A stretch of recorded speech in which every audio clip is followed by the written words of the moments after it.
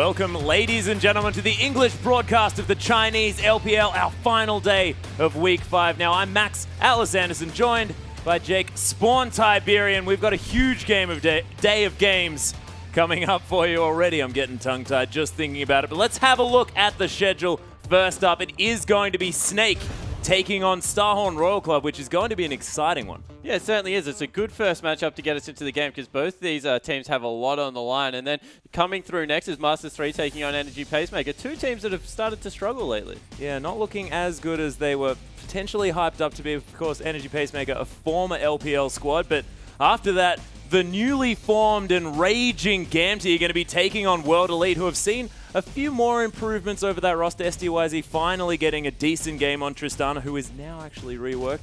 A little bit interesting there, but finally.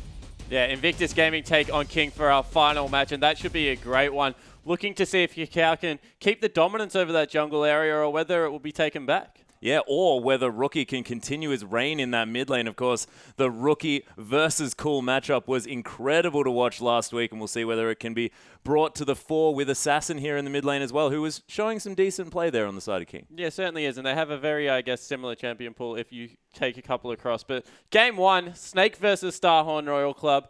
Snake, an upcoming team out of the LSPL. They've looked fantastic. In fact, if they win this 2-0, they tie for second with OMG, who were touted as the best team in the world. So that is big props to these guys. And Royal Club, they struggled yesterday. Yeah, Royal Club not quite looking like sort of the world-class team that they were, but we have to go back to the point of where's Name, when's he coming onto the team and all this sort of stuff. But if you leave that behind, Insects also had a little bit of inconsistent play. Yeah, Insect yesterday against Kakao, the old rivalry, went 1-7-5. And I think that is the first series I have ever seen where Insect has only been able to pick up one kill, and it was on Karzik, and he was completely ineffective. If we're going to be brutal about it, just did not have the same map movements that Kakao had, couldn't even keep up with the vision, and was way too forward and aggressive in game one when they could have probably outscaled there. Yeah, well, exactly right. And Beast, on the other hand, this is his first outing. Of course, we haven't seen Snake thus far this week. It's his first outing on 5.2, which is going to be very exciting. Nunu hasn't quite seen as much play now that we've crossed over to this patch. Why do you think that is? Yeah, I don't know. We've just seen that the side zone junglers are going a little bit out of favor. Maybe they can't duel the likes of the new Nidalee and Vi that are coming through. So I think it also has a lot to do with the fact that hyper carries are making a huge reemergence onto the scene. The likes of the Draven, the likes of the Kalista. So if you don't have that hard CC that can really tie them down and blow them up in one combo, you do struggle as a team fight goes on. Yeah, it's true. But, you know, these hyper carries, they can make do with that Blood Boil. So if you manage to get that team with said hyper carry and Blood Boil them up, they can go off. We actually saw that happen in the hands of Crystal's Draven. And the bottom lane is something that we have to look out for here as well, because Crystal, that guy has been going off. Yeah, he certainly has, and I'll be interested to see how Crystal adapts to the new patch, because Snake overall have been very good on the last patch, but this is the first time they're playing this week. They're going to be going against only Starhorn Royal Club, so they have a lot of prep. And when you mentioned Crystal, you mentioned all the pocket picks he pulls out. He plays a lot of Tristana, and that change has gone through, so we'll be interested to see if he takes that one. He was the person that started the Draven train over here, and they ran it with a Nuno and double Mikhail, so that was another nice adaptation that they pulled through on the last patch. So now it's really, can Crystal keep up? We've seen that he was fantastic on the last patch, but what's he going to do on this one? Is there anything else that he's going to show, or will it just be the Kalista taking it into the bottom lane, looking to hop all over the place? Yeah, well, he has already picked that one up at least once, but here's Draven. He's trend-setting with his champion picks. Of course, was the first one to pick that up, then Vasily grabbed it, then Wushin grabbed it. Didn't quite have the same level of success that we've seen in the hands of Crystal, and I have a feeling that if that Draven's left up, we may just see him pick it away anyway. Yeah, he certainly does like it. However, on the side of HYY, he plays a good Corki, and that kind of is a quasi-Draven counter. Okay. Because he does put up a lot of damage in the early game to trade with the Phosphorus Bomb. And whilst Draven likes to go for the 3 and 4 auto-attack trades, Corki really does just like to hit the Phosphorus Bomb Sheen and then get out of there. So he does poke Draven down well, but if Draven can commit to it, it will be an interesting fight. Yeah, but we are into Champion Select, and let's see whether things change here as an interesting fourth band to come through on the side of Royal Club. But let's start at the beginning. Thresh being taken away. Lissandra as well. Nah, not going to see that in the hands of Kohler, an intelligent band. And Draven, he's off the board, so we're not going to see it. Yeah, we certainly aren't. Rengar also being taken away from Insect. Do not want to see that. Insect has a lot to prove today after getting demolished yesterday. Look for him to pick up an early jungler. I'm looking for the Jarvan, looking for the Lee Sin to come through and him to just go absolutely crazy. I like what they've done here with the Thresh ban. We've seen that Zero is being targeted with Thresh and Janna. If they pick Janna away here, which Ella plays fantastically, it will be something once again picking on the Korean support in the bot lane. Yeah, and Insect, you mentioned early pressure junglers. I want to see his Pantheon back. That's what I want to see. But he's going to hover over that Lee Sin, and we know that Insect can play Lee Sin. Pretty sure there's a reason why there's a certain play that's called an Insect. Yeah, he definitely is one of like the earliest Lee Sin players. He just plays it terrifically. His flanks, like the actual Insect play with the ward hop is fantastic, but he took it to a next level. He and Kakao did it the best probably, where you look for the flank, come through from the jungle and just go for the kick without having to go for the flashy plays. If they couple it with something like a Rumble, it gives them a lot of pressure around the first couple of dragons. And Flandre's Rumble going to be taken away by Kohler here. An intelligent move. Insect going to wait till the last second, but is going to decide that that Lee Sin is what he wants to lock in. Of course, Snake's champion pools sort of across the board, and especially Beast here in the jungle. He's not going to be too hindered by that one whatsoever. And Rek'Sai's still available as well is something that we've got to mention. And Barker's got his Xerath. Things are looking scary on the side of Snake. Yeah, so far a fantastic draft for Snake. They normally couple that Xerath with Nunu in the jungle just for the extra slows that come through. Actually is a very good 1-2 punch, means counter jungling very easy. So I would not be surprised if once again Flandre took that Jarvan into the top lane. Has done it in the past, Amazing J-esque. And yeah, it definitely is a flex pick. So keep that one. Sure, it might be based in the jungle. He plays it as well, but it could potentially go to Flandre. And they're looking to pick up the AD carry last here for HYY, which is interesting because he, of course, wants to lock down that Corki generally as quickly as possible, make sure that that can't be picked away from him. But Korn is going to be hovering the uber-powerful Ahri there in the mid lane.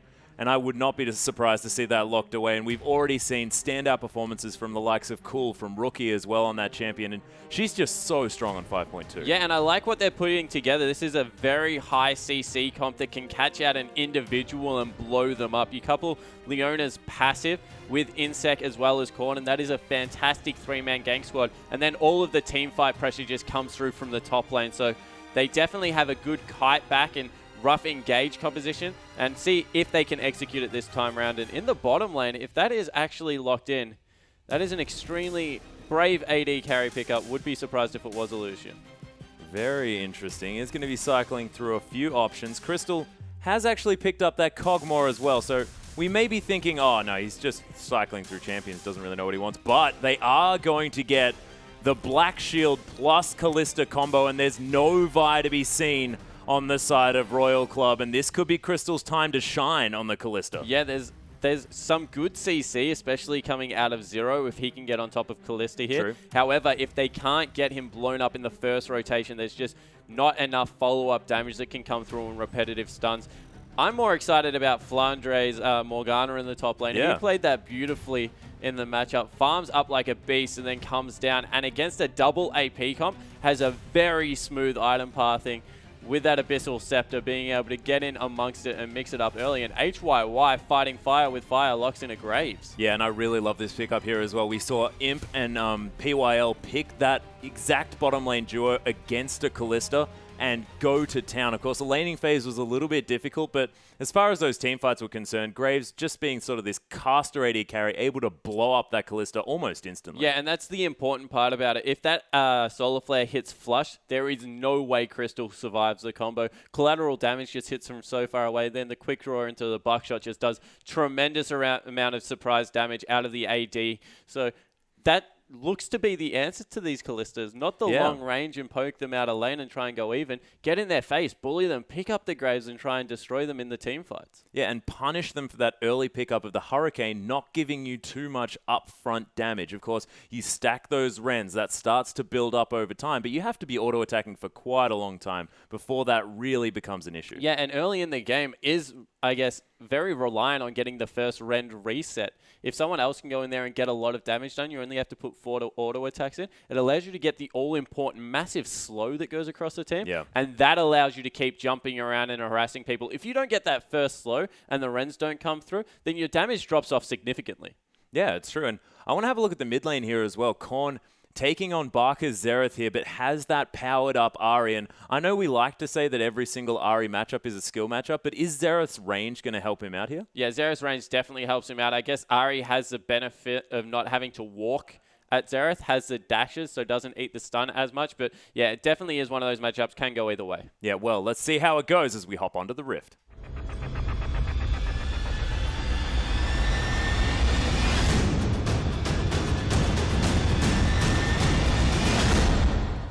And here we are, ladies and gentlemen, for our first game of the day. Snake taking on Starhorn Royal Club. Snake on our blue side, Royal Club going to be on the red, and Snake already sort of posturing together here. There might be some funny business in the early game as that Dark Binding is ever so powerful. Yeah, it certainly is, especially on an AP top laner like FLICKR. He's going for the ring, so we'll be doing a fair amount of damage level 1 as well. But we actually have a little bit of a pause coming through. Oh, it is going to be resuming very, very soon, but we're going to talk to you just for 1 second. And FLICKR, we'll see whether he is going to be able to power up on this Morgana against the Rumble, because I have no idea how that Rumble-Morgana matchup works in the top lane. Well, Morgana just turns it into a farm lane. And okay. So Rumble can do fairly decently in it, but it just turns rather into a farm lane as they're looking to actually collapse onto Insec here with that Dark Binding we spoke of. Yeah, FLICKR needs to land this one if anything's going to happen. It does! Comes out of nowhere here! There's the flag coming down. Another stun! The layering of CC! And Insec is dead for first blood at 1 minute into the game. Yeah, and we've already spoken about the nightmare weekend Insec is having. That is not going to make him any happier. Oh, no. First blood into FLICKR on the top lane. Nice deep wards coming through now, looking for a potential lane swap. And the jungler for Royal Club really has to go back to the drawing board here. His whole jungle has been taken over. Yep, no way for him to do anything. They are going to be able to spot out the lane swap here as well on the side of Snake with all of those deep wards. Some back pings coming down from HYY and Zero here, who are just hanging out, trying to get some wards in of their own, but not going to be venturing too far forward as Snake already posturing 3 men strong. Is Kohler trying to charge up that heat in the top side of the map. Looks like there might be a red steal already going on as Insec, he's given up his side of the map. He wants to go to the enemy side. Yeah, so everyone just giving up control of their jungle. Lane swap coming through. Top lane is actually posturing near the mid lane on the side of Snake, and in the top lane, Kohler's already up there on Rumble. So nothing much will happen here. I guess the important thing to note is Royal Club didn't get a freeze at all out of their bottom lane, even though no one is in there. So it will give an early teleport advantage to FLICKR. He can just go down there, pick that up. Very hard to dive a Morgana with Black Shield. It's hard to dive a Morgana with 2 Doran's rings as well. Immediately went back, picked up an extra one. So he's going to have a whole lot more power and, more importantly, a whole lot more health there in the bottom lane. It certainly will. And wow, even more action in the mid lane. Yeah, FLICKR and Beast just doing a drive-by onto Korn here, who is forced to blow that flash as well as level 2s were hit on both sides. So Flag and Dragon and Dark Binding, that's a ridiculous CC combo, and we already saw it at work without even the knock-up coming through. Yeah, so that was a lot of damage coming through onto Beast, however, and he had to use his flash as well. So trading summoner spells, trying to put as much pressure on the mid lane as possible, but Korn, with this new Ahri, the amount of mobility you get out of your Q will be completely fine. And also the amount of sustain that you get out of your passive as well. I mean, you get that passive stacked up to about that 8 stack and then get it across a whole creep wave. It's a decent amount of health back, so this harassment coming through from Xerath isn't going to bother him too much. Yeah, and Crystal actually got top lane pushing in his direction, so the freeze is coming in for Crystal and not going to be available for Royal Club's bottom lane. So HYY, he's still having to repetitively shove in the bottom lane. So that's bad news for Royal Club. They're going to be giving up a lot of free experience to FLICKR, and Kohler's still relegated to following Insect around the jungle. And as we mentioned, FLICKR, this is a powered up Morgana here as well. And is that going to mean a whole lot here for Crystal in the later stages of that game, having that Black Shield as strong as possible? Yeah, it certainly will. The less CC that you can get hit by as a Kalista, the more mobility you have. So the only thing that really ties it down is the hard CC. That's going to come through from Korn as well as Zero. So if they can survive that, then they're in a very good position. Yeah, it also does depend as well on how well Korn goes on this Ahri, whether it doesn't really matter how much shielding that Black Shield is going to do when he can just burst him down from more than 100% health. Yeah, you certainly have seen with the changes to Foxfire, it certainly is a strong, I guess, combination to dive in there. But it looks like now we've got some standard lanes finally. So HYY will face off against FLICKR in the bottom lane. So a little bit of a swap up there, but no supports in sight. And it looks like the top laner, Cola, will go up and go head-to-head with Crystal. Little bit more action around this lane because the freeze still isn't broken. They've sent Insec in there to try and do that now. Yeah, getting a few auto attacks here as the Ren comes through as well. Crystal going to be leveling that one up. Safeguard to get Insec out of trouble, but you can see they're just trying to break this freeze on the top side of the map. Crystal doing his very best to hold onto it. Ella even tanking up this cannon creep as well, and that freeze is going to continue for a little bit longer. Yeah, it certainly is. The cannon creep will keep the wave right there, so not going to go any further up the lane, and that's a massive win. They even grabbed the wave and pulled it back, so it's all focusing one creep. That's straight back to being a freeze there. Great play out of Snake. Beautifully done. And what is the standard response here from a frozen lane in top? Should Royal Club be pushing here on the bottom side and creating pressure? Yeah, no, you just get as many people into the top lane and try and shove the freeze out into the turret, because if you don't do it, this Kalista is just going to get further and further ahead of Cola. And we talk about how Rumble, sure, he's great without items, but 4 CS to 20 at the moment, that is a huge discrepancy, especially given that Flandre had the first blood, and he is having no trouble getting any experience. At this point, the experience that Cola's being zoned off is even more important than the gold.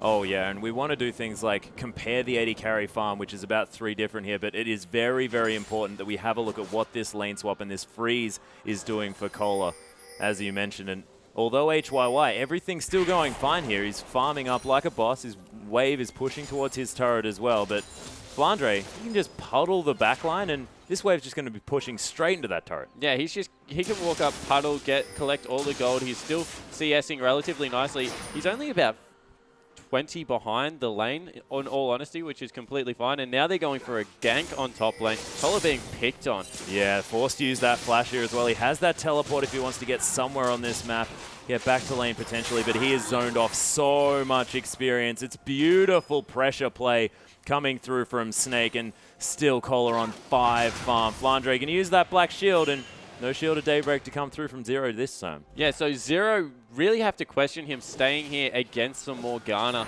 It's actually starving Graves off a little bit of CS, and means that won't actually be able to help out his top laner as well. And look at the damage coming out. Oh my goodness.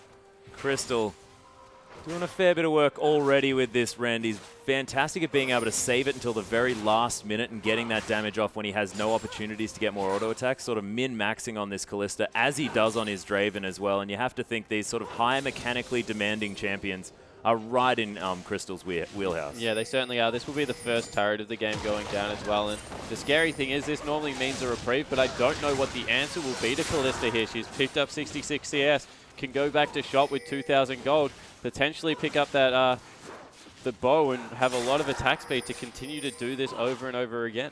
Yeah, and yet another wave dying here on the top side of the map, and that's why Snake now have a 1,000 gold lead. It has nothing to do with objectives. The turret goes down now, but that's going to further extend it. And 1,000 gold the difference just on farm alone, and that is farm that Cola's not missing. He's not even in the lane. Yeah, he's just not anywhere near it, and the level advantage now for Flandre as well means that he is 2 levels higher and going to be able to maybe even push Insec off. Flandre looking for Insec, doesn't quite find it here. As there's the Rite of the Arcane coming through, looking for Insec. Starts off that Dragon here as well. Insec taking a lot of damage for that one, as Barker with a very cute play, knowing that he was going to escape over that wall. Yeah, Insec had nowhere else to go, so Barker just got as much damage down as he could through the aggroing of the Dragon. Insec, he's going to be level 6 after this buff, so he's not doing horribly. It really is all in that top lane. Flandre has about a 1,200 gold advantage, so... Yeah, and that's almost Snake's advantage here, apart from that turret. Yeah, exactly right. And once again, they're just repetitively sending Zero into this bottom lane, now rotating the duo down there. But Flandre, with a 40 CS advantage and all the CC Morgana has, will just be able to roam around the map for a little bit, try and make plays for the team, maybe even visit mid lane and try and get Barker going, because that's probably the saving grace right now. This Ahri hasn't been behind, wasn't punished for losing the flash early, and will look to put out as much damage as possible in this mid game. And this is Cola level 5 here as well at the 9-minute mark. And with Snake's members now in the bottom side, do you think the Dragon is going to be something that they look for? Or is it a little bit dangerous with the fact that HYY and Zero, they're about to hit that level 6 mark if Zero manages to get some experience? Yeah, so that's what it's all about. It's about the Leona and Graves now. They've got a lot of mid-game bullying potential as well. So you've held down the top laner, you've held down the Rumble, but Morgana still... Yeah, actually, there's the collateral damage straight away on top of Crystal. Doesn't want to waste any time. Fate's call to get Ella out of trouble. And Crystal's going to get shielded up, and he's going to be okay, but... Insect's caught. That's a big dive, and Insect, he's in the Cataclysm. Horrible times here for this Lee Sin, but he might be okay.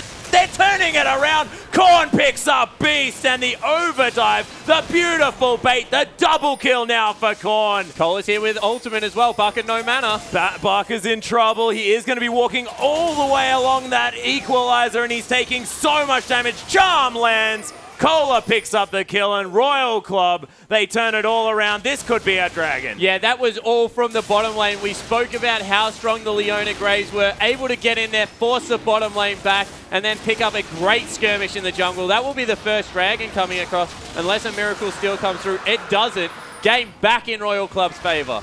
That was fantastic, and we've seen Aries turn these games around, of course, yesterday. Wayless, just amazing Ari performance, managing to pick up that mid-game, the early game skirmish triple kill and then carry for his team. Korn now has that same opportunity. Yeah, it certainly does. Going to be able to back, has 1,800 gold, so we'll finish off that Morellonomicon, possibly Boots too as well, and turn into this roaming assassin that might just be able to take over the map. Doesn't quite have that ultimate available just yet as Snake. He's going to get charmed as he comes in. Not able to get anything done here onto Korn. But you can never count Snake out. They've had, you know, misfires of their aggression in the early stages of the game, but they always manage to rally around one another. Morellonomicon almost finished here for Flandre as well, as he did go back. Still double the farm of Cola, even though he's now got this kill, which has really helped him get back into it. Yeah, it certainly has. There's still about 800 gold, the difference between the top laners, and that's probably where majority of the power will be lacking for Royal Club in this early game. But the mid laner, Korn, he is absolutely rolling now. He's a full Boots 2 above Barker in the mid lane. And that is terrifying, giving extra mobility to this already incredibly mobile Ari, plus the magic penetration for the early game statistics. You're right, she's just going to be a monster throughout this mid game. Yeah, and I guess the other thing that I like coming out of Royal Club's item builds are the fact that in the bottom lane, we're going to see the Infinity Edge into the Youmuu's build. We see a lot of additional damage out of Phantom Dancer on this patch. However, just the burst potential that comes out of that with the flat armor penetration going to be able to blow the Kalista up even quicker will mean that if HYY can just take Crystal out of the team fight, he's doing his job. He's not there for the persistent damage. That's more what Korn is here for in the mid lane. Yeah, and there's also the fact that, you know, flat armor penetration, a fantastic mid-game statistic here as well. And Starhorn Royal Club, with the lineup that they have, that is where their spike lies, and that's what they have to take advantage of. Yeah, I also think they scale very well into the late game. Morgana falls off slightly, although with AP is a lot better than she is without. And, of course, having the J4 in there, Lee Sin and J4 just going to turn into these bruiser, like, absorb champions. Yep. J4 doesn't have the same playmaking ability. If ahead and gets tanky, has very good initiation, but there's always a potential for a flash kick to come through and really muck up someone's day on the side of Snake. So I think that if you compare late game lineups, Royal Club is still fine. We'll see whether they can pressure this advantage that they have carved out for themselves. Of course, the gold's still going to be in favor of Snake just a little bit, but the first Dragon going the way of Royal Club, and Snake unable to make a play for that one just yet. Flandre continuing to bully here on the top side, but Cola is catching up as this laning phase extends. And Insect still looking to pressure the lead that Korn has here in the mid lane. Barker wants none of it, though. Yeah, so Barker was back recalling. Insect was looking for a bit of a counter gank. He's just protecting those two pink wards they put down. That's a lot of gold investment to go over for Starhorn Royal Club. And the equalizer actually dropped in the top lane, recognizing Dragon not for a long time, needs to push out, go back and shop. So staying extremely safe. And this is nice play from behind by Cola. Just not trying to push anything, not overcommitting for any CS. Not trying to push his luck here either in the top side of the map. Of course, Flandre known for aggression. Snake setting up some sort of interesting action here on the bottom side, but not going to be fallen for on the side of Royal Club as they're just going to secure this blue buff. Ball right of the Arcane looks for the blue, but as you can see, not going to happen. Yeah, it certainly isn't, and now it looks like a dive was potentially eventuating in the bottom lane with that right of the Arcane now on cooldown. That's not going to come through, so everyone just backs away. Lane's reset. Looks like we'll have a little bit more farming till potentially the next dragon. That's up in 2 minutes, as you can see the timer just coming up on your screen. And the top side of the bottom side of the river, so around the mid lane, is being controlled nicely by Insect and Korn. But the bottom side, everything belongs to the Snake lineup. And they're still doing fantastically well, keeping that vision up. Haven't been sort of bullied out of the vision game here on the side of Snake, but Royal Club, as this game progresses, starting to pull further and further into even stakes as far as that gold is concerned. The one tower has not yet been answered for here.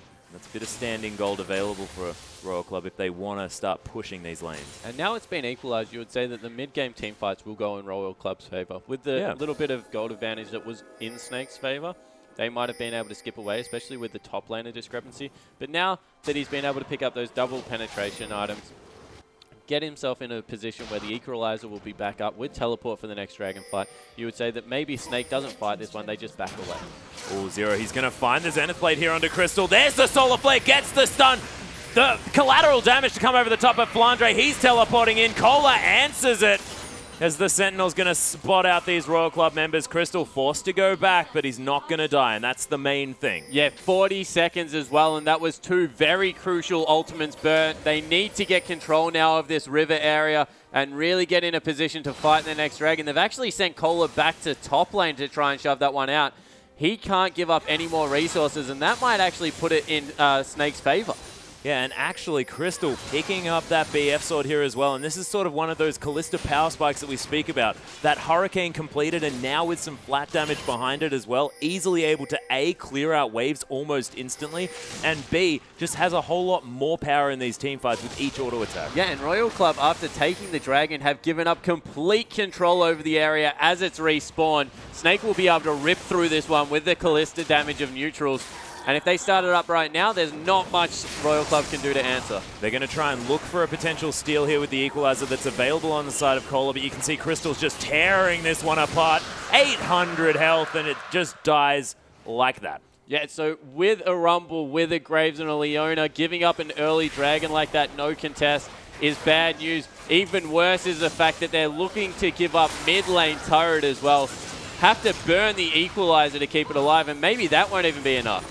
Yeah, they're trying to just power it down anyway, take a lot of health, 3/4 in one sitting, even with an equalizer. A lot of damage coming out of Snake already. Yeah, so Snake, very good map movements there, recognizing that they were out of position. Korn, this fed Ari, wasn't able to get in there and pick anything off. He's got a 20 CS advantage in those 2 kills.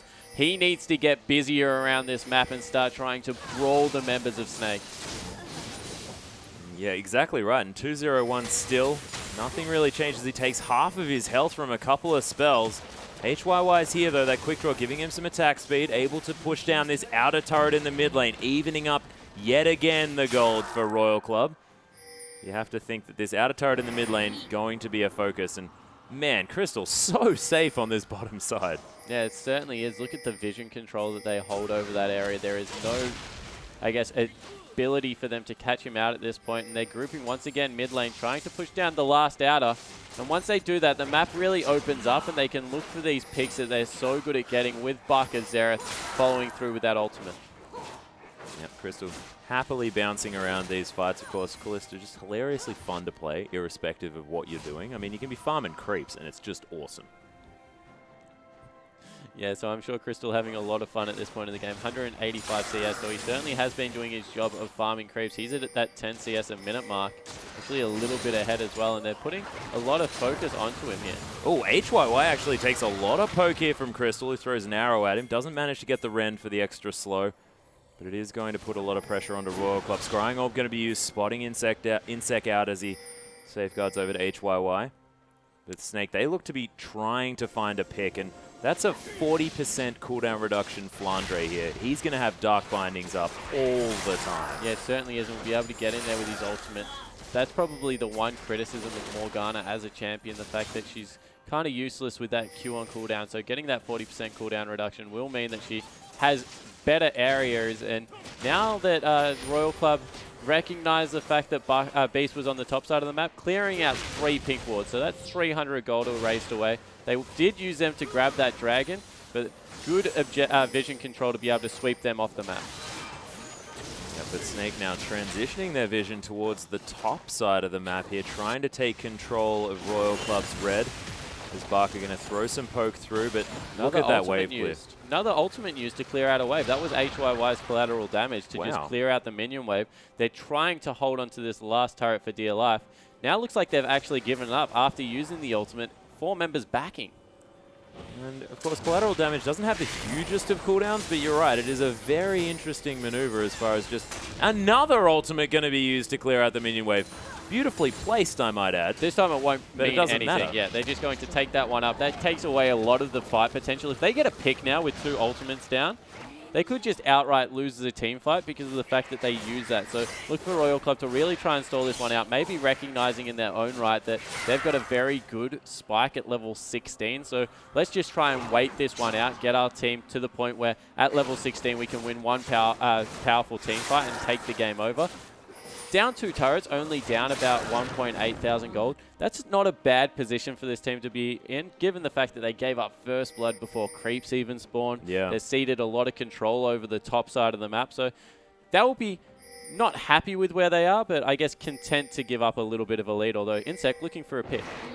Trying to find Crystal. A Sentinel is going to come over the top here. Korn, he needs to land his charm. The flash here from Crystal, but he gets charmed. The dive is successful. Flandre, he teleports in. Soul Shackles onto Insect. He's definitely going to die. It's a 1-for-1 there on the bottom side as Barker just steals the farm from Flandre with his ultimate. Yeah, they use Barker's ultimate for that a lot, to just pick himself up a kill in a side lane when a gank goes awry. So really nice play. Flandre, as we said, he doesn't scale up necessarily amazingly. However, Xerath scales beautifully in the late game. So if you can donate over to him, that's always going to be a good thing. Oh, the flash blown already here from HYY as he quick drawed out of the way of Beast Flag and Drag.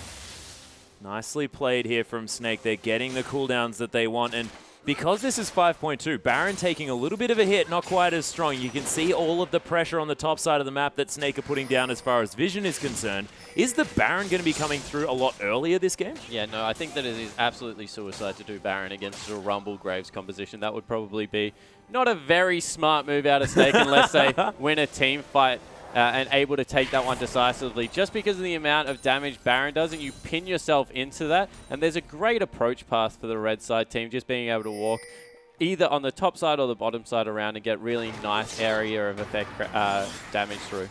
I was just thinking the Callista with an incredible amount of Baron secure could be handy, but you're right. There's a lot of AoE, CC, and damage to come through from Royal Club, so it would be very keen. Especially now that the death cap has been finished by Korn.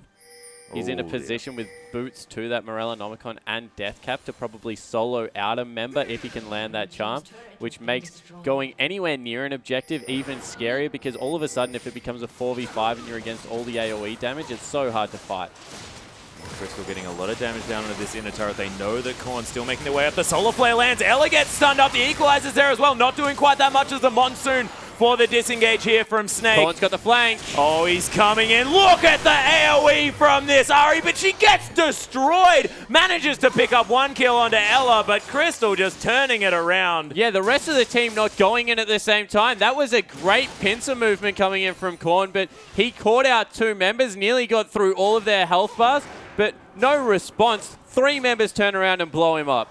Yep, and there's 3 pink wards around this dragon here as well. Snake have an opportunity to make a play if Beast can get back in time. Insec is backing at this stage, 15 seconds on Kohler, and Royal Club, they can't just completely concede all of this control over the map that Snake has managed to get back. Yeah, so in the end, they were able to shut the Ari down, and the Bloodthirster now finished up on Crystal. We'll just probably solo out the dragon here. Is only the second one, so not going to be a huge deal for Royal Club. They don't really mind if they give up a couple of early objectives, although with this mid-game team they would like to be in a position to fight. Yeah, Crystal going to secure that with his Rend, which they should just call like Rend Smite, because it happens to be just better. as far as damage potential is concerned for securing these neutral objectives, and Crystal very able to use that one. More vision now being gained here from Snake around the top side. Of course, those wards had ran out. And they just want to know where Insec is at all times in this game. And the red steel, it's going to be handy too. Ooh, they need to be careful here, Ever. They weren't seen on the approach into the jungle, but looked like there was a few members collapsing on the way through, not able to get there in time. And Rumble has been able to pick up. He's up to 150 CS, so not doing horribly now, Kohler. 1-0-1. We'll look for him to be more impactful in these team fights now that Leandre's tournament is finished up, and they're trying to get even more CS onto him. Sending him down to the bottom lane with his teleport up. Flandre has his available as well, so will probably be matched once he pushes that wave out. And Insec, recognizing that his red was stolen away, walks over to the other side of the map and picks up Snakes. Yeah, they've sort of forgotten whose red is whose this game. It's like, oh, I'll have the top side of the map buffs, please, says Snake, and Royal are just more than happy to trade it for the bottom lane. Yeah, and 50 CS, the discrepancy in this bottom lane. HYY getting a little bit picked on here. Is actually going for the static shiv, so wasn't going for that brutalizer combo that we spoke about into the Youmuu's Ghostblade. Looks like it will just be normal attack speed item into a potential Last Whisper as a third item build. And we saw the most recent Graves build in the LPL thus far has been Bloodthirst or Last Whisper, sort of for that Archer build that we saw from old. Of course, Varus's and Caitlyn's utilizing that one a little while ago, but with the Infinity Edge nerf, I mean, that could actually be a decent pickup this time. Yeah, and with Infinity Edge's nerf and not going for a Phantom Dancer, instead going for the Static Shiv, really is all in on that mid game. We'll have to sell it later for a little bit of a loss to pick up the Phantom Dancer, just because there's a huge discrepancy between those two items now. Yeah, the extra crit being added, sort of removed from the Infinity Edge and added to the Phantom Dancer, making that item a little bit better, but more of a single target type item to come through. But Korn, he's waiting. He wants to set up a pick. Gets spotted out by the little Wolf Sentinel. Nice work smiting that one away. Yeah, because of the ward placement actually in Starhorn's jungle, Snakes still know that they're in that area because they didn't walk back into the jungle over anything. So need to be careful that they don't fall into a little bit of a trap here. Still sending their top laner into the lane to pick up as much solo experience in CS as he can. He's now only 10 behind, so they've put a lot of emphasis on getting Kohler back into this game. And Barker almost about to complete his Void Staff here as well, as is Korn. But you can see Barker not being able to be harassed out of this lane too much. Is only behind about 20 CS, a little bit less than that. He's not doing badly at all. Able to be that artillery in the late game that he wants to be. The Snake now with some defensive warding to come through at the same time. Yeah, so Snake trying to clean out their jungle now. Get full vision control over this Baron area. And it looks like that's where the next fight will occur. Not pushing anything down lanes, looking for a fight in a nice open area. Better to have it around Baron or Dragon where... Ooh, the charm lands on the beast here. Insec! He's going to get in with the resonating strike, but Snake able to get out. The Solar Flare lands. There's a Zenith Blade. Zero going so deep onto this one. The Monsoon not going to be enough as the double kill for HYY comes in. Crystal, he may get pincered here. Another Zenith Blade. There's the equalizer. Not quite in the right spot, but Zero, he's getting killed. Korn's in a lot of trouble. Flandre able to use that Zhonya's. Insect gets destroyed by Barker, but he's going to be okay for now. And Snake managing to turn around a difficult fight. Crystal just utilizing that Ren to get that slow onto Kohler, forcing the flash out here as well. And I don't know how Snake turned that around because that was going so well for Royal Club at the beginning. Yeah, they just tower dove when they didn't have any of the ability to be able to do so. Now starting up the Baron, trusting completely in Crystal's ability to be able to tank this one up. It is still extremely dangerous with a Rumble around. Looks like they're going to have to give up on this one. They're taking so much damage. Surely they don't commit. This Rend is going to be coming through here. Kohler actually helping out Crystal as he's going to have his smite through. That was 1,500 damage, and Snake, they take down the Baron. And you're right, it was dangerous, but it paid off this time. Yeah, it certainly was, and lack of vision control, being able to set that one up after the last team fight meant that they were able to grab the objective, and now the game right in Snake's favor. They've got a great power spike coming through. 3 items pretty much finished on every carry now. And the Mikhails is going to be key in keeping Crystal alive. But An over-aggressive play from Zero coming through there. It was actually a beautiful catch to get the first couple of kills. Insec with a great kick back out from underneath the turret. But after that, they should have just cut their losses, taken the 3 kills, seen if they could secure some objectives. Because now, once again, with some over-aggression, Royal Club in a lot of danger. They are, and it was the fact that they just couldn't get onto Crystal. They blew all of the CC. Zero made it in twice with some hero plays on that Leona, but when you're solar flaring a Jarvan instead of that Kalista, as Flandre goes his ultimate, does do the Zhonya's, but he's definitely dead after that catch in the bottom lane. Nicely played by Royal Club, and meanwhile, on the other side of the map, Cola forced to use his Zhonya's as well. Top laners realizing that Zhonya's doesn't make you survive for all that long, and the inner turret going to go down. Of course, Royal Club unable to answer with an objective, and Snake straight away answering, picking up the tower as well. Yeah, going to rotate into a dragon, so picking up 2 objectives off their catch versus the nothing off Royal Club, and that's just the power of Baron. If Royal Club didn't back there, tried to trade objectives, that could have been an inhibitor so quickly with how tanky Baron minions are. So Royal Club really need to start stalling this game out, trying to put their turtle shells on and see if they can get any picks happening. It was a great pick, but just over-aggression from Cola walking up that lane where he had no right to be by himself. He knew where his team members were, meant that it was always going to be a deep dive.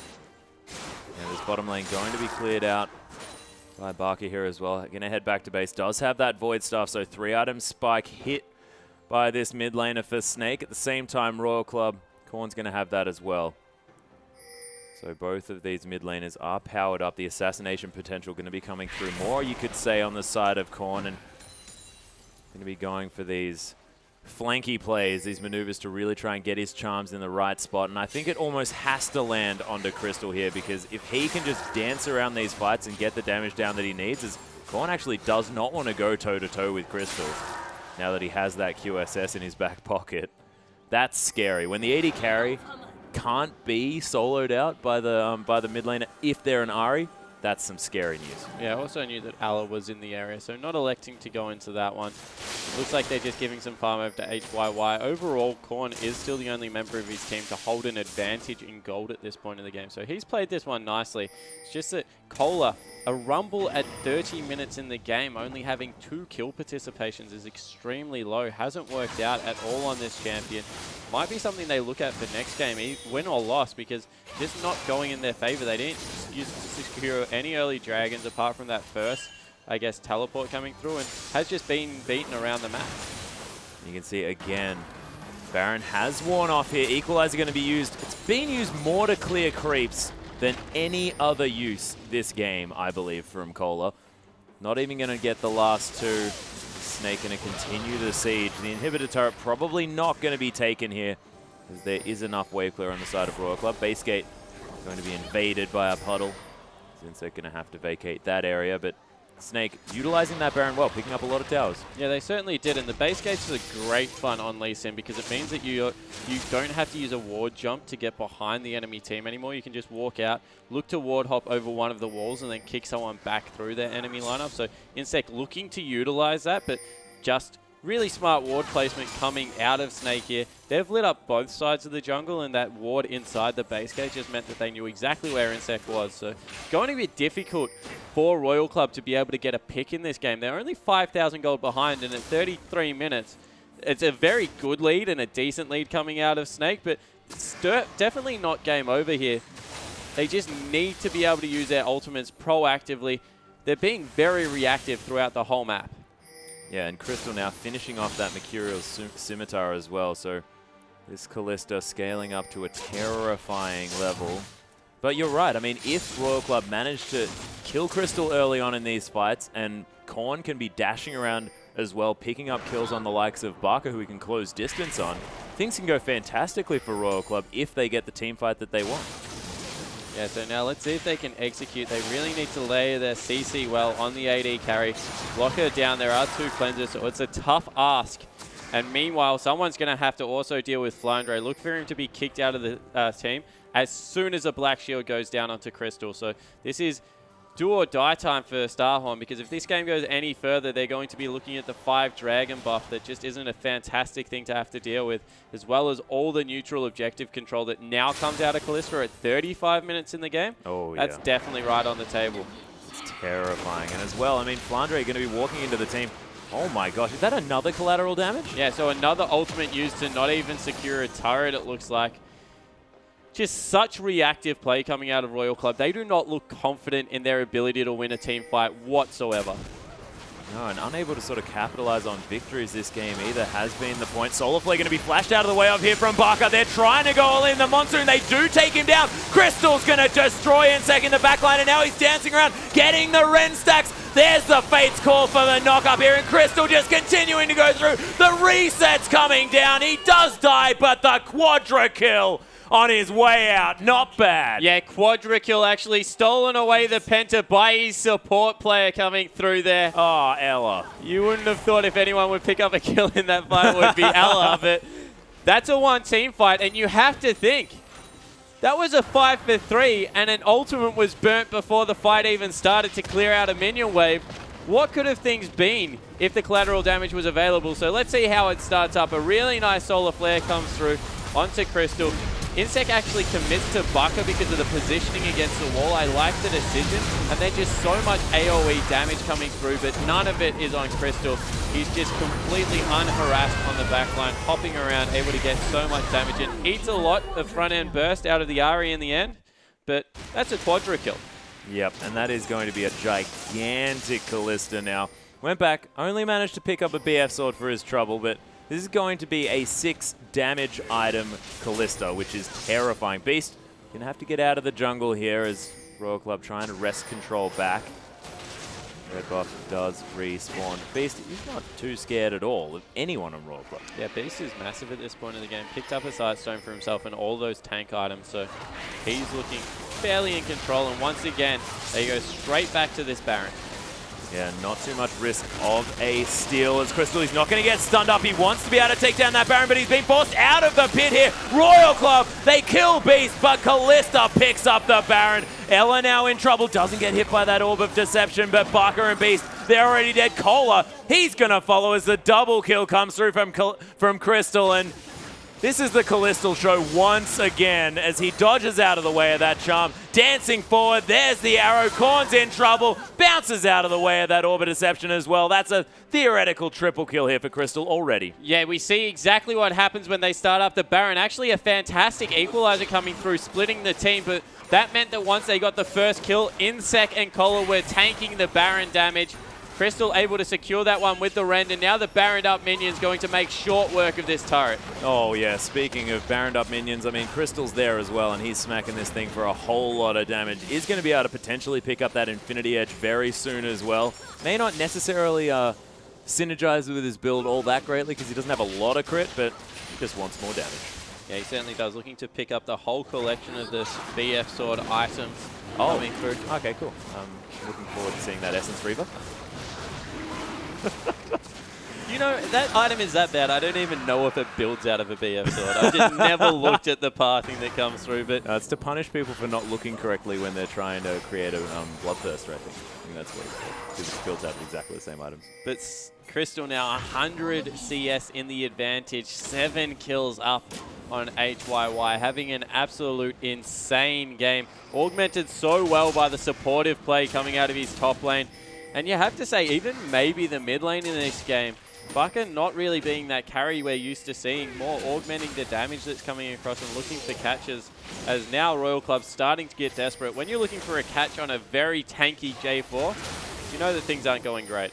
Oh yeah, Kohler, he has managed to complete 3 items here. Does have the Void stuff, but Insec in a bit of trouble and he's just dead. Yeah, so Insec dies. The rest of the team now forced to back away from this. This is a team fight that might end the game. It could be. Spirit Rush has actually been used here from Korn. They could just wait out the cooldown as there's the Fate's Call. That's not what they want to do. As the Monsoon to break apart the team. Kohler gets destroyed as Crystal comes into the backline. Barker picking up a kill here as well. It's a whitewash here for Snake as Beast gets charmed, but just walks at Korn and says, what are you gonna do, mate? Gets slowed down by the W. Crystal catches up. It's a decent Zhonya's Hourglass to allow Korn to wait a little bit longer to die. And Snake, they're just going to plunge into this base. What a beautiful late game. And Crystal again with the carry. Yeah, so Crystal coming up massive. Overcommitment once again from Starhorn at a crucial point of the game. Means that they give up another mid-game. And this Snake lineup looking fantastic, trying to draw with OMG. Oh yeah, looking brilliant. They're on their way to that 2-0 victory. Grab those 3 points and get themselves tied with OMG, which is a massively big deal. Coming into the LPL, a lot of people thinking that these guys would be on the bottom of the table, not right up the top, with the likes of OMG, arguably one of the best teams in the world. And let's have a look at a replay to demonstrate exactly how this game worked. And this is the Quadra. Yeah, so this is a Quadra kill coming in. So important to note, check out HYY. He hasn't got his collateral damage. So if we roll this one out, they start the team fight without a crucial summoner being available because of how far forward Crystal is. And they pick up Bucker nice and early. But from there, the fight just goes horrible. Decent equalizer across the team where the Cataclysm is.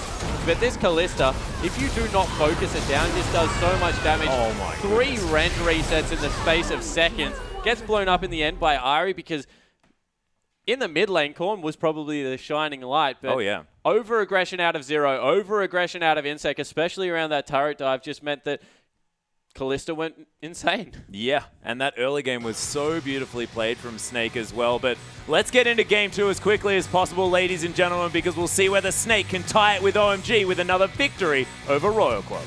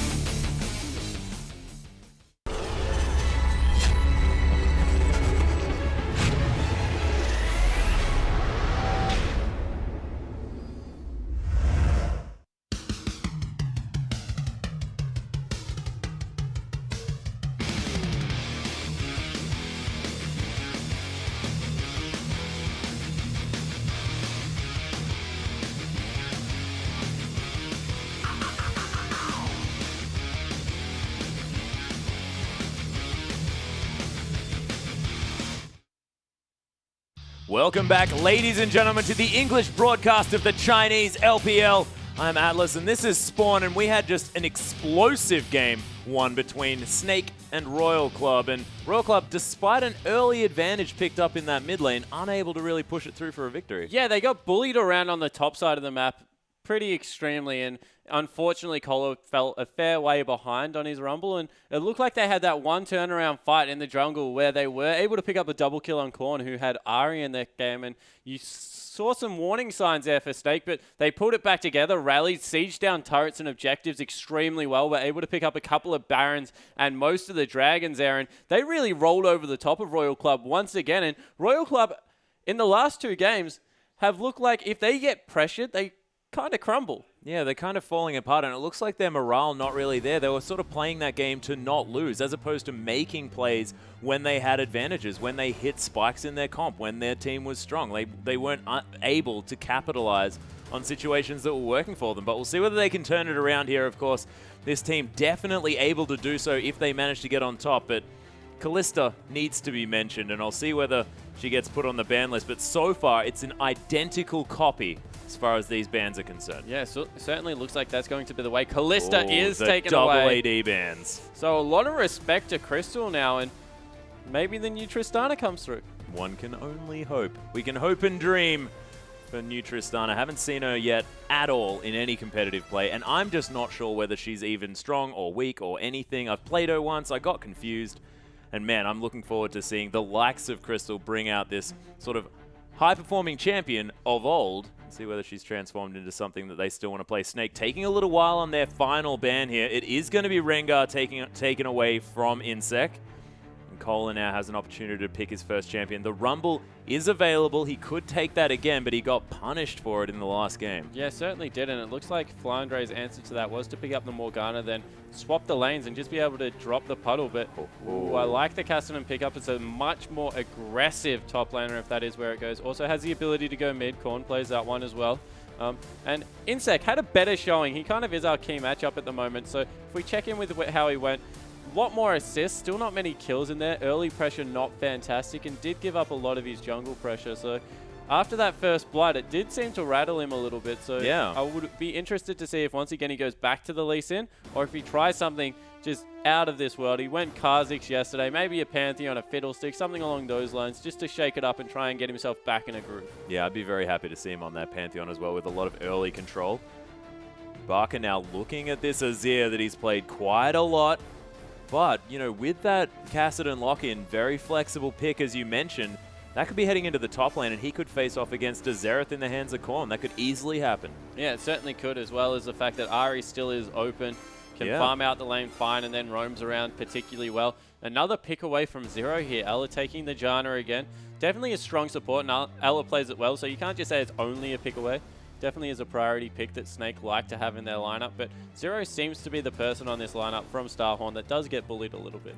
Yeah, or at least respected for his ability to play. A couple of these champions, of course, was considered sort of Mad Life 2.0 on that Thresh as well. That's why you see that one on the ban list so incredibly often.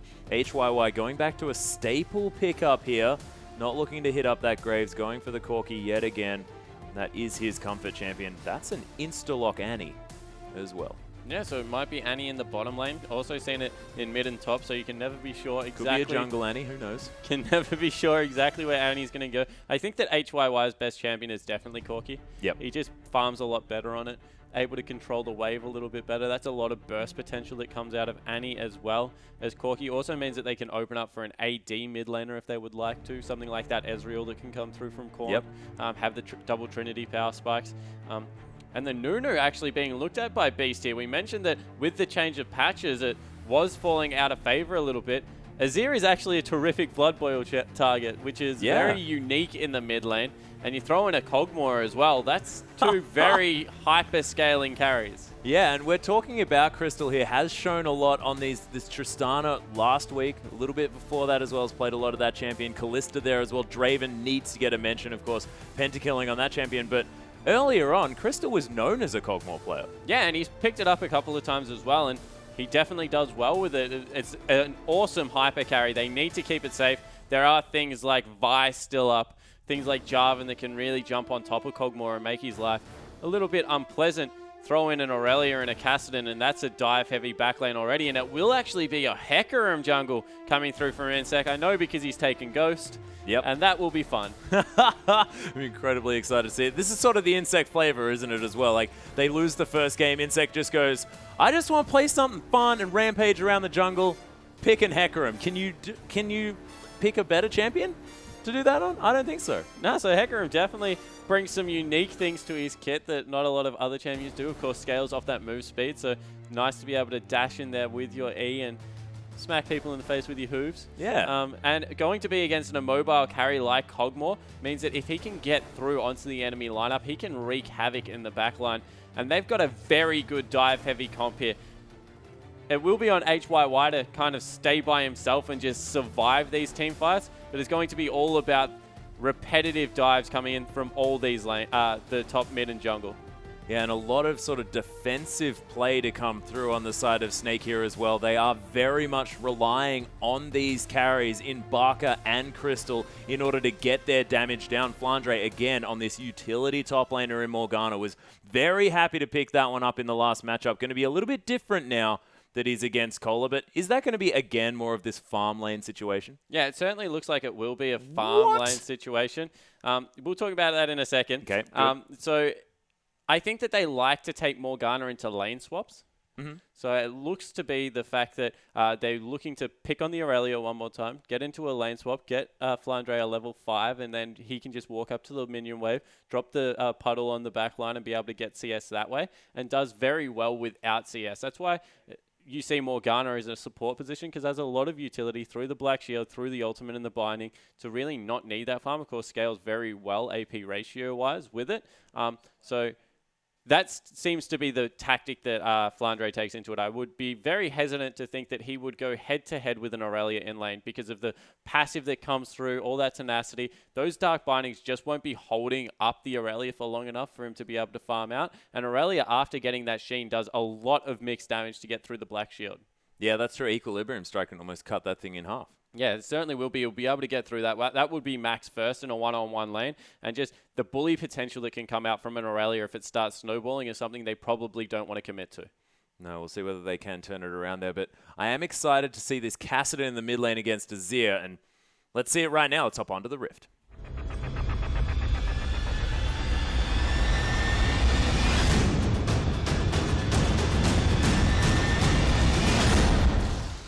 And here we are, ladies and gentlemen, with Game 2. Starhorn Royal Club taking on Snake, looking to bounce back and make this a 1-1 and deny Snake their dreams of tying with OMG in the second place of the LPL standings. Snake again grouping just a little bit and setting up for something. And I'm incredibly happy to see Beast on this Nunu again. I thought it might have fallen out of favor a little bit for some unknown reason, but he's still there. Happy to ha-ha-ha around the map. Yeah, still picking up the jungle Nunu, going to look to counter jungle. What is a teleport Hecarim? Yeah. Atlas. This is what I sort of lost my mind about before, ladies and gentlemen, but teleport Hecarim. So double teleport coming through from Royal Club. Maybe they have something special.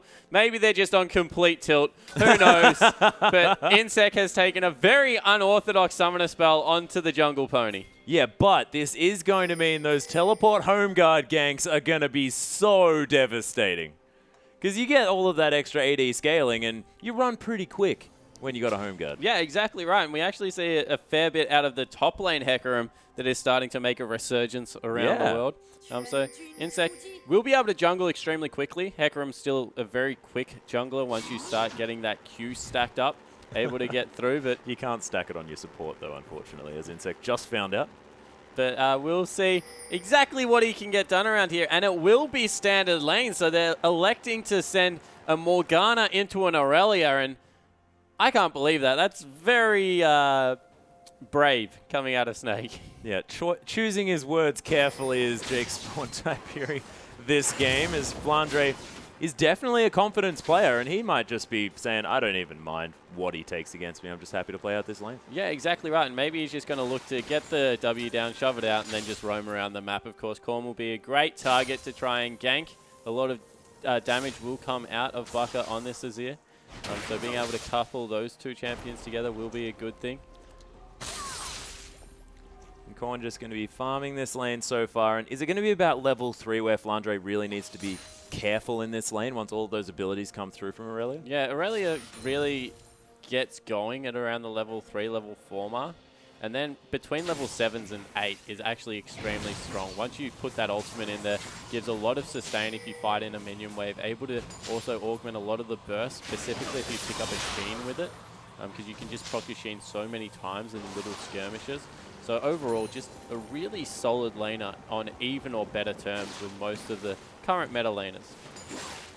And Crystal and Ella were pressured once level 2 was reached first by Zero and HYY, and Zero trying to put the pressure on with this, and you can see getting a lot of harass down with that stun, but HYY tends to be taking a lot of auto attacks from Crystal here as well, who's a beautiful butterfly on that bottom side. Another Q going to land on a Barker here in the mid lane, but just a little bit of trading harass back and forth. Yeah, and now it's up to Korn on the melee laner to really just be able to go even in the lane and not get bullied around too much. Just farm up as best as possible, because we've all seen how these Kassadins scale in the LPL. They go absolutely nuts, and it looks like it is up to FLICKR to just push in this lane. But that puts a wave in very comfortable control for Aurelia. Aurelia, one of the best top laners for wave manipulation, can freeze and push very well because it does very little damage to creeps with just last sitting, but it can also, I guess, shove out the wave with the Hiten style and the Blaze Surge coming through. And FLICKR doing a lot of work harassing with his puddle here as well, while Kohler tries to farm under that turret. It's an interesting adaptation here to the top lane meta as far as Morganas are concerned, trying to give Kohler as hard a time as possible, but it's a bit frustrating when your puddle only just doesn't kill the last minions. Yeah, it certainly is, and we see that he is repetitively shoving in, but still has a CS disadvantage. So lane so far going much better for Kohler this time around. I think he has more CS now than he had at the 9-minute mark, so he would be a much more happy chappy. Yeah, you could imagine he was getting that equalizer and saying, yes, I also have double-digit farm. And that is an unfortunate situation to happen for any Rumbles, but as we saw, he didn't suffer too much. It was sort of his team suffering around him towards that mid-game stage. Royal Club still were in it for quite some time. We'll see whether they can get their mojo back on the Rift this game. Yeah, and Sightstone, the first pickup here from B, so sticking to the old build, not going for any aggressive jungle items or even that defensive Juggernaut, just electing for vision control and looking to get eyes on Insec. And when you're playing an unpredictable champion like a Hecarim, who knows what his gank path is going to look like, so not a bad move to get a little bit more control around the map early. Yeah, and Ella has been so comfortable in this Janna as well, shielding up Crystal exactly when he's going to be taking damage and putting down his harass here as well. They have control back in this lane, and it's been a while since we saw the Corki-Kog'Maw matchup.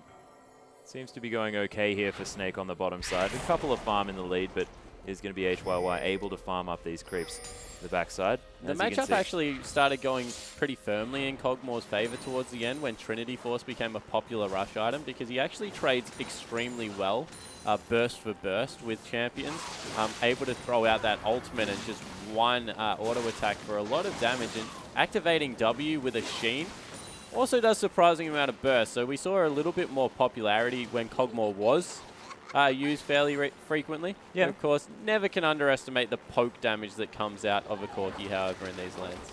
Not to mention the fact that Kog'Maw has some respectable AP ratios as well on that ultimate and, of course, that W. So able to utilize that Sheen to great effect here for multiple reasons.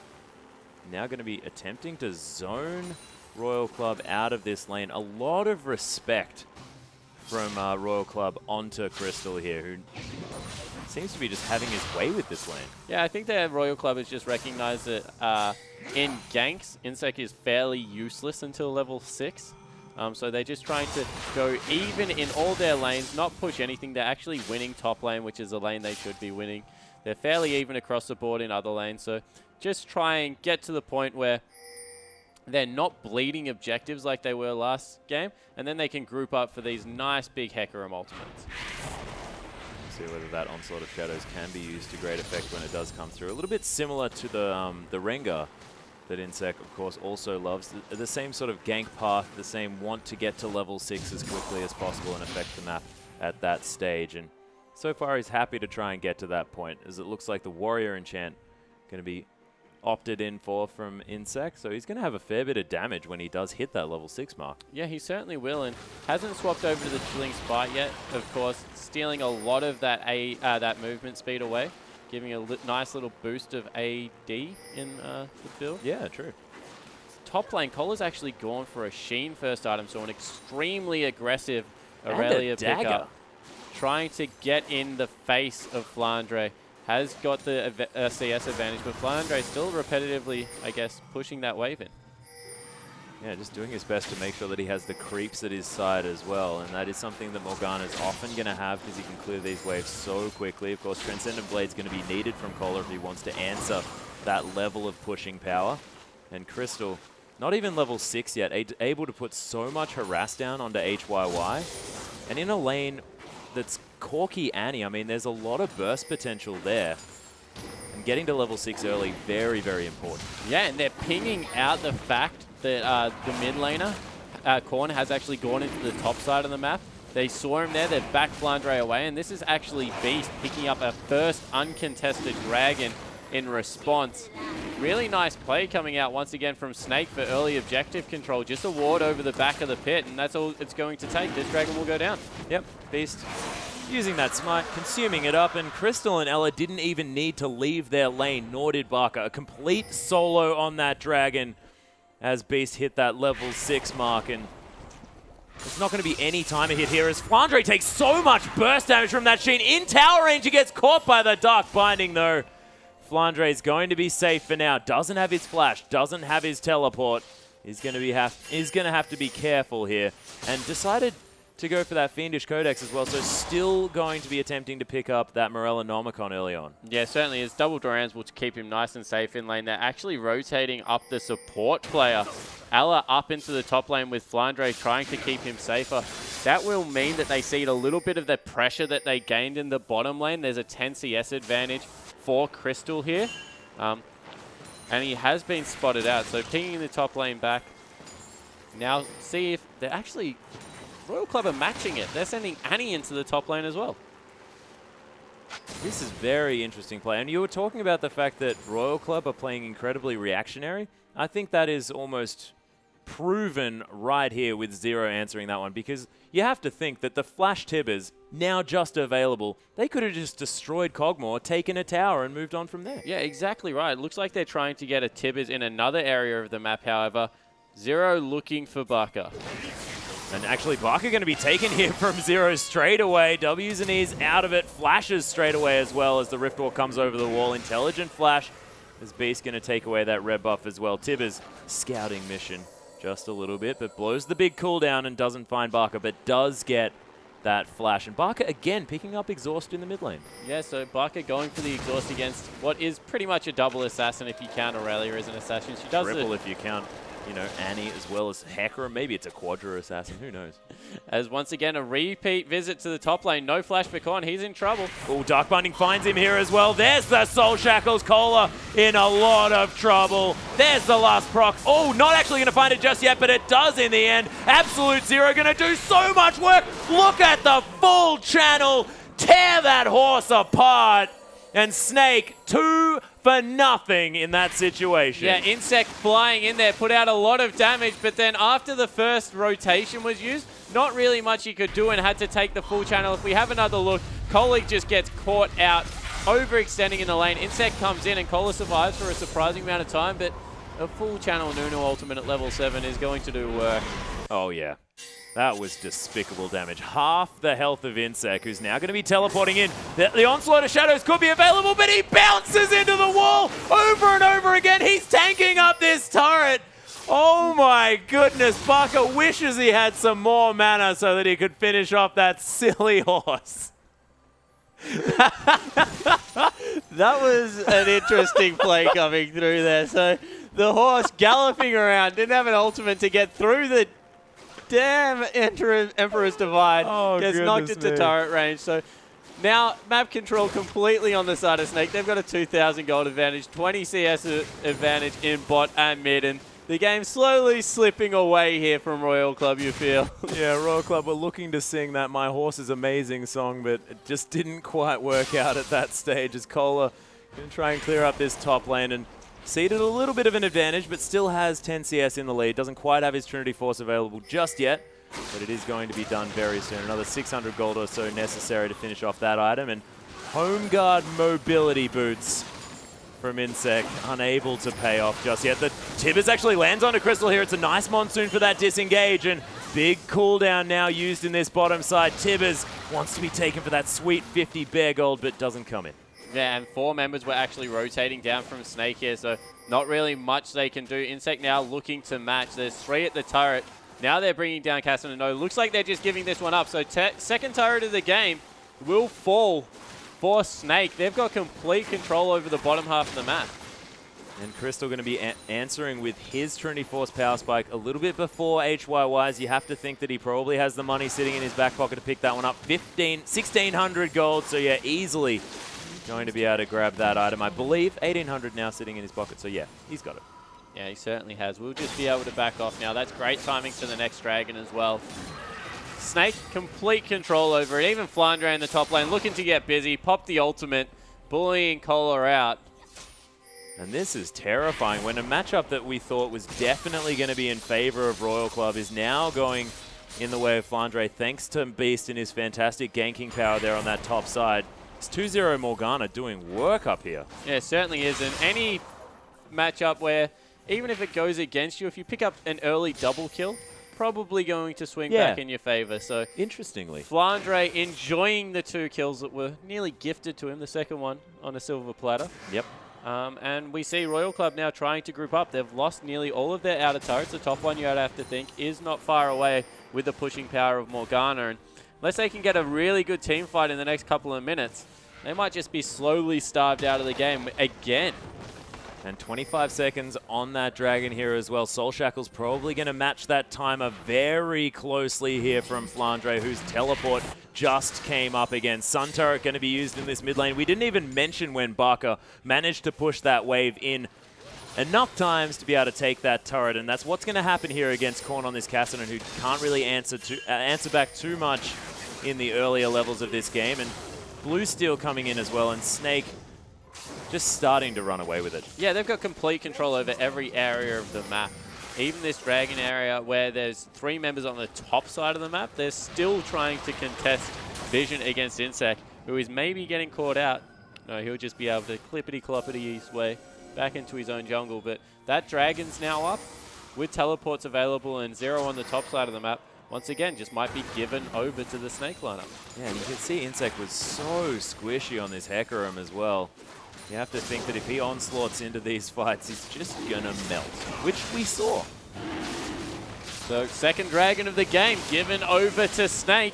Yep, donated. Happy birthday, Snake. There you go, Beast. You're looking fantastic on this Nunu. 100% kill participation. Have a Dragon. No worries at all. Going to be able to clear out this minion relatively easily as well. Using that Blood Boil to get himself around this map very quickly. And Beast on this Nunu has just always looked impressive. Yeah, and this is a part of the composition we didn't really touch on, but they have fantastic siege here on Snake. They've got the Emperor's Divide to be able to shove these people that are going to launch onto the Cogmore back underneath their turret. They've got the Blood Boiled up Cogmore with the Trinity Force going to be able to get those procs out of the Sheen to siege down. Fairly good poke also coming through from Morgana and Azir, so they're going to look to, I guess, get even more aggressive across this map as time goes on and start trying to siege down these tier 2s. Not any of the turrets on the side of Starhorn Royal Club have even got scratches on them. They haven't been able to push in any waves. And is this Snake lineup, I'm looking over it right now, and it's largely sort of a reactionary comp here as well. They do a lot of damage, a lot of work more in sort of a re-engage type fashion, and it's like at this stage when they've got so much control, are they running out of sort of answers as far as how to put pressure on this game themselves? Yeah, so Starhorn, they definitely can't force anything at the moment. They've got the lineup where they need to be able to jump on and delete one of the carries, be it Azir or the Cogmore, but once they're in there, because of how much damage Flandre is going to be doing at this point in the game, and how tanky he is, yeah, it just means that they won't be able to really get the follow-up kills they need. So sure, if they commit all 4 of their dive champions onto one member of Snake, they might be able to grab the Cogmore, they might be able to grab the Azir, but they're definitely not going to get through the rest of the line. But if we look At Royal Club's items here, we do have a couple of Trinity Forces being completed in answer to the one coming through from Crystal. Insect, he's in a lot of trouble. Crystal's tearing him apart, but yeah, Korn coming in as well, but he's just going to have the same fate. Crystal is relentless on this Kog'Maw. It's ridiculous. Yeah, Trinity Force is such a fantastic item on Kog'Maw because a lot of Kog'Maw's kit has hidden power. That Q, of course, coming through. Ooh. Yeah. Force Ball's going to come down. Insect's flanking. Oh, he's coming in. The horse trying yet again. He jumps onto Crystal. Nice Monsoon, but Crystal is most definitely dead. Tries to turn around, and Kathy in surprise trying to do some work, but Ella is getting torn apart from Cola. Royal Club, they're turning it on. Picking up 2 easy kills. Is it going to be answered here by Snake, though? Because the inner turret went down in the mid lane. Beast is now absolutely zeroing this bottom side of the map, and Barker with a lot of tower pressure going to start smacking and W'ing on this inner turret in the bottom side. Yeah, certainly are, and Beast is that tanky, just happy to tank it up. So 2 kills, traded for 2 turrets. I think Snake come out in the lead of that one. Yeah, Flandre actually coming around here, gets stunned up by Zero as the Tibbers comes down onto his face. This tower, not long for this world, but still on about a 3rd health, so it's going to be fine. Tower deciding that it wants to take down Tibbers is going to get the 50 gold for itself. As Beast and Barker in a bit of trouble. Emperor's Divide going to save them from that one, as this outer turret's still available as well. Flandre actually pressuring 2 people out of lane here by himself, so showing reckless abandon, flashing forward. Trading flashes here with the AD carry as well as Flandre. We've spoken about his aggression before, and he's definitely able to demonstrate it here on this Morgana now. Is that a Riley's Crystal Scepter? Yeah, it looks like it certainly is, as Crystal takes... Yeah, Crystal's just going to destroy Insect, but Kohler and Korn not going to have any of it as he gets a nice Cathian surprise over a couple of members, but Beast around here just a little bit too late, unable to save his AD carry. Bilgewater Cutlass now completed for Crystal, wants to go for that Blade of the Ruined King with that beautiful synergy with the Bioarcane Barrage. And once again, Snake just looking like they're the superior map movement side, sure. Starhorn Royal Club, they've picked up, they've equalized the kill. A lot of that is once again on the mid laner. Hassanen is no slouch in the late game, so you have to keep an eye on him, but it's 5 turrets to 0. There's just so much more gold. If you want to see where the gold lead, that's 100% of the lead. That's 5,000 gold in the pocket of Snake that just isn't an option for Starhorn now. So, and with how far out the waves are always being pushed, even if they win these team fights, there's just nothing they're going to be able to do about it. They can't push that far that quickly. Oh, and Snake looking to capitalize on this one as well. They got pings all over this Baron, which is where they want to be gathering their vision. Trying to get deep wards down here as well as the Snake members, 5 strong. They're just going to start off the Baron. Yeah, and why not? They do so much damage to it. Azir and Kog'Maw, very good Baron control. Looks like they will be collapsed on here by Insect. Yeah, but look at this Baron. It's going down so low. Soul Shackle's in the backside.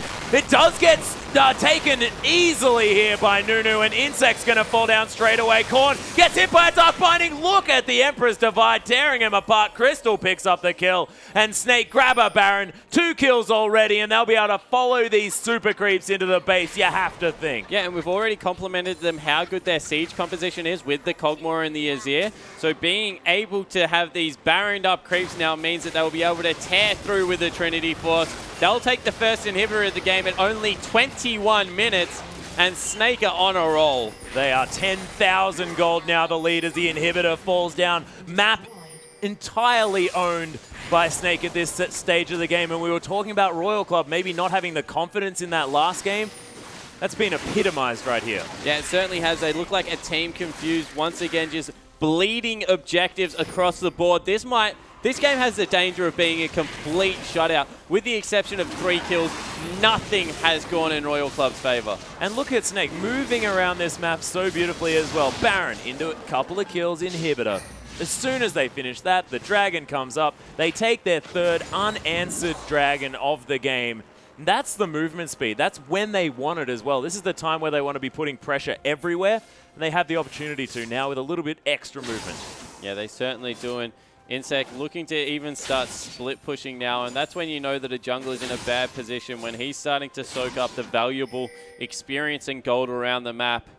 Feels like he needs to be even more relevant, and I hate to say it, Atlas, but he has the danger, if he doesn't pick up a kill here, of repeating a 1 kill across 2 games for the 2nd time. Insect just not feeling the form that he's had in prior years. Of course, fantastic player in his own right, just hasn't been able to find his moment in this game, and you have to think that that first opportunity in that top side just went so horribly wrong. It must be playing on his mind as they enter the later stages of this one. And we haven't even spoken about Cogmore and how brutal he is in the late game as well, because I don't even think we're going to get there. Yeah, we certainly are. He's already on 2 items, and 2 fairly expensive items at that as well, with the Trinity Force and Blade of the Ruined King. And there's just no armor on the side of Starhorn Royal Club to deal with it. Cogmore will absolutely tear through anyone he wants at this point in the game. Yeah, and especially turrets here as well, as this inner is getting decimated by that siege creep, as well as Crystal. Beast going to wander through, give his friend a bit of a blood boil as Zero's getting torn apart here as well. Look at the living artillery do work in that backside, and was that just an ultimate to clear out the way? Flandre, though, he's getting collapsed on here on the bottom side. They do manage to pick up the kill, but they needed 3 members. The inhibitor down on the mid side, the Monsoon going to be used as they take down this inhibitor turret in the top side of the map. And Snake so fantastic at getting the trades to go the way they want them to. Yeah, they had to commit 2 ultimates to killing that, and they lose another base turret. Sure, Royal Club are picking up kills here, and that's fantastic, but they're just outclassed across the board. Every lane going in Snake's favor in the end, and with 2 open inhibitors now, Snake can just wait for the next Baron to come up, secure that one, rotate themselves into the base, and probably finish this one out. It will be about a 27-minute game, you would think, but Royal Club, they need to start praying for a miracle. I'm thinking the lines of overcommitting and falling on Nexuses and into the fountains. Yeah. Otherwise, nothing is going to stop it. Yeah, what could happen there? Is it going to be Insec using his E and pushing people into the fountain? Yeah, maybe. That might be how it's going to work here, as Royal Club out of a lot of options. They're even committing to a last Whisper second item path on Corki. Just if you look across the board, just bad decisions being made, being forced to be made across everything. There's just nothing they can do. They've got a Hex Drinker for a bit of mid-game power on their late-game scaling Aurelia.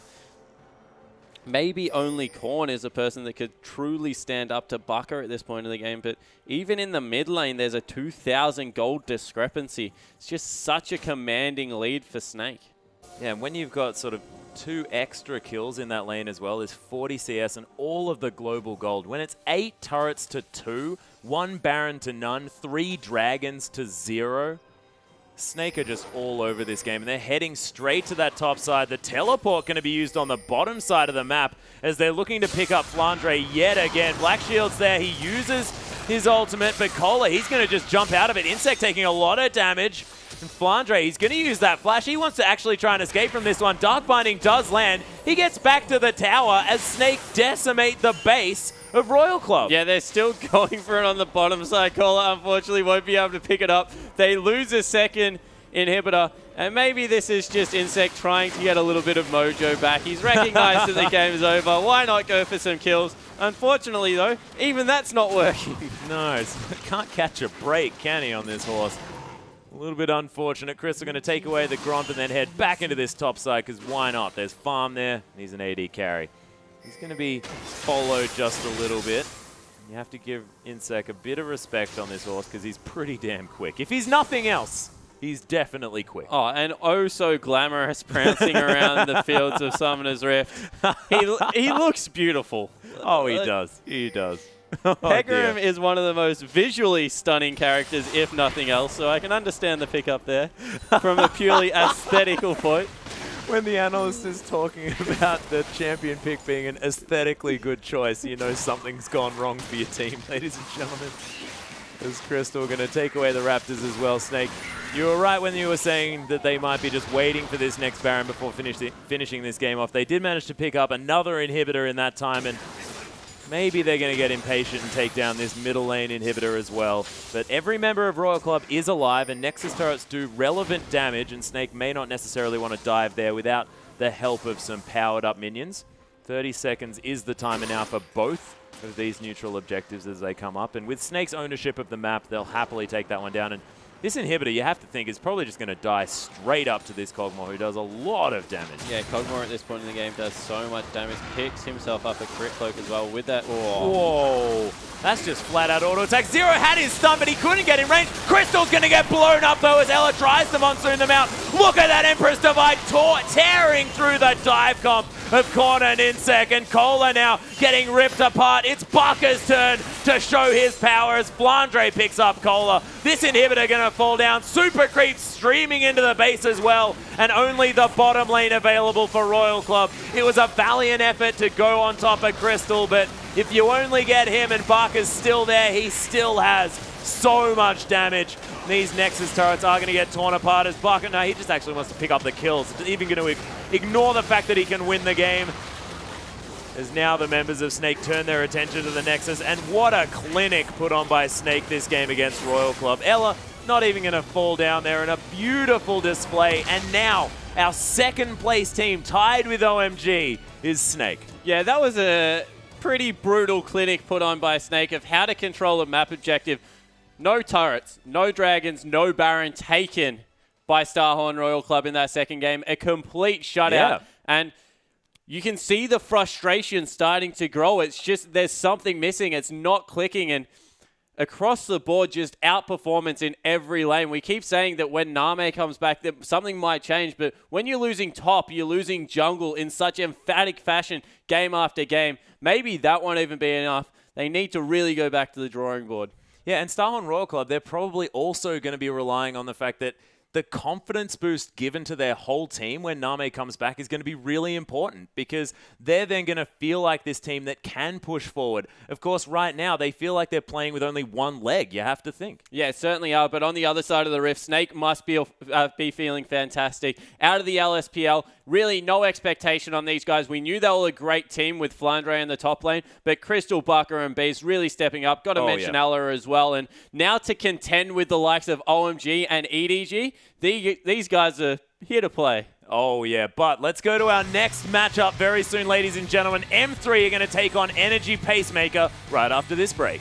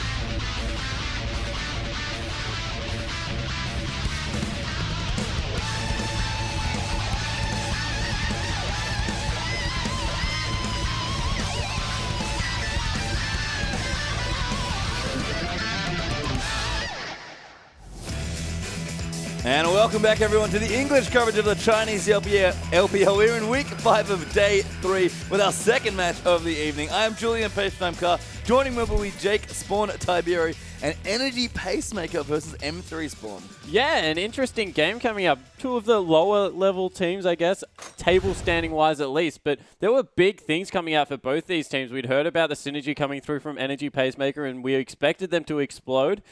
Hasn't really happened yet. And you got to say, out of Looper and Dade and the whole Master 3 lineup, really, maybe not living up to the hype so far. I mean, maybe not, but they did certainly play well yesterday. And at least the one thing we can say about these teams is that they both have very strong and creative early games. They've often have really good lanes. They do some crazy stuff with the jungle sometimes, EP especially. Unfortunately for them, when it comes to mid and late game, not really been able to carry a lot of that advantage through. Yeah, exactly. And they pick up some weird picks like the Scion and the early Dragons that we saw coming through, some level 2 shenanigans. We've seen Looper pick up Annie in the top lane and try and make that work. Went back to more standard yesterday, but exactly right. Dade especially has been able to start building these leads that we're used to seeing, but they haven't been able to push it through into the late game. There looks like there were some communication issues yesterday around the Baron area with Vici. They ended up giving that game back after they'd finally wrestled one away. And I think that both teams, very big confidence. Amazing Jay, he likes to get in there, affect the map. Dade, we speak about how he's a confidence player. So if they can get off to a flying start, maybe against a team that struggles later on in the game like both of these do, a team could run away with this series. Yeah, and that's kind of the crazy thing for me, I guess, is that one of these teams is likely to get ahead in the early game. And from there, the game seems like it's probably just going to go, the snowball's going to get pushed down the hill and they'll keep rolling. The issue, though, maybe is that if either of these teams can find it in them, if they are behind, to start fighting, if they make strong rotations and have good team fights, then one of these teams could fall apart as well. Because again, their mid to late game shot calling especially has not looked solid. Both of these teams, even when ahead, have had issues closing out games. Yeah, and I think that will be the focus. It will be about, okay, let's start solid, but then let's try and start forcing some things. Because if a team doesn't play well from behind or maybe make some mistakes, then it's not great. But then if you look back and you have a look at the other games, the teams will be thinking the exact same thing about each other. So even if they're behind, they're going to be feeling a little bit confident that there's the area for a mistake. So I think that it is a good momentum building game. I think that for Masters 3 especially, they have to win this series if they have any hope moving through this season. And a season can start anywhere. Maybe they can start building some confidence back. Yeah, maybe. And both these teams, like we mentioned, have certainly had some better results here. They look better in a lot of the games, but haven't quite converted yet. And for me, there's a lot here in this game, as always, and it's going to be fun. There's going to be lots of explosions, lots of really aggressive early game. But for all the mid game we've seen on this patch, I wonder if one or even both of these teams might actually take a step back a bit and try and aim maybe towards more of that mid game. Yeah, I certainly hope they will. I'm looking for mid game pickups to be taken from Candy especially. Jump onto the Corki, maybe jump onto the Graves, and get some bully potential through here. Masters 3 put together a really good scaling lineup yesterday, but then weren't able to pull it off, I guess. So seeing them go back to maybe more of an early game focus, get Dade on something that doesn't need to get going. Like the Azir, fantastic pickup, but it does need items to start rolling through. Very good hyper carry. So want him on something like a Twisted Fate that can get around the map, help his team out, and really dictate the flow of the game. Yeah, I think Dade, as always for M3, the player we want to watch and see what happens, because he kind of goes big or goes home in a lot of these cases. And he's been playing much better, I feel like. Much more like the old Dade that we're used to. But again, for his team, still not quite able to convert. Looper as well. Much more streamlined play in yesterday's games, especially. The Samsung Twins might be back here for M3. Yeah, they certainly look back game one. They'll even the final two people to fall after that valiant hold on against Vici. So it was kind of oddly romantic that they came through the way they did. But the team fighting out of Dade and Looper, the layering of CC, it looked like it was starting to come back. They played the Azir-Lissandra combo to much better effect. And the one thing I will say about Looper is if he picks standard, he looks so much better. At Worlds, he was picking these crazy picks, the Akalis, the Kassadin's top lanes before it was popular, and was looking fantastic. Now, if he picks the Lissandra, the Maokai, the Singed even for him, he looks like a completely different player. It might just be comfort for those players, but we are going to be into Champs Tech, so we'll see what they pick up here for their first game. M3 on the blue side, EP over on the red. We have a Lee Sin ban there actually against Drizzle and an Annie ban. There's a Jarvan as well, so 2 junglers already banned out by M3. Yeah, and I like this. There's a very I guess before this patch came through, there was a very clear defined top cream of the junglers, and Drizzle performed well on both of them. But after that, it was kind of an unknown. So let's force him through there. Maybe looking for the first pick, Nidalee, that is so strong in this patch, and just give him an unknown jungler and see how he copes with it. Yeah, we'll see here as Lissandra does come through as the second man there for EP as well. So smart stuff. They're taking it away mostly from Lupa, honestly, who had a very strong performance in their first game against Vici and M3. I'm very curious to see if they ban another jungler. Rek'Sai has seen some play still on this patch, but isn't as popular. But even, Rengar's available there as well for banning. You mentioned the Nidalee. We saw this a lot on the blue side. Teams seem to adapt a bit better to draft now. They love banning someone out and then picking their champion away from them. Yeah, they certainly do love to do that, and I think that, oh wow, actually, now being taken away. So that's even 2 maybe bans towards Amazing J in the top lane. Loves to take that. Kassadin, Lupa plays it extremely well. Dade also plays it. Good flex pick. Yeah, really good pick up there for M3. If M3 are going to get rolling, they need their strong solo laners to really get going. EP, I guess, to the same extent, also do so. The top half of the map with the jungle and the 2 solos, probably a good spot to watch here. I like the Azir ban from EP. That's lots of respect to Dade, who's looked very competent there. But Kassadin is a fantastic first pick in any draft, especially for this team. Yeah, it certainly is, and I just like the variety it brings to both Lupa and Dade's game. Taking away the Corki here, though. We mentioned the Candy might be looking to grab that. Opens up the possibility one more time for the Tristana. We keep going back to it. I hope we get to see it. Well, we'll have to see Janna and Corki there to pick up a bit of a polarizing bottom lane there. Janna obviously very passive. Corki a bit more aggressive, but strong champions across the board and a great bottom lane there. Kane, of course, very competent in Dreams. He only played in 1 game yesterday. Weirdly, we actually had a jungle substitution of all things, but he's going to hover this vine now. Yeah, he certainly is, and that's a very Roe champion that he's hovering there. Roe was actually the person that kind of brought it back onto the scene. Very early Dragons coming out of Masters 3 when they were doing that. Once again, the good early game. So if it is played to the same pace, look for them to try and force earlier around that Assault and Battery. Yeah, so Vi there picked up for the ulti and the Thresh there as well out for Love City, who looks fantastic like most of the Chinese supports on that champion. So I like what we're seeing here in EP. Going to make me smile a little bit. Yeah, certainly. They're hovering the Victor at the moment. It's very, I guess, Victor's a different champion than a lot. Has very good extended trading potential. And actually just a Hecarim lock-in as well as a Rengar, so that will be a top lane pony this time around. Yeah, and we talk about Amazing J being a big carry player. That's a big carry champion for him in the top lane, and looks like Drizzle is going to go to Rengar as his jungler. So Dreams, I guess, took the Vi away second rotation. Not very many junglers left.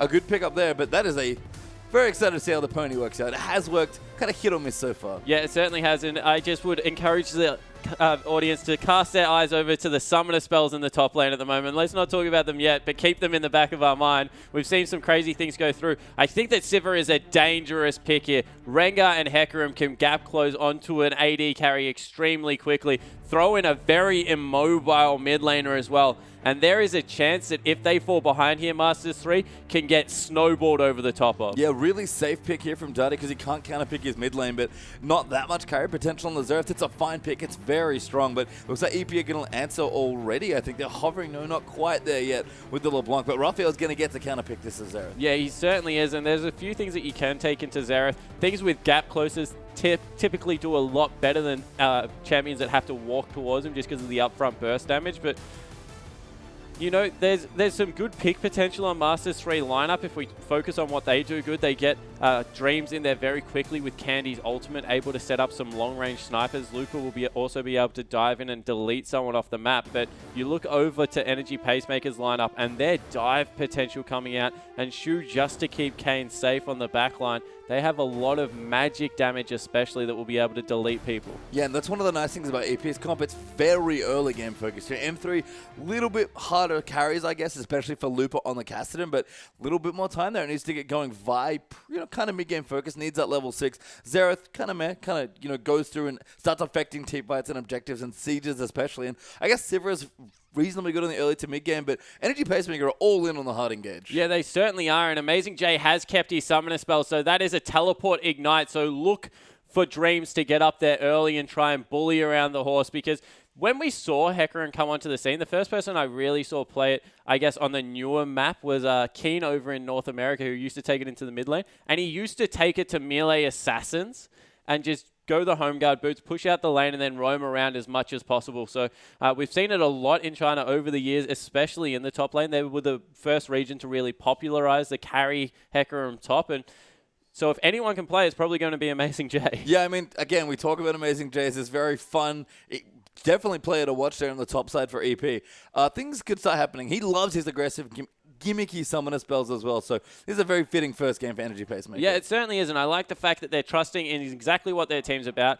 Really strong early game. Try and throw something different at Masters 3, make them react, make them make the first mistake, and then try and push in over there. They have a very single-minded team comp. Get in there, do a lot of damage. All right, with that, let's get into the game.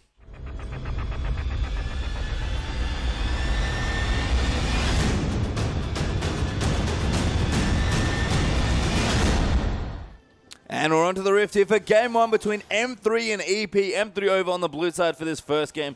Energy Pacemaker over on the red here. Dade going to move out there with his Xerath. And again, we expect a lot of fireworks here in this early game. I like what both teams have actually drafted here, Spawn. Yeah, I think that there is a lot of follow-up damage to come through from Masters 3 line. I think they have a good pick comp and then some good control, but it's just a much more snowbally lineup coming out of Energy Pacemaker. I think they've picked very much to their strengths. So whilst Masters 3 definitely more standard lineup here, really unique and fun lineup coming out of Energy Pacemaker. Yeah, and I like the standard observation there as well, especially for Looper and Dade, the Samsung twins, who have looked a lot better when they've actually played a little more in meta and just gotten their reps in on the some of the champions that we've seen a lot of in the LPL. So Looper and Dade, they're almost always set up to carry on this team, and with the champions they've got here in the first game, that's going to be the case as well. Yeah, certainly will. I think that the only thing they need to worry about is the fact that Cassidy will take a while to get going, and Amazing J has a huge one-item spike. As soon as that Trinity Force comes through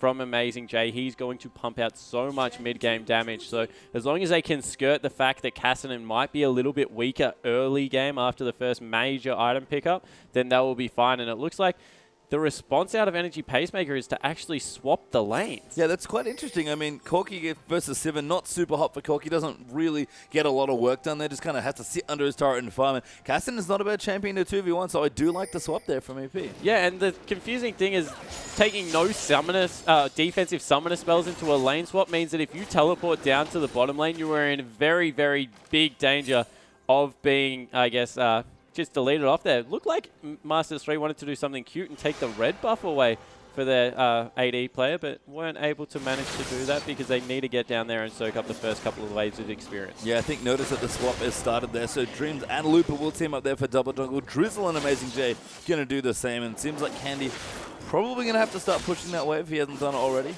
But did want to get there and make sure he started that process as soon as possible. Yeah, because he didn't get there, wasn't able to get the freeze, so it will be the push coming through. As you mentioned, Dade actually being forced off the wave so far from Raphael in the mid lane. LeBlanc's level 2 is actually quite strong when you take in the Q and the W. Being able to have some damage on an escape spell just makes it so much easier to pick up in the early game. Yeah, Dade's just going to sit under his turret for a few early levels especially. Going to do as much farm as he can. Drizzle actually going to get some help from Shu there on the Janna, and they'll be able to do his third buff there pretty simply. It's always funny to see junglers do red buff at level 2, but that smite gives them back so much health. Yeah, it certainly does, and being able to get around the jungle relatively quickly here was Drizzle. Extra camps being taken away by Masters 3, so they're really committing to this double jungle, whereas Amazing J, he's already gone down into the lane because it was actually pushed, and that's the advantage of having a lane pushed into you. Relatively safe now underneath the turret unless a dive comes through. In the top lane, however, not going to be able to get Looper up there for still quite some time because of the freeze. Yep, Looper still hanging out there with Dreams here in the jungle. Just going to take away what Camp's doing. That does affect Vi a little bit just because she wants that experience more than anything else for their ulti. But M3 not too unhappy with the situation here. And I think Candy, especially if he gets his push going, it's going to maybe start some problems there for EP. Yeah, so Candy need to try and shove the wave and get as much experience as possible. They're going to send both members of the, they're going to send Love CD and Looper back to duo top here and try and shove that wave into the turret. Maybe even look to get Dreams up there to break that freeze and get some much needed farm onto their Cassidy. Yeah, Candy actually doing a nice job down here as well. Actually, Ben breaks it, but actually had a decent freeze going there, trying to deny a little bit away from Amazing J. But Looper and Circle rotate in towards the top side, but he's actually going to find into Drizzle, although very smartly backs away. Yeah, it certainly doesn't want anything to do with that Rengar with all of the max ferocity coming through there. Too much CC to deal with it. Candy has actually got the wave in quite a nice position here. Amazing J and Shu trying to push it in, but once again, it won't be able to get there. Yeah, just a little tricky. You can't really super push down waves with trying to hecker him, so they'll just kind of wait in there, and Candy do a good job holding that at the spot where he wants left. City's now up in towards the top as well, so going to start 2 different 2v1 top plus support lanes here in this game. And unfortunately for Lupa, he's fallen pretty far behind in CS early on. Yeah, he certainly has. He's about 5 to nearly 20 coming through from Amazing J, and more importantly, the levels are level 2 to level 4. Lupa just getting level 3 then, and they're sending up multiple members to try and pick on this top lane. Yeah, pretty massive roamers coming out there, but Data even started wandering over, so Raphael was moving in towards the top, and Drizzle got spotted out by the ward there as well, so EP going to give up that what would have been a 4-man gank here, and Lupa's going to try and get whatever CS he can. Yeah, they're just trying to make that wave hit the turret flush, so then it will bounce back the next time round. Lupa probably chucking some extra points into his E to help that push come through. Candy actually scouting for the support player, looking to see if Amazing J is by himself. And Amazing J's had a very good early game. We mentioned that he would do well 1v1, but actually doing well against the AD player as well. Yeah, and I think all of this swapping for EP is just to keep down Lupa's Kassadin. We know that it's going to take a while to get going. It's very powerful once he gets to the mid-late stages of the game, but right now Lupa is struggling in this early game. Yeah, he certainly is. Still only managing to pick up roughly 9 CS. The good news for him is that the wave is finally pushing back in his direction, so he'll be able to pick up majority of this wave now, maybe even get some solo experience with Love CD roaming down and just looking to keep him safe from jungle ganks. So maybe things starting to look up for Masters 3. Yes, a bit of freedom there for Lupa. Get some CS moving in. Candy doing a nice job here in the bottom side again, trying to keep out Hecarim as much as he can. Kind of abusing a little bit of the range versus melee matchup, but other than that, Dandy in the mid falling pretty far behind in CS. Actually, Raphael did a good job pressuring and pushing early on. Yeah, so Raphael able to use LeBlanc's early game power. Of course, LeBlanc is very underrated as an early game mid laner, does surprising amount of burst, and really Xerath needs a couple of levels in his abilities till he can really shove the wave, and that's what his, I guess, signature is, being able to use those 2 abilities to just really make it hit the turret nice and quickly, then leave and roam around. And as soon as those levels start coming through, he'll be completely fine, but needs to be patient and ensure he gets there. Yeah, Dreams are down the bottom. Amazing J going to get Volt Break into the face. Candy with a great Boomerang Blade to follow in, but he will pop his either run away, and Amazing J will be fine for now. Yeah, so no summoner spells burnt from either side, just an ultimate coming through from Candy, but that will give Candy the ability to shove out this wave and get a free back. Lupa in the top lane in a lot of trouble. Yeah, he is there, and first blood is going to go to Corky. Finally, the 2v1. Enough pressure there for the first kill. Yeah, so Lupa just getting caught out there. Didn't even elect to burn his summoner spell, the flash to get away. Would be interested to see how he did manage to get caught up, because not much CC really coming through from Jana and Corky that you can't dodge. I mean, maybe just a bit too much pressure. Lupa not level 6 yet. Very low on experience, actually, in the top. So does pretty quickly all of Corky's early abilities. And Kane's going to return to keep pressuring in that lane, or whatever lane he ends up in. He has a Sheen and the parts of his Phage now. Yeah, so now that they're to that point, feel confident sending it down against the Sivir.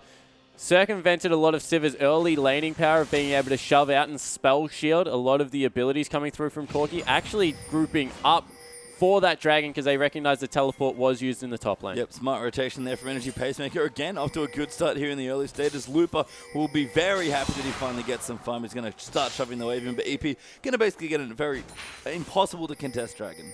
Yeah, and Lupa electing for components of his Catalyst versus, I guess, waiting that extra 60 gold for the Blasting Wand means that he will be a little bit weak at this point in the game.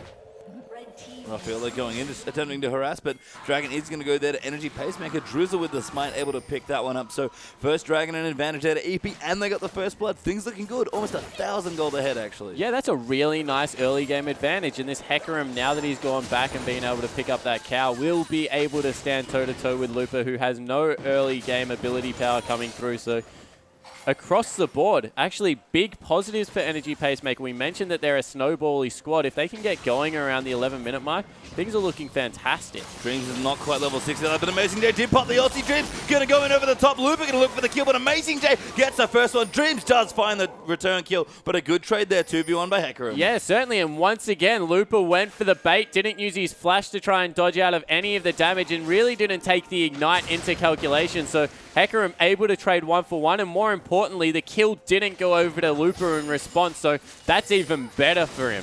Amazing J also still has his teleport up, so if he wants to quickly get back to lane, he can, and things going well for the Hecarim. He's actually not going for a quick Trinity Force. Got a Spectre's Count and a Ruby Crystal done already. Yeah, so it has a Ruby Crystal. That could, of course, turn into the Phage, but maybe against the double AP, valuing that Spirit Visage that gives him back so much of the health from his W, looking to be more of a tanky absorb fighter for the early part of the game, go into some damage later. But definitely a different build coming through than we're used to seeing for these Hecarim. Yeah, I mean, it certainly makes Kassadin's life pretty horrible there on the top side of the map. So he'll be comfortable landing there once he completes that item. And already Lupa, just with his Catalyst, moving into probably a Rod of Ages, but he's struggling a lot here. Still 20 CS down. Yeah, he certainly is, and that's a massive wave that just crashed into his turret as well. So he's being denied across the board. Needs to get going here because a lot of the eggs in the late game especially are in Kassadin being able to carry this one out. So any farm he can get against the pressure that is currently being put on by the Energy Pacemaker lineup is a good thing. Yeah, we'll see here. Looks like we might have a scuffle in towards the Dragon, actually. Drizzle and Shu just getting some water here. No Dragon left here. Dream's actually sitting on top of a pink ward with, I think he's red buff and a ward, so he's going to try and get the ulti, and Dade moves in for the stun, but doesn't find it. Love City was there as well, and M3 won't pull the trigger. Yeah, they were looking to use the Assault and Battery there, but they saw Dade, who tried to throw out a stun. Unfortunately, it missed, so nothing coming of that. Meanwhile, Raphael farming out this mid lane nicely.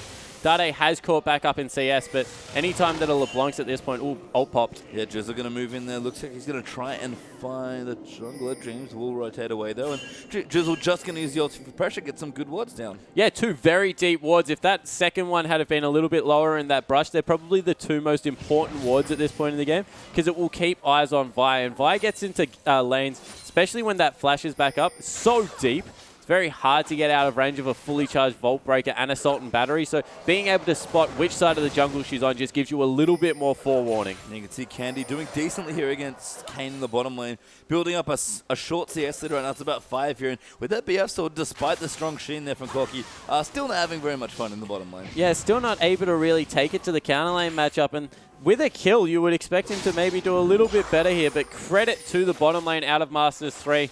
The two, I guess, more unknown players coming through for the team, and they've really been able to step up and contribute to a lot of these mid-game fights. Yeah, Dreams here up towards the top. Amazing Day going to have to get away. Assault and Battery getting popped. Lupa going to roof fog over the top, but Amazing Day going to ulti out and no chase coming. Yeah, and just the ultimate burnt one more time, and the Assault and Battery, you would have to think at this point of the game, much more important than that onslaught. So a lot of pressure being put towards the top side of the map for no reward so far. Maybe a little bit misplayed. Great box there, though. Flay back into it as well there as he does land the hook. Candy, though, can't actually get in, and Shu's going to survive that with all of his spells up. Yeah, so once again, ultimate burnt on the side of Masters 3, not able to turn it into anything. 2 minutes until the next Dragon's up. You would think that they would just want a shot, push this wave out. Level 9 Candy is important because of how much damage will come out of that Q in a poke battle, especially around Dragon, but he's getting, I guess, bullied by Kane. Yeah, Amazing Day even going to try and get into Lupa. Lupa really can't fight Hecarim at this point, especially in a creep wave. And unfortunately for Candy in that little exchange, Boomerang Plague was on cooldown when that hook landed. Yeah, it certainly was. And we see now Drizzle in this top lane looking to keep Lupa down even further. Ultimate not available yet, so that's probably the only thing that just saved Lupa's life. Yeah, Lupa able to roof walk out. No gap closer there really, with both ultis down there for the jungler and top side, but they'll probably get the tower here. Amazing J will pretty much have the choice of whether or not he wants it. Lupa's TP is back up, so he might be able to defend. The bottom turret's going to go down here as well, it looks like, by M3, so Candy Sivir doing what Sivir does best. Keep pushing and eventually take the turret. Yeah, continually pushing in, going to try and get that last wave to crash completely against it, so the wave ends up fairly neutral. Actually, leaves 3 of the caster minions up, so it still will be pushing. Needs to get a quick back. 50 seconds until Dragon, and that's a Trinity Force Corki walking back towards that area. They're going to cede a lot of map control. Might even be caught. Yeah, Candy does take the lantern out. Drizzle popped his ulti, but couldn't quite find the kill. So a bit of a waste to cool down there by Rengo, but it's going to force the bottom lane back. Dragon, though, back up in 35 seconds. Plenty of time for M3's bottom lane to get back. Yeah, so Dreams needs to get a shop in. He's sitting on about 1,000 gold, 2,300. Infinity Edge picked up by Sivir. Masters 3 in an area where, although they're down by 1,000 gold, still can probably fight for this next objective because Rengar's ultimate is on cooldown. I don't know if Lupa wants to fight, unfortunately. He does have his TP to be able to join in, but he's still looking to try and finish that roller. Dreams' ulti is back off cooldown, though. And even Dada's powering up as well. In fact, both the mid laners have finished their early game items here. Morella Nomicon done for LeBlanc, and other things done there for Dade. Yeah, and maybe Lupa's just in the top lane on duty of trying to keep away the Hecarim. Of course, that Q can still stop the teleport coming through. So look for him to start the teleport on a ward in vision and then try and cancel it and just take the big tanky horse out of the fight altogether. Drizzle taking the damage, Kane into moving with his Trinity Force though, and Energy Pacemaker, pretty difficult dragon for MD to contest. They might go in for the steal there. Gonna move in, but Rengar gets it. Dreams though, gonna try and dunk the Rengar, and Candy looks to pick up that kill. Now Looper has poured it back in. Dreams taking so much damage. Amazing J, 3-man ulti there with the Hecarim, and Drizzle gonna dive back in. Kane doing so much damage from the backline. Raphael dives in for one. Dade gonna go down there as well, and that's 3 kills for Zero and the Dragon. Yeah, and they're still going on the bottom side. Amazing J is absolutely huge at this point, and everything went wrong for Masters 3 there. Overcommitted to a fight, got 2 members extremely low, couldn't finish them off, and then the Hecarim came through and cleaned it up. Yeah, and Looper's tally looked good there, but Amazing J's was better, and Energy Pacemaker gonna look to even get a mid turret out of it as well, so very strong early game once again. Yeah, and bottom turret will fall as well, so that's 3 objectives, 3 kills. Very nicely played. And they are going to get the last tower here. Like you mentioned, Amazing Joe, it's going to move into the creep wave and whack him away. Kane with a Trinity Force. We talk about how good it is to group with a Corki. Energy Pacemaker really did a lot of work in those last 2 minutes. Yeah, he certainly did. And the ability of just judging the power curve ahead of what Masters 3 were bringing to the fight.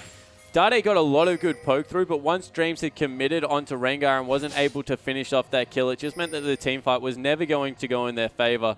Maybe even overcommitted towards the end as Raphael dove onto their backline. And bad news coming through once again. It looks like red buff there. Drizzle was low because of the jungle minion, but does reset it. Got a shield there from Shu, but will be okay. Raphael with blue buff now going to clean it out in the mid, and almost a death cap done for this LeBlanc now as well. So looking very strong so far. And Energy Pacemaker, we expected one of these two teams to get ahead. It has been EP in this game to the tune of about 4,000 gold. From this point though, with that third dragon coming up in maybe 5 minutes time, M3 still trying to power up. Can Energy Pacemaker continue the momentum they've built here? Yeah, it certainly looks like they're committing to a very tanky top laner here. They're going for maybe even a Frozen Heart next item. In a team comp where there's only really Sivir to deal with, the cooldown reduction is of course extremely nice on Hecarim, but maybe not something that they want to commit 100% to. Might just sit on the Glacial Shroud. I think that if he does go for a HP route, he will be very hard for a Kassadin and a Xerath to deal with. Yeah, and going full tanky, so not that Trinity Force that we've seen a lot. I mean, it does make your mid-game a little weaker, because if you get the Trinity Force at a good clip, then you're able to actually get aggressive with it, but it at least ensures that Amazing J always does his job in fights, which is soak a bunch of damage. Yeah, exactly right. They're just trying to keep him relevant throughout the game, and against the top laner of the prowess of Lupa, why not? And now he's going to be extremely devastating if he can get those big ultimates off, because he's going to heal a lot of his health back through that Spirit Visage, be able to deal consistent damage, which is, I guess, an underrated part of Hecarim's kit with how often the Q comes back off cooldown. And yeah, just really, with the lack of damage right now, Dade committing to a Majia's Soul Stealer again. We've seen this a lot when he's behind. Yeah, it's back. The Duo Dade strikes again here. And I mean, Xerath is a pretty good champion to have Majia's on, I can tell you that much. But M3 need to find a couple good fights here. Looper does need to power up. I don't know how late that row is, but I assume it was rather late in this game, given that I just spotted it. We're almost up to 18 minutes in this game. Candy and Love City are going to join up to try and take out some turrets, and that's good pressure that they can put out, but the rest of the team just can't do a whole lot. In fact, Dade has to clear the way with his ulti, but EP is going to keep taking turrets. Yeah, so they're looking to push in on the tier 2 in the bottom lane, the most devastating side of the map to push, because that means if the creep wave is all the way down there, puts so much pressure around the Baron that's going to spawn in about 2 minutes. And we've seen some very early Barons on this map, a lot squishier than we're used to seeing. And the actual adjustments coming out from Masters 3 here to pick up such an aggressive lineup versus a very standard Masters 3, looks like they have Masters 3 once again on the back foot. Yeah, I mean, absolutely. Energy Pacemaker, a team that are very good at getting their leads. Just a matter of what they do with them here. And they've got some very strong timings now. So Raphael's done with his death cap. Vi's even going tanky with the Giant's Belt. BF Sword's been added there for Kane for a probable Bloodthirst. They're going to follow that Trinity Force. Even the Mikhails is, halfway done now for Shu. Everything is going the way EP wants. It's just a matter of what they do now, and especially when that third dragon rolls around in a minute 40. Yeah, and certainly now that they've opened up the map, all they're looking to do is use the Rengar ultimate around the Dragon and Baron area. Secure vision, which they have done remarkably well, specifically on the bottom side of the map. Continue to use Rengar, pick people off, get Raphael in there, and At this point, I don't know if Masters 3 can survive a team fight, let alone a really devastating pick combo that Energy Pacemaker put together. Well, at this point, like it does end up in a lot of M3 games. Dade has to do a lot of work here on this, Zerath, and it's not a massive playmaking champion, but Dade is a player that can make almost any situation work. So if anyone's going to really get it here, it's going to be Dade. Because unfortunately, even for Candy, who's had a very strong game, just not on a playmaking AD here with Siva. Yeah, and not on a tank buster. So having that tanky Rengar jump on top of you, as well as the Hecarim who's going for that Frozen Heart, just is going to mean that Candy doesn't have very good options on who to hit in fights, and probably is just going to be used more of as an ult bot. And this is what worried me about Masters 3 composition there. That immobile in team fights, as soon as the Hecarim jumps in, as soon as Drizzle jumps in, if there are no summoner spells up for Dade, he really is a sitting duck, and it's only really Looper that can get a lot of work done. And with how far behind he is, not even anywhere near that second item, probably not going to be good news for another 10-15 minutes for Cassidy. Yeah, that's a long time to have to farm up in this game as well. Even Candy semi-freezing this wave up towards the top, just trying to collect farm here. Dade, I don't think he's found a creep for maybe 2 minutes here in this game. He's been stuck all the way back, just trying to find farm wherever he can. Looper's getting all the farm that he can down towards the bottom side, but EP continuing to keep good vision up. Rafiano even going to dive down here. Yeah, in Masters 3, one thing they have done is they've kept good control over the bare minimum of their jungle resources. So whilst they're going to give up a lot of map resources, they won't give away their actual important jungle camp. So it's being good. Dreams is still able to farm up. He's sitting on more CS actually than Drizzle, his counterpart. So yeah, bleed the global objective, but you have to still try and control something on your area of the map. Yeah, EP going to steal away the red buff now as well. That goes to Kane, and they're going to rotate back down to the bottom side. Amazing J with his telly in towards the top. It's going to be a very strong 4-1 from Energy Pacemaker. Yeah, it certainly is. And now that Frozen Heart's come through, who do they send to deal with it? Because Looper's already displayed that he's not the person that can 1v1. Candy isn't going to be able to get any work whatsoever done against this tanky Hecarim, so I really don't know. You can't send Dade up there because you just give up all the wave clear. Really not good options for Masters 3. Yeah, EP though, looks like they're actually backing off to spend some of their gold, so going to be able to power up a little bit more here. Corky not quite enough for 2 items, so I assume he's just spent some gold. Dade actually sitting on a lot of gold there as well, so has found reasonable farm despite being behind here in this game. And he's going to take away the Raptor there as well. And Bloodthirst are not quite done yet for Kane, so just got the Vamp Scepter on that last shot. Yeah, able to pick up the Vamp Scepter gives him a little bit more sustainability in these fights. It's important because of the amount of poke that will come out of Dade. He doesn't want to catch any of those stray Xerath Qs. And now the pressure around the Baron side of the map. This is dangerous because they don't have a good Baron taking team. The early Barons we've seen is because we're seeing a lot of Kalista, some Nunu still coming through with the max Q. But when you look at Corky, a lot of mixed damage, but not a lot of good Baron taking damage unless you go for something like that Blade of the Roaring King. So it's an option. They can definitely go for it, but they need to be careful that they sweep out the wards properly, and they haven't done that yet. Yeah, and instead they're just committing to the amazing J split push here with the Hecarim, which I do like because, as you mentioned before, Spawn, no one can really deal with the horse right now. Yeah, no, he's definitely in a class of his own with how tanky he is. We see straight away Looper has to back away from that wave. Probably the saving grace, no Sheen, so it doesn't take turrets that quickly if we're grasping at straws, but still very strong in a 1v1 situation. Look, Drizzle actually going to pop his ult to get a look for a pick here. Energy Pacemaker aggressively through the top side of M2's jungle, but don't quite find it. Amazing Day still sticking in towards the bottom, and Candy got decent wave clear when he can get in range. Going to try and steal the Grump, but Drizzle smites it away from him. Yeah, and still a couple of key wards up for Masters 3. Able to scout out that, I guess, ambush as soon as it came through, so able to back off, and they are looking like they're stalling out this game nicely. Nothing has really happened for about 5 minutes, but Amazing J is relentless in this bottom lane. Yeah, I wonder if he's going to get a Sheen. This will make the job that much quicker, but Looper just can't do anything. Even takes a turret hit. Going to walk back in, rampages up the minions. Still tanking them. That W, though, is healing so much. Yeah, it certainly was. As soon as you have a champion in that W, throw in all the minions, it just gives you so much health back. Dade popped his ultimate trying to steal away the blue buff. Wasn't even up, so that's going to be taken away from him right now, and things looking very rough for Dade as well as the rest of the Masters 3 lineup. Has now picked up a needlessly large rod, so his wave clear is still good. He's getting that base AP up there at least, but just no ability to fight toe-to-toe. And for me, when we maybe look back on this game here, Is it just that M3 just dropped a little too greedily? Because we have seen some teams just go a little too far with how they want to draft. Yeah, they certainly had a very strange draft, very close range once again, with the exception of the Xerath. I think that they didn't respect the dive that will come out of this Rengar and the Hecarim top lane. Of course, it might just be an experience against playing against it. Amazing J actually just uses his ultimate, getting it flayed back there. Dreams gonna find him. That's a great death set. It's Vault Breaker as well. Ult not being used by Raphael, diving into the backline there. Dreams gets the first kill. Raphael gets out.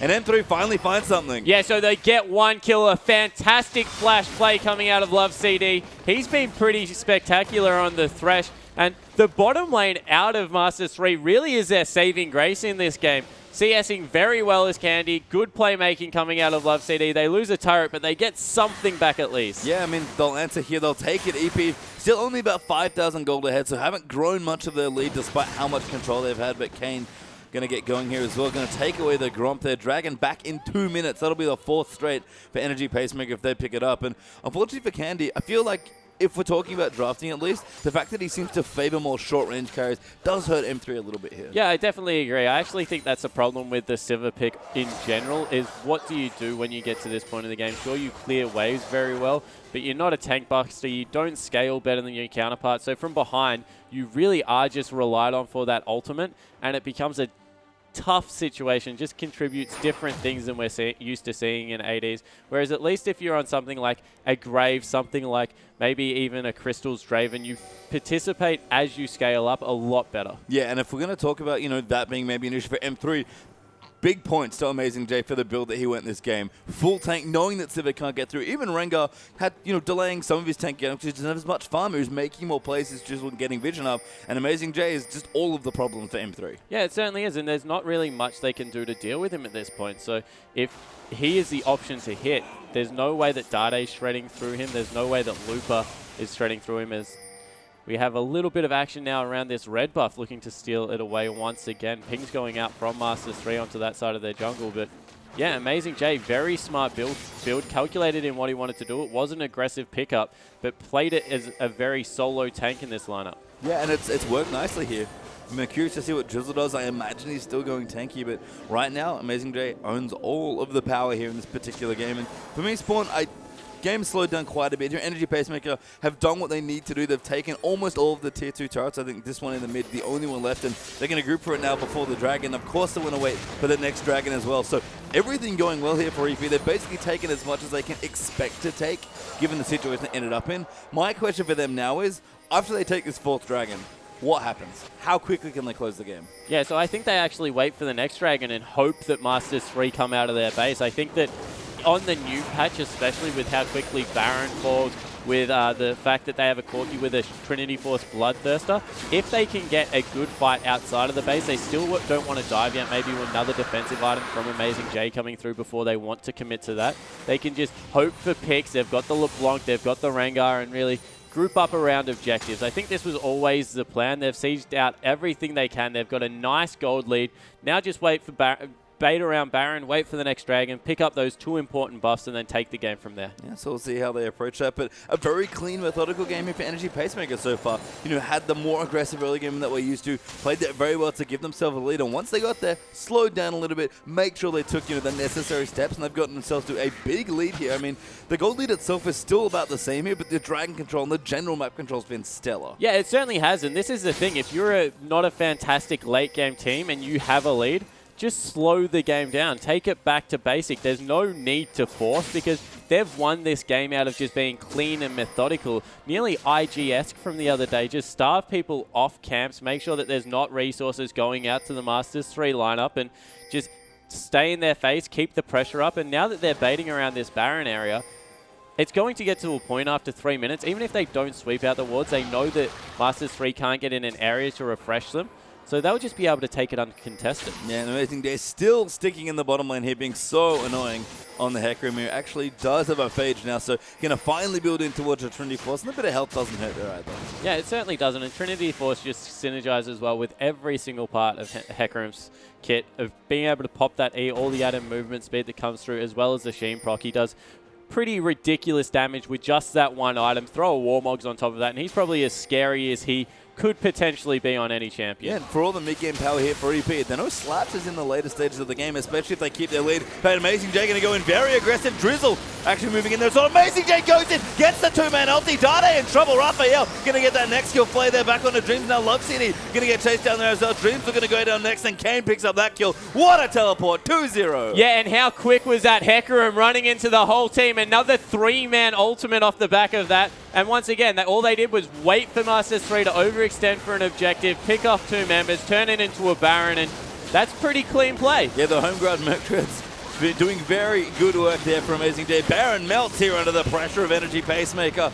And you know, we said it, they're playing very safe, very carefully, but every step has looked so clean. Yeah, it certainly has, and why play it any other way? There isn't an answer out of Masters 3. They don't have a tank buster. They're so tanky. Let's take a look at it again. The teleport comes in. Nice box out of Love CD, but Amazing J, he just transverses the terrain, pushes Dade back into the team, and is able to be picked up by Raphael.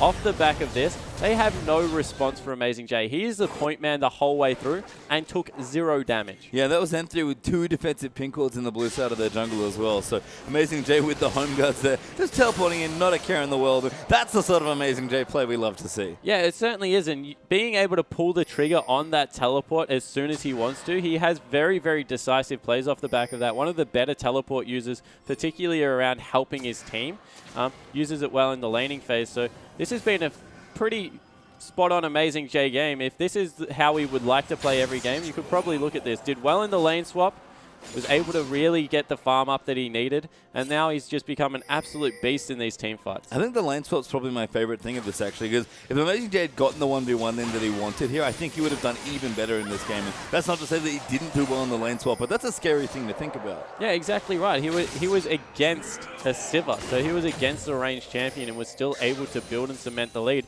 And then after that, Dreams camped him. 2 of the early game Vi ultimates were used on this Hecarim, and still he's at this point of the game where he can just run up and tank objectives, tank out turrets.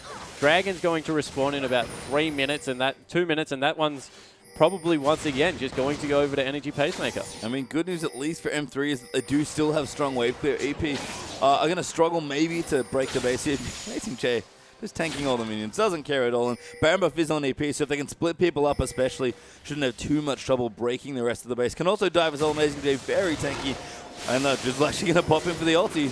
Tower, though, is melting. Yeah, they're just using the ulti to zone. Yeah, Kane actually getting grabbed. That's a good 3-man play, though. Kane are going to get aggressive by Dreams. So Amazing J just plows through them with the onslaught of shadows. Dreams going to go down as well. That's 2 free kills. Inhibitor going to get broken down as well. Dada even the target now as well. Amazing J just running into the fountain trying to get some kills. Gets played back, so no more kills left, but the base has been broken open. Yeah, and Amazing J actually looks like there is not a scratch on him. He lost about 200 health in that whole exchange. Now willing to take the turret up for his team. What a game out of the top laner of Energy Pacemaker, and overall much better strategic play. Yeah, really strong stuff. They're going to leave the base now, but 2 inhibitors are down there as well. They can take whatever they want. The 5th Dragon's going to come back for them here in 50 seconds. Amazing J even going to walk in towards the top side of the map just to take the fun that he very rightly deserves here. And Energy Pacemaker in complete control, 10,000 gold in the lead. Yeah, and pastry time, we said that maybe Looper and Dade were starting to look better. 0-4 between the Samsung players, having an absolute nightmare on the Rift. Just no tools to deal with what Rengar and Hecarim are bringing in. That was a very late round Xerath pick. They knew exactly what they were getting into with the dive composition coming through. It was only really Raphael that rounded out the composition for Energy Pacemaker, and you have to question why Dade picked it up. New Love City could be in trouble, but Dade going to look in. Maybe he can get some entire stacks here, but no, is denied. No, gets the kill there with the Ignite. Kane, though, going to move in and take the stacks away. Yeah, so Kane able to return the kill, so Dade gets maybe a confidence booster, and then it's ripped away.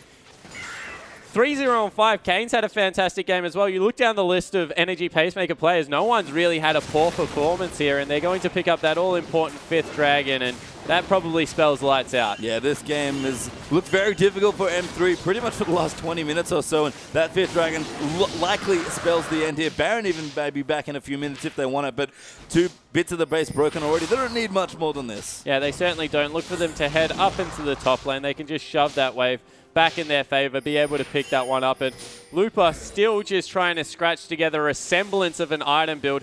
Has 2 items, but it's against nearly a completed 4 items coming out of Amazing J. I have to say, the lane swap in the early game really screwed over Looper, especially here. M3 just had no good response to that swap. Even Candy couldn't freeze the lane, so Amazing J never fell behind. Yeah, exactly right. That was what it was all about. A really nice freeze came out of Kane and Shu, and Looper was just thrown under a complete bust. They didn't commit enough resources to breaking the freeze early. In the end, he just got absolutely decimated. Being starved off creeps as a carry top laner like Kassadin just makes you feel completely useless. Couple in the fact that there's 2 very tanky members, and it just meant that he hasn't been able to get anything going. No assassination potential. Corki's too strong at this point. Even Raphael would beat him in a 1v1. It's just been a bad overall game. Yeah, and the snowball is very real here for EP. They got the edge they needed and have carried it all the way to this point in the game. M3 have very little to hold on to, but their top inhibitor turret is still up. Their Nexus, oh, never mind. Amazing J working on the Nexus, actually. Got a random and Zoman after this. Didn't even want anything other than the Phage. Yeah, so just sitting on the Phage there, and I think it was because he recognized that at some point they were going to have to dive like they did the last time round, so just trying to get as tanky as possible. And now he's at this point, he can just corral both minion waves, and unless Masters 3 commit all of their members to him, he really has no threat of dying. Yeah, top tower goes down there. Kane easily able to take it out. Drizzle actually popped his ulti, but doesn't really do anything other than that. M3 going to try and defend their last Nexus, not inhibitor, sorry. Candy will pop the ulti. Looper looking to move in, but can't do anything. Amazing J still working on the Nexus tower. Gets it with the help of some super creeps here. Oh, never mind, doesn't quite get it. What if he walks up and just hits it? Come on, buddy. Nope, doesn't want to do it. So it'll stay alive for now. Regens pretty quickly, actually, but M3 have just no good choices left. Yeah, they have absolutely no choice. Darde's chunked out as well. This will probably be Energy Pacemaker closing out a game in emphatic fashion. Amazing J right in the backline, dives in with the ulti, looks to be in trouble actually here, and maybe Andrana can save him. It does shield up there, almost living, but can't quite live through it. But EP just going to take the game instead. No, M3 actually going to defend for now. Darde trying to poke his way in. It's actually 5v4, but M3 are so low after all that poke. Can't defend their own Nexus. Kane goes in aggressively, and Energy Pacemaker wiped the floor with Master 3. Yeah, a complete shutout. 14,000 gold in the end, 36 minutes. Really nicely played from start to finish for Energy Pacemaker. We said that they started the games fantastically, and Masters 3 just proved that once they get behind, they don't really have any answers to this strategical map play coming out. Couldn't set up any picks, weren't able to get their team comp involved at all. In fact, their team comp as a whole was just all over the place, and in the end, Energy Pacemaker made them play. Yeah, let's have a replay there as well. I wonder if Hecarim will feature. Yeah, it certainly looks like it. This is a one where he just destroys a whole team single-handedly. So if we roll this out, look at the pink wards, and Hecarim doesn't have many cares in the world, just jumps over the wall and pushes Darde back into his team more importantly. He was able to be cleaned up by Raphael, and from there, Hecarim and Amazing J and Drizzle running point are just so tanky at that point in the game that they were taking no damage. All the spells were being thrown backwards. They were trying to peel them off, but with Merc Treads, there was nothing stopping that horse. Really big props to Drizzle as well. We mentioned that he got hit with 2 jungle bans and was still able to pull through with a great Rengar game. Well, I know that there are some fans that worship at the Church of Amazing J, so that game was for you. The only question is, can he do it again? Game 2 to an M3 and Energy Pacemaker is coming up right after this.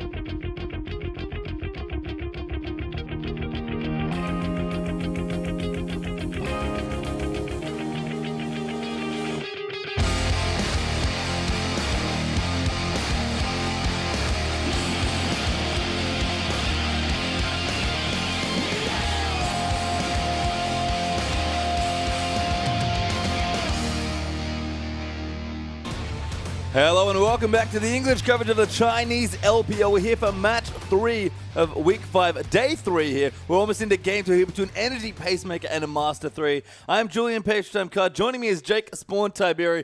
And what a play there from Amazing J and the rest of Energy Pacemaker. Yeah, that was a one-sided affair if I've ever seen one. And Amazing J really led the charge, playing that point Hecarim, getting in amongst it early. And he had a fantastic laning phase, actually going up against Candy Siva. Really wasn't held down, and they did a number on Lpl. They really did, and we're straight into it here for our next game. It looks like Master 3 might want to answer back here and see if they can split their series, but EP are on the blue side this time, M3 over on the red. We've got Rumble and Annie, actually very different bands already coming through for EP, but again, the same two bands for M3. It is going to be Lee Sin and Jarvan, both jungle bands again. Yeah, so once again, taking it away from Drizzle, not respecting that Rengar play whatsoever. I'm sure he'll be happy to go back onto that. Lissandra taken away from Lpl. That has been definitely his most favorable performance so far. Yeah, it really has here. So a smart ban there as the last one for EP. And Janna this time, the adaptation for M3, which does leave Gnar open. Yeah, it certainly does give the ability for Gnar to be taken into the top lane. But hey, it wasn't a bad pickup last time. Why not just go straight back to the Hecarim? If it ain't broke, don't fix it. Instead, gonna take the Kassadin. Very bold pick there by Energy Pacemaker. That was M3's first pick from our last draft. Yeah, it certainly was. And this means that Lpl can potentially run the Gnar. Does perform relatively well against Kassadin. Better in a 2v1, you would have to say as well, because of that mini Gnar ranged form. But there's always a potential that Kassadin will be in the mid lane against Raphael. And that makes me a little bit happy, because it means that there is a potential for the Yasuo, the Zed, things like that to come out from Dade. Xerath, just not a very Dade-esque champion, I find. No control and no kill pressure really around the map with it in that game. So I like the fact that they're going with the Thresh, they're going with the Vi again, and let's see if they can generate some pressure around the map with it. Yeah, two same pickups there for M3, so sticking to some of their comfort picks with Thresh and Vi. But for me, M3 just run into issues with champion pools in that last game. Dade looked uncomfortable, Loop was not a good champion, but was forced into an awkward 2v1, and Candy, who played fine, doesn't seem to have much outside of Corki Siva. In fact, they're not even going to give Corki over, because EP might just take it again. Yeah, exactly right. Once again, if they take away the Corki, then it really does leave Candy with the Siva. And if they take a tanky jungler, then once again, we have the same problem of Siva just being forced back, not being able to respond against it. Yeah, and Rengar's open again. Drizzle was building fairly tanky if he wants to go for it. I mean, that will be fine. It's not a massive tank, but we'll have to see what happens, especially if Amazing Day does maybe take Hecarim in the top for mid Kassadin. Yep. That opens up a whole lot of opportunities. So Corki and Rengar there for EP. Yeah, it's the exact same lineup so far, except you just swap a Kassadin for a LeBlanc, and you have to say that they feel pretty much the same job throughout the mid-late game, just being able to jump onto a person and assassinate them. So nice pick ban coming through once again from Energy Pacemaker. See if Masters 3 have a response. Yeah, and I wonder what they'll change, if anything, here. They've already, again, gone for some of those comfort picks with Thresh and Vi. Looper is going to look at Gnar here maybe as well. I love that they seem to be leaving Dade with last pick. I think Dade is weirdly much better on red side than blue side, because he does love to counter pick, and it is going to be Kalista this time for Candy. So they're going to mix it up, and Gnar there for Looper. Yeah, I like it. Much more heavy engage coming through from Masters 3 this time around.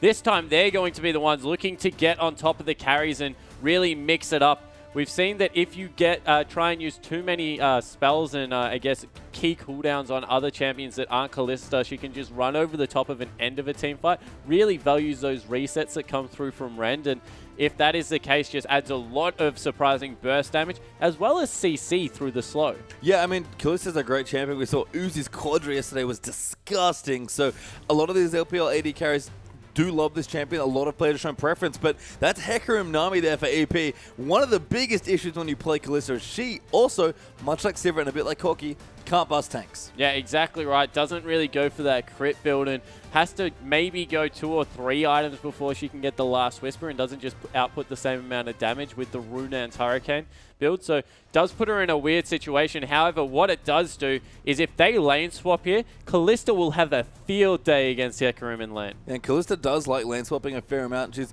decent in a lot of 1v1 lanes, but Corki might be a little too aggressive for her, so maybe wants to swap out there. And what are they going to give to Dade? That would be a champion to give to the man himself, and it looks like they are going to go for it here. Not much left, and Dade gets Zed. Yeah, so this is a Dade champion to the T. Zed so good, being able to split push, create pressure around the map, look for him to be aggressive early against Raphael. It's just a much better early mid-game focused champion and suits the way Masters 3 need to play, because if they can get ahead, they can really take the game to them. However, if they fall behind again, we saw Energy Pacemaker just willing to play methodical on this patch. Yeah, and they did very well with basically the same lineup here for EP, you have to say. They're playing practically all of the same champions. The Name is going to be a bit different without the Thresh, a bit more defensive there for Shu, but still with some playmaking potential. Amazing J is back on the Heck Room with Ignite Teleport, so he's going to be doing that again, but I do agree that M3 could have the same problem, and of course if they get ahead that's fine, but at least with this comp, they have much better mid to late game than they did with the last one. Yeah, certainly, and they have, I guess, the answer in a tank in the top lane. If you fall behind in your loopy, you're obviously going to get tanky on this Nah, so it's not a big as deal as it is when it was the Kassadin in the top lane. So he at least has that insurance policy of just being the big CC bot and let the Kalista, let Dade to do all the damage, and their single target lockdown CC and ability to be able to delete someone really does make them a threat around these early dragon fights. Denying vision, being able to set up picks will be key. And we can't forget as well that we might even have a split push battle in the mid game here. We've got Kalista who can split push with the Hurricane, but Zed is a split push champion through and through. Yeah, certainly is, and they will be looking to potentially take the Kassadin down there. Of course, Kassadin's item build with the roller into Hourglass makes him surprisingly tanky, so Dade might have some early struggles, but he will be looking to split push after the level of 11. Well, we'll see Dade. Can his Zed do it one more time? We're going to find out soon.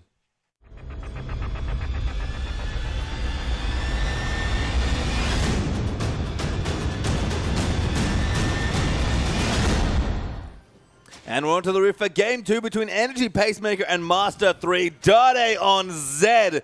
Finally something that he's a bit more used to, and we talk about it a lot.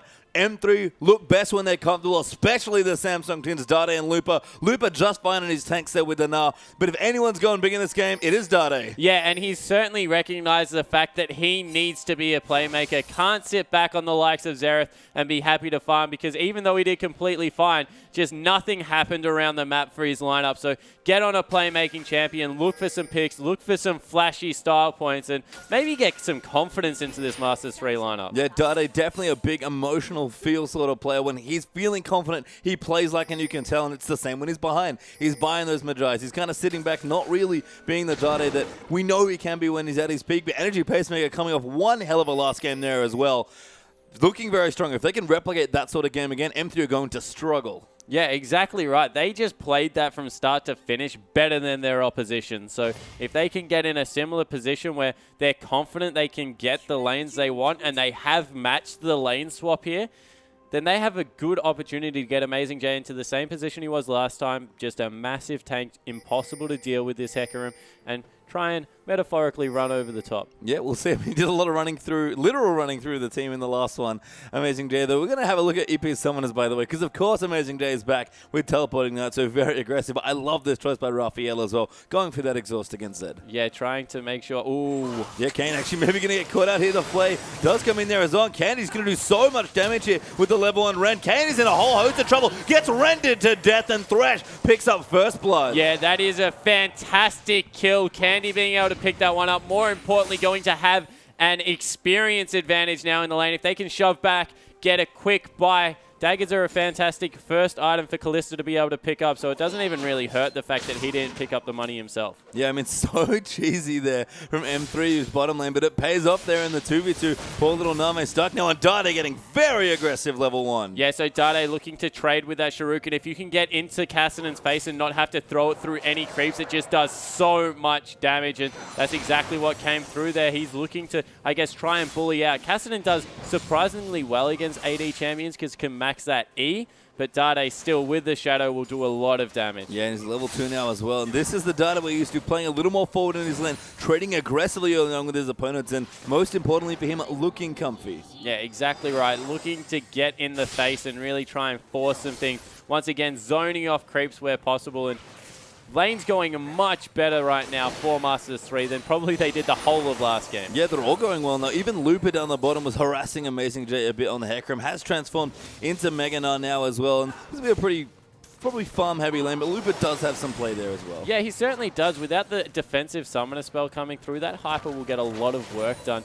So look for him to maybe go for maybe even an early Hex Drinker, Brutalizer, something along those lines. I like sitting on a Phage with Na just not actually going into the Trinity Force until very late game, but synergizes with his kit extremely well. Yeah, Candy, you're going to continue pressuring down the creeps. Kane has returned to the top lane with Corki.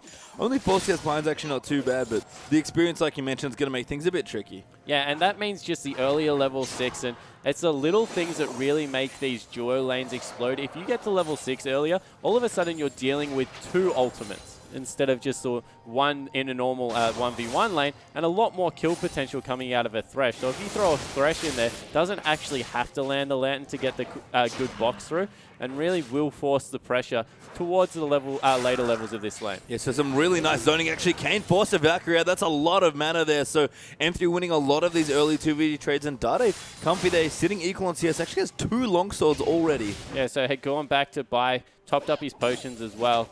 Has a second longsword, and that's why the CS is so close. He was building himself a lead, but wants the early item advantage to really be able to take it to this Cassidy. Yeah, make sure he can, I think, push the wave aggressively as well. Maybe is more important to him. Good movement there by Kane. Actually hid behind the caster creep, sorry, to not get hooked in. And Dream's now going to rotate in towards EP's jungle. Drizzle could be in trouble. Yeah, a lot of damage comes out of Vi. Yeah, just excessive force plus the Vault Breaker straight to the face, and Dreams happy to fight here. Actually, Drizzle has to be very careful, but Dreams does get locked up by the bowler, but takes control of the jungle. Yeah, and now there is actually a dive potential in the mid lane. Raphael is low. Dade has his Ignite available. Yeah, gonna go in. That's a flash Vault Breaker. Raphael forced a flash as well. Dade just pokes them off, but that's so much zoning. Yeah, and that is a huge creep wave crashing against the turret. The experience is such bad news for Raphael. They might even be able to stop the back, and that's really good news once again for Masters 3. Yeah, we talk about early games being important for these teams. M3 are already up 800 gold here early on after that first blood, so things looking up, and we kind of talked about it with these teams. If one team gets ahead early, it seems like that might just be their game. But EP with the last game they had, I'm certainly not willing to discount them. Yeah, definitely not, especially because the Hecarim is farming relatively nicely. It's behind about 8 CS, but we'll be able to pick up this wave. And it's so scary when you're a Cassidy and your jungler gets chunked out because you know the dive is imminent. You can't push the wave back quick enough. You just can't wave clear to make them take all of that damage from the turret. And Raphael was really left without a much of a good choice there, but to burn the summoner spell. No, and Dade got a nice CS lead now as well, but Drizzle actually going to take out a ward. Dade knows that's done though, so doesn't feel any pressure at all here. And one of the nice little things about Vi that we actually didn't mention in the pregame is Vi obviously good against ADs, but surprisingly good against Cassidy. Yeah, it certainly is. Being able to Vault Breaker in and then follow the Rift Walk is an important part of Vi's kit. And just the lockdown CC. What you don't want to do, though, is assault and battery first and then be taken on a journey with Cassidy over walls into the dark beyond, because then you really can find yourself in the middle of nowhere. And we'll see here as Candy does actually return. Love CD up towards the top lane. Candy actually a couple CS ahead, so looking decent there. And that Thresh has gone back pretty early here. Got some Moby boots and some wards there, so maybe Love CD is going to look to get aggressive. Yeah, looking to get around the map and try and help out a little bit. No combat stats, however, coming out of those Moby boots, so it does make the level 6 that they're going to get relatively soon a little bit weaker. In the bottom lane, Looper had actually used his Gnar just for some bullying potential, so he's feeling good as well.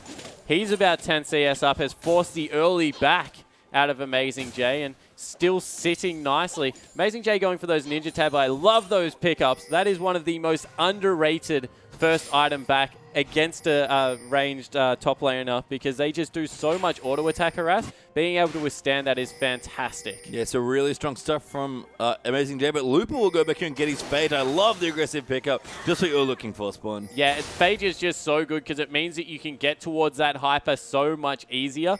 It allows you to continue to throw out those auto attacks, be that nuisance that Mini Gnar can be, and gives you some good synergy in this earlier part of your kit. Yeah, Amazing J, they're going to dive in onto Candy. Pops the ulti. Candy could be in trouble here. Amazing J going to get rendered back and forth. Forced you to heal his Candy. Hopping back and forth with the rank. Gets ignited though, and Amazing J gets the solo kill. Yeah, it goes absolutely huge there. Teleport burnt from Looper as well, which means they now no longer have any dragon pressure. And that is just the usefulness of the boots 2 coming through. No damage was once again being done by that Kalista, just too much armor. Yeah, no buy there for Candy. Now has the Rico boot and 2 daggers, but wouldn't probably help that much against the Ninja Tavi anyway. Here, blue buff is going to go into Dade. Maybe no, Kane going to go in. The blue buff, I think, got stolen by Drizzle. Now Kane going to move in. Love City plays them away, and very aggressive steal by Energy Pacemaker. Yeah, and after a good start for Masters 3, things starting to fall apart. Dragon will now go over to them. Looper not even really getting much work done against Amazing J now in the top lane after he's picked up that build. Just too tanky. Oh, knocks him into the wall. Actually, maybe going to look to get aggressive, but no, just again,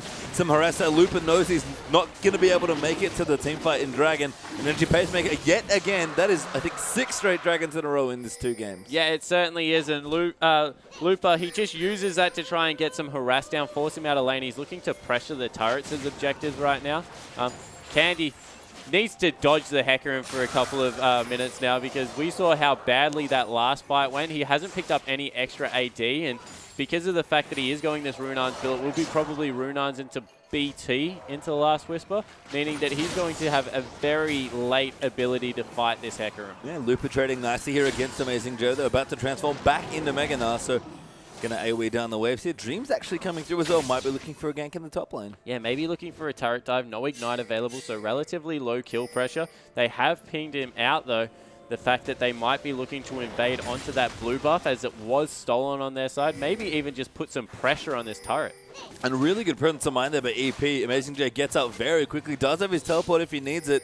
But they're going to pressure the tower in towards the top side. Meanwhile, Dade in the mid, back with his Bilgewater Cutlass. Now, Raphael got the arm guard, but not quite the catalyst, so Dade still looking strong here. 10 CS ahead. Yeah, so Dade having a very good early game. The turret actually falling in Master 3's favor. There's a lot of talk right now about whether the early turrets or dragons are more beneficial. Teams seem to be going towards early turrets just because of the fact that you can buy those raw item stats and then force the game. With Trinity Force users, with users that go the tank stats, the first dragon doesn't really contribute that much to them as compared to the first early gold. So you might even say at this point in the game, Masters 3 still holding on to a slight lead. Amazing Joe, they're actually going to get hit by the Vault Breaker. There's the Assault and Battery is on. Looper following in there a mini now, but it's not quite enough. The Onslaught comes back in. Amazing J picks up Dreams, but Dade diving in the back. That's a great ulti and wallop there by Looper. There's the double, actually. Zed going off. Yeah, Dade able to pick up 2 of those kills. 1 goes over. Action in the bottom lane. Yeah, True very low down the bottom. Candy kiting him around. I love seeing it. Gets the first kill. Kane, though, going to kite back and forth. Candy very smartly doesn't go too far forward, but they get a free kill 2v2. Yeah, able to pick that one up in a heads-up 2v2 play. Once again, it goes over to the support player. So Love CD, the beneficiary of these little scuffles, but forcing Kane off experience, very important. Another turret in the mid lane goes down, and things in the little scrappy mid games looking much better for Masters 3. Yeah, we talk about Dragon versus Gold. It's represented very nicely here. EP have picked themselves up the Dragon, but M3 are close to 4,000 gold ahead in this game. Blade of the Ruin King is done for Dade. Unfortunately, the 2 outer turrets are done. Kane does dodge the hook. Not going to get picked up there. Candy and Love City probably want to leave their lane so Dade can split push Summer, but he's got so much room now. Yeah, he certainly does, and a very good option to go bottom lane. I like that you picked that out. As soon as you have Blade of the Ruin King, your dueling potential on Zed is huge. Couple that with the fact that there are no summoner spells bot lane so far, he might have a field day. Yeah, and Dade, he needs one here if he wants to pick up a win for his team. He's on the Zed, looking very comfortable.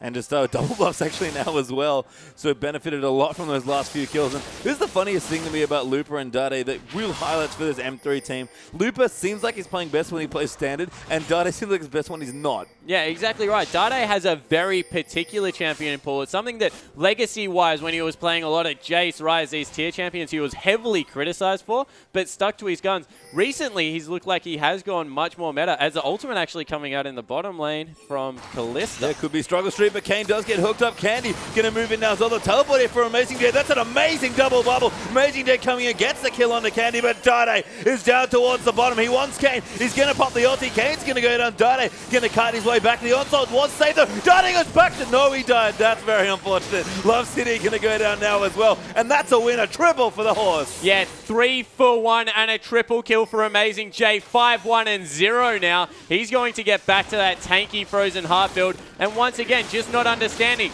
Looper's teleport on cooldown. They can't fight that because Amazing J able to get in there and really make them pay. Yeah, Hecarim ult is no joke here, and Energy Pacemaker closed that gold gap. back to about 1,000 now. So even Raphael benefiting by a couple of assists as well. So things swinging back, and it's been a very pendulum mid-game. Yeah, it certainly has, and I guess the only thing bad for Energy Pacemaker off that is now a lot of the resources sit on that top laner. So if they can group up and allow him to run point again the way that he did last game, that's a very good thing. But if Dade gets into the back line and is able to tear through these people that haven't finished up items yet, then it could be extremely poor. Across the board, a lot better balance for the Masters 3 lineup. Loop has picked up a kill. Dade's got 3. Even Lud CD, he's getting nice and tanky on this Thresh. So a little bit better kill distribution, but a lot now riding on this Hecarim. Yeah, Kane going to push aggressively. Hasn't got the Trinity Force yet. Actually a little late there on that one. Although he should have it in about a minute or so. So not too bad, but going to be maybe 2 to 3 minutes slower than he would have liked. Dade returns there with the blue buff now in towards that side of the map. Dragon up in 50 and through, clearing out vision nice and early. And Candy with the Hurricane, so looking to push out waves. Yeah, certainly trying to look to shred through them. That bottom turret might not be much longer for this world. Getting some nice deep wards down so they're safe when they take it. But if they can secure this next Dragon and get all of the other outer turrets down by 14 minutes, this game is already looking shades better than what they were putting up with last game. Yeah, it really is here. And M3 going to look to try and contest for this first Dragon. It looks like up in 20 seconds, Drizzle will get himself the red buff now. Of course, does save the smite. 15 seconds. Actually would have been enough time, I think, for the charge if he had a second one, but instead we'll just make sure he takes it safely. And M3 got exclusive vision now, I believe, around this pit. So looking to maybe set up a pick with the Thresh. Yeah, and they're looking to get a pick, use that Dade ultimate level 10 at this point. But now they're just teleporting into the top lane turret, recognizing that no one was going to fight them. Might actually lose mid in response, so it will be an objective trade, but still the first Dragon going over to Masters 3. So smart from Amazing J. Immediately runs down to the mid to help with the push, knowing that Looper just used his teleport. They're looking for a dive here. They want at least one turret, if not 2. And they're using Amazing J to really shepherd them off the turret, because as long as he's not being seen, it is so hard to engage here. They don't know Amazing J has actually come down. Dreams uses his Vault Breaker, but I think now they know they're going to ping out onto him, and Amazing J, I'm not going to go for the big wraparound ulti, but we'll just walk down, and Looper's going to walk down now as well. Yeah, Looper in Mega Gnar form, however, so he won't have that available for him for about 15 seconds. We'll be on cooldown, and we'll have to build up all of that rage, so that's good news out of Energy Pacemaker. Looks like they're just resetting, so not actually going for this turret, and now the split push has started. Dade into the bottom lane. Yeah, I don't know if Kane had a Trinity Force then as well, but he could have really contributed to some of that turret damage, but we'll see. Instead, EP going to play it safe here. Dade walks over a ward, though. Thought about split push, going to look for a flank, and Drizzle's ulted. He's popped him. He's going to find him. Dade going to go in now onto this Rengar. Forced to ult him, but Raphael's rotated down. Can't get the kill, and Shu actually claims it. Yeah, they used a lot of ultimates, however, to pick up Dade. Dade used his Ignite in response, but team not able to follow up, so a good pick coming out of Energy Pacemaker. Deep wards, Dade. Sweeper was up, didn't use it. Yeah, no, just got a little aggressive. They could have just split pushed and taken the farm instead. Got greedy for the kill, and a great initiation by Rengar, flashing in with the ulti up. Able to get that. The turret does go down there as well. Kane pretty much one hit away there and just kind of spat at it and it went down. And now the Cassidy getting a lot of room as well. That's the other important thing. Raphael having all this time to power up. Yeah, and once again, now the map is completely mirrored but upside down for the lineup. Energy Pacemaker, they're looking to pressure the last outer turret in the top lane. Dade heading back to the bottom lane. That last outer turret is still up. So very equal game coming across from Masters 3 and Energy Pacemaker. This is more of what we're expecting, and now it's about who can execute better. Is it going to be the AD assassin being able to get in there and split push, or will it be this top Hecarim is so tanky? Well, we expected the games to be maybe a bit more snowballing. Game 1 for EP certainly was, but I don't know who's going to win that sort of mid-game. A close game is a dangerous game for both these teams because they have struggled in the past, but if anything, this is a chance for them to really shine. Yeah, it certainly is. With how similar these teams like to play, it will be very key to see who can get ahead now that the game is on this knife edge. At about 23 minutes, this is where the teams have started to struggle around the Baron and Dragon area, not being able to secure vision. In fact, look at how poor it is for both sides, particularly on the top side of the map. Masters 3 really only securing vision for themselves. No aggressive wards out there. Lots of black areas to be picked off. And actually, M3 going to rotate in for Dade now as well, maybe looking for a pick. So they're going to stay aggressive here. Dade really getting helped out by his team. Looper does save his turret in the top, but EP, a group now is 4 in towards the mid lane. Going to look to get the push on. Yeah, and there's a problem here for Masters 3 because I thought that Raphael would be the response to Dade, but Amazing J has got that far ahead. He's got a Frozen Heart and Ninja Tabai. There is no way he can be 1v1'd at this point in the game. So Dade has absolutely no choice but to recall and group up with his team, or just try and avoid the Hecarim. Yeah, and up towards the top as well. Good rotation coming through for EP. Going to try and take out that outer turret here. So we're going to even up the outer turrets if EP are able to get this one. Looper, the only one available to help out, although the rest of M3 are quickly coming up there as well. And no, not too bad on the AoE wave clear, although he might have to get a little too close. Yeah, he certainly isn't bad. The other thing is they need to be careful that they don't get over-aggressive, because Na's CC lasts for about 3 years, and the rest of the team would be able to join him. Dade might even be able to make it across the map. So wisely backing off there from the Mega Gnar, need to make sure that they're sieging against the mini version. Yeah, and instead Looper actually going to force himself back. His teleport's up if he wants to use it. Amazing J going to push down here and towards the bottom as well. And things taking their time, and Looper has done the thing that I know you don't like very much. There's a Sunfire Cape now on the Gnar. Yeah, so there's a Sunfire Cape on Gnar, and it's just... he has no problem pushing the waves by himself, can sit there, auto-attack, boomerang across it. A lot of CC, especially in the Mega Gnar form. I understand that he's doing it to try and match the presence that's currently coming out of Amazing J, which is fine in itself because of how far Amazing J is ahead. But Looper's CSing very well, and if he can't get to the very tanky final form of Gnar, then he might just start falling away in the mid-game. And this game looks like it's going to go late pastry time. So committing to mid-game items is a very dangerous prospect. I mean, for me, it's interesting because every time I see a Sunfire Cape, I think of it as an investment you make. It's got decent stats, although Looper might maybe want something a bit bigger now. Amazing Day's already going in. Looper, no Mega Gnar form, bounces his way out though. Might be okay here. Dreams now going to move in, and Mega Gnar is going to be here as well. Raphael though going to poke his way inside. Looper does transform for a bit of extra health, and no kills forthcoming. Yeah, that's 5v4. They're pinging out the fact that Dade is on the top side of the map, still split pushing. And this is the danger when you go for picks that aren't the Z. If you do not get the pick, and Looper is extremely tanky, you are just made to pay, because that's about 20 CS that Dade was able to pick up in response for completely free. Yeah, just going to take it. He does back off because he knows that the rest of EP are backed up as well. And Looper, you know, this Sunfire Cape, if he's going to be doing more of this, especially when Dade's pushing, it's actually fine for him to have. And again, for me, it's an investment item. You make it to get to your next item. Yes, Warmugs is a great tanky item, but he's fine where he is now. Playing a little more to his teammate, maybe.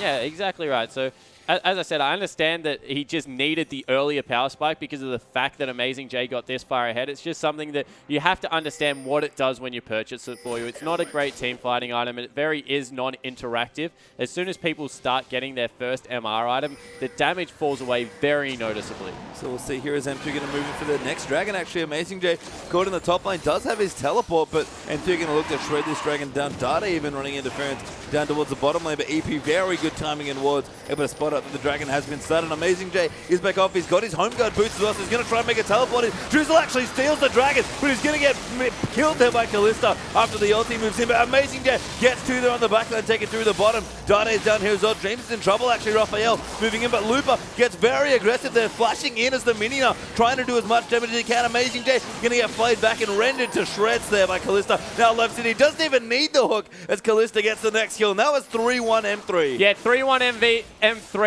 Good news for EP was that Drizzle was able to pick up the dragon, so that was the only thing in their favor, but a fantastic team fight. And when you look at how M3 won that, it is horrible news for Energy Pacemaker, because no good Gnar ultimate in there. He was actually running around as mini Gnar for the majority of the fight, and the exhaust went perfectly off on Dade, who was amongst 3 players, and actually had to back away. If we take another look at it, really good smite coming through here, and they pick off Drizzle, and that was the Gnar ultimate right there, because he was about to turn back, so it pretty much did nothing. Dade, with the exhaust, was relatively ineffective throughout a lot of this fight, but good positioning by Candy, good positioning by Looper as well, and they were just able to clean it up in the end. It was actually very, very funny that Love CD went for another execute with the spears coming through, because this guy's Thresh has been on point. If that hadn't have hit that spear, he still would have been able to pick up the kill because of how well he's been playing. Yeah, looks really strong. And actually, M3's bottom lane in general in this game and this that last team fight looks very strong there.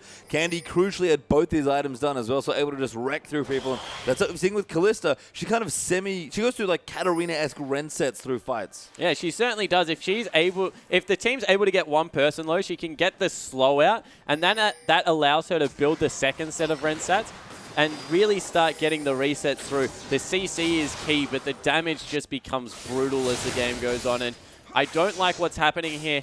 Looks like Kassadin's going towards a Frozen Fist, or maybe even, I guess, a Frozen Heart could come through here as well. And whilst that's fantastic, he's going to be very durable. If they can't blow Candy up, and he is able to get that last Whisper, his damage potential in these fights just becomes higher and higher because it's a full tank, once again, full tank Hecarim. If it's a full tank Rengar and then a very tanky Kassadin, they're just not going to have the ability to be able to delete him off the map. And with the shields coming through from that Bloodthirster, with the shield coming through from the face of the mountain as well, he might just get to the point where he can live through it all and then dance all over them. And big tanks are great against Kalista because she does have so much trouble killing them, but you do still need to kill her. That's the thing, especially in clumped-up team fights. She lifesteals so much with Hurricane plus BT, so you kind of want to lock her down, kill her as soon as you can, or zone her off the rest of the fight. But the problem is it's not just Candy that's a threat here. Dade Zed's gotten massive as well. Yeah, he certainly has. He's been able to pick up that QSS, which just means that he won't be held down in team fights any longer.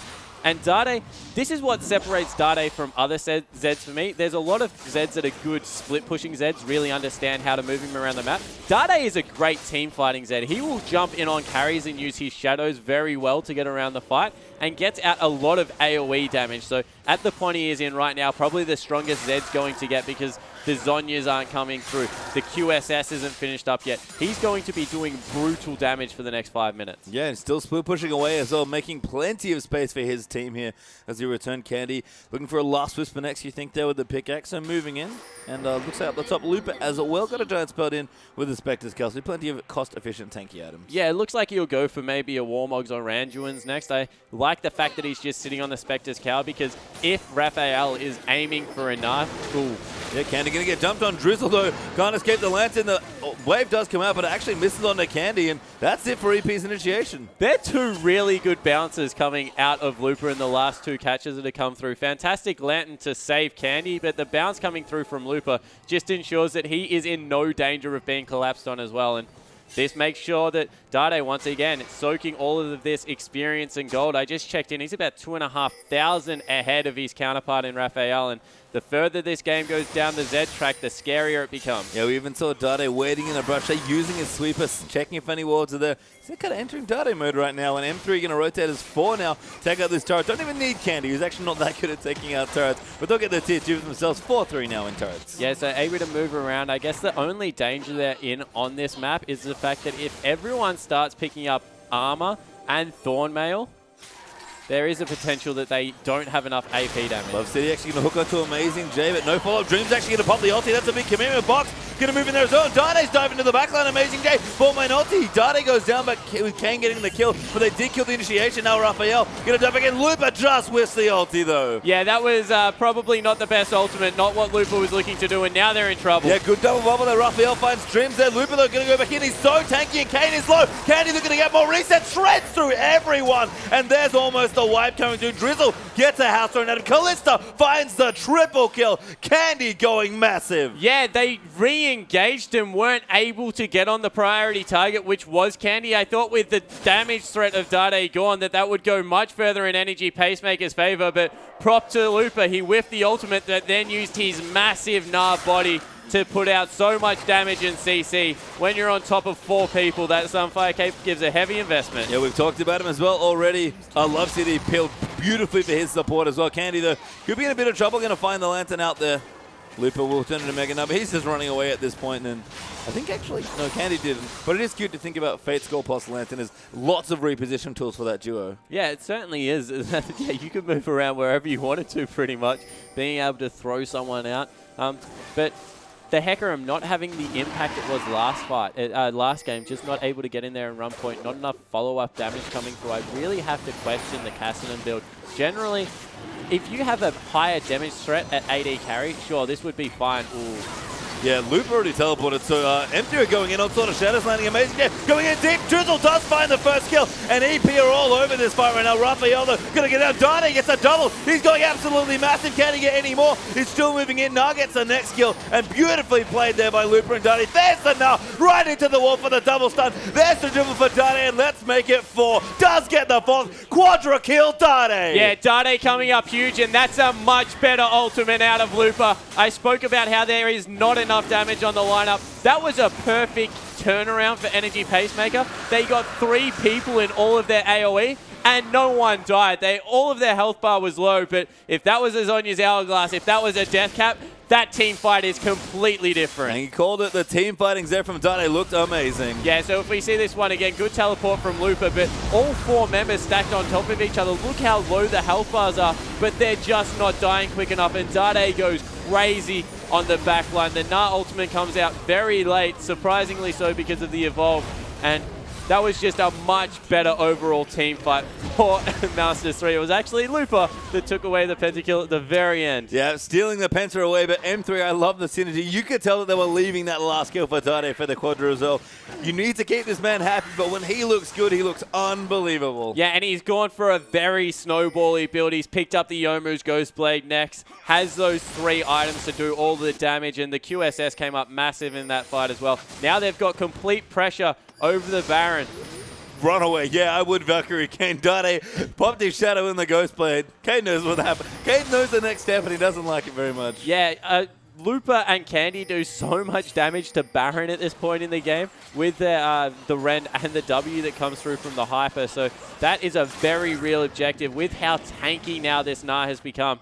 He probably won't even take damage from Baron at this point. Yeah, I think Dade just stole the blue buff of EP is on. And they're going to start the Baron. This is quite aggressive, but EP don't have vision around the area and don't really want to fight. Amazing J, though, is coming in there. He's going to try and ult in with a home guard. Drizzle does ult in. He knows what's up. He gets booked in. Dreams gets the Baron now. Now the fight's going to break. I love CD, though. Going to get aggressive, but Lpl just going massive there in the back of the fight. Love CD. Gets ulted out there, and Candy's kiting so well. Amazing J in the back, but Dade gets the first kill onto Kane, and that's all they really need. Amazing J dies eventually. That's 3 kills for 1. Yeah, exactly right. Callista just not getting enough damage done to her at the start of that fight. Able to dance around the back of the pit. Lpl zoned the whole team. Amazing J went in and was like, follow up, and Lpl was like, no one is getting anywhere near my team. Really good Gnar once again in that fight. 2-0 and 50. Dade could be in trouble. Goes in after Raphael. Can't get the kill, and there's the shutdown gold for Kassadin. Yeah, but that was even disgustingly close at that point for 2 people attacking Dade. They'll still be able to pick up the turret for it. And 2-0 and 15. Lpl having a terrific game. Yeah, Lpl looking very strong again on these more standard champions. Massive Gnar, literally and figuratively here, going tank. He actually just finished his Trinity Force. Yeah, so now he's a legitimate threat. With the lack of damage coming out of a lot of the members, it's only really Corki that's a threat at this point in the game. Lpl, one-on-one, will go toe-to-toe with anything on that Energy Pacemaker team. And that's the thing that we've seen in those last few team fights. M3 have so many threats, and EP just run out of tanks to tank all that damage. Now with Lpl being a threat as well, that's bad news here for Energy Pacemaker. Yeah, and the thing that is so great about this is they recognize they're an all-AD team damage lineup. They take turrets really quickly with the Trinity Force now coming through from Gnar, but they need to finish the game out relatively soon. As soon as the Warmogs and Thormails start coming through from Amazing J, as well as Drizzle in the jungle, it's just going to be so hard to deal with it that there's a timer on this game. They're recognizing what their win conditions are and really going hard. Yeah, and I love that Dreams here as well is actually going for Warmogs as his item there, so making sure he is at least a big tank. Lpl very tanky as well, especially in Mega Gnar form, but Dreams just wants to make sure that there's always a front line for his team, and there are big carries on this M3 team. Yeah, there certainly is. They're now pushing into the base, probably looking for an Infinity Edge to come out last from Dade to really augment the end of his build. And they're able to just push and take the inhibitor. That's the bottom lane one. Pace return, that's the most important inhibitor on the map for this team. It just opens up Baron repetitively, and the split push is more devastating because of how far away it is. Yeah, and the gold lead is just massive right now for M3. 10,000 gold in the lead right now. Third Dragon will be up for M3 in a minute 45, but honestly, they don't really need it. It's a little too far away to the 5th. They might as well just keep going. Yeah, so they're just looking to push down this middle lane. Good presence of mind to sweep out the wards of EP in their side of the jungle, and now they're just going to look to siege up. More difficult with Gnar and Mega Gnar form, but he just might pull the trigger. Yo, good hook there, and Amazing J as well. They're going to flame back. He tries to ult out, but he actually can't. Dade is going so deep in the back he wants to, but actually the Mikhails goes in, and Amazing J going to get killed there by Dade. Now Dreams in trouble as he dives in, but he flashes out. Candy going nuts in the back. Hook onto Kane as well, and M3 are just going in. Yeah, and Candy has had all the rent sets. Candy went absolutely nuts, but it's all about Love CD at this point. This guy's Thresh is amazing, coming up huge. Drizzle looks like he'll be chased down, but it won't even matter. That will be game for Masters 3. Yeah, M3 got so much structure damage there between the Kalista and Zed, and Dade finally a game where he looks like his old self again. But you said it, credit to Love City and the bottom lane of M3 in general. Played fantastically this game. Yeah, he nailed 2 really key hooks in that fight. The first one to get it started, the second one onto Kane's Corki and went absolutely off. 2-3-14.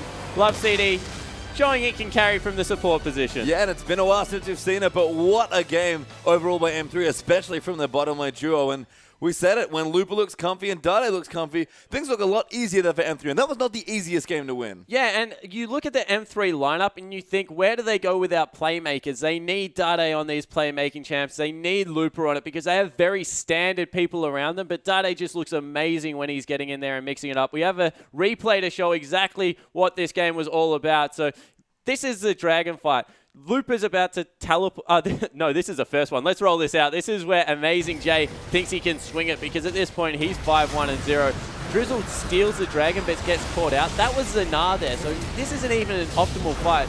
Dade dives into the backline, able to get out after they used so much on him. And at this point, Candy just completely unharassed. Love CD doing an amazing job of peeling, and they're just all over this fight. They just played it so much better technically than they did the game before, and I really think it is down to how much better playmaking they had in that game. Yeah, I mean, team fighting was the name of the game there for MQ, and that's not been what they've done at all so far in the LPL. So for them to finally get some cover picks and actually play like a team was awesome to watch there. That was a big performance across the board from Master 3. Yeah, it certainly was, and it's one of those things you look down the line, every player in the second game played well. A split, not what they were looking for, but hey, maybe they'll take it. Yeah, they'll absolutely take the points, and with that, a strong win there for Dade and his team to round things out. But of course, coming up, World Elite going to take on Gamty, and Gamty going to try and answer the question, can they keep the win streak alive? We'll find out soon.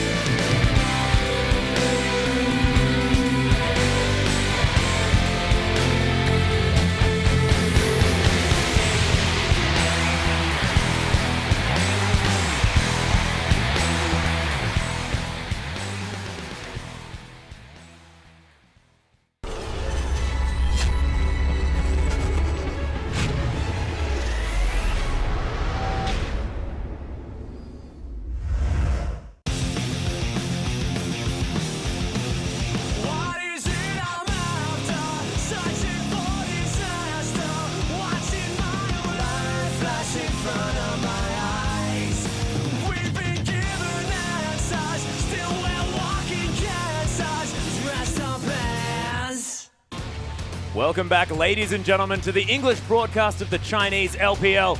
I'm Max Atlas Anderson, joined by Jake Spawn Tiberi.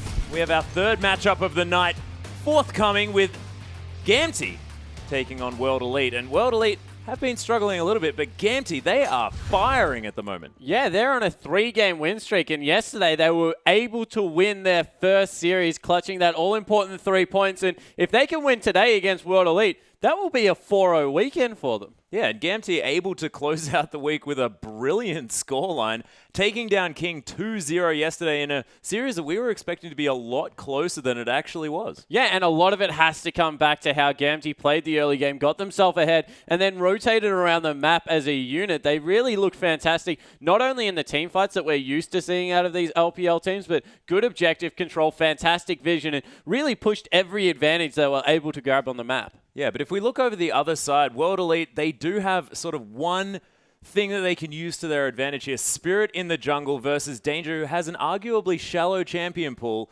Spirit can carry from that role. Yeah, he certainly can, and we've seen in the patch changes that a lot of junglers are going to more of these carry-oriented. Spirit tried that at the start of the season, picking up a lot of Riven. It didn't really work out, so since he's gone back to the Java and being able to control these objectives, Spirit is definitely still a world-class jungler, and will be able to take it to Danger, I feel, in this series. If anyone is going to really push the pace and try and take it to this Gamty lineup, which is, whilst looking good, still relatively inexperienced, it will be the Korean jungler. Yeah, that could happen too, but we do have STYZ there in the bottom lane. This guy was famed coming in to the World Elite lineup, but now up against Tail, who had some of the best games of his life yesterday, you have to say. But him and STYZ and UJ were looking pretty good. Yeah, Tail actually was pretty resounding on Corki yesterday. He had a 13-0-12 game in the game one, but STYZ, he's had a couple of fantastic games himself. The Jinx game comes to mind. The Tristana game was able to go off on a couple of hyper carries.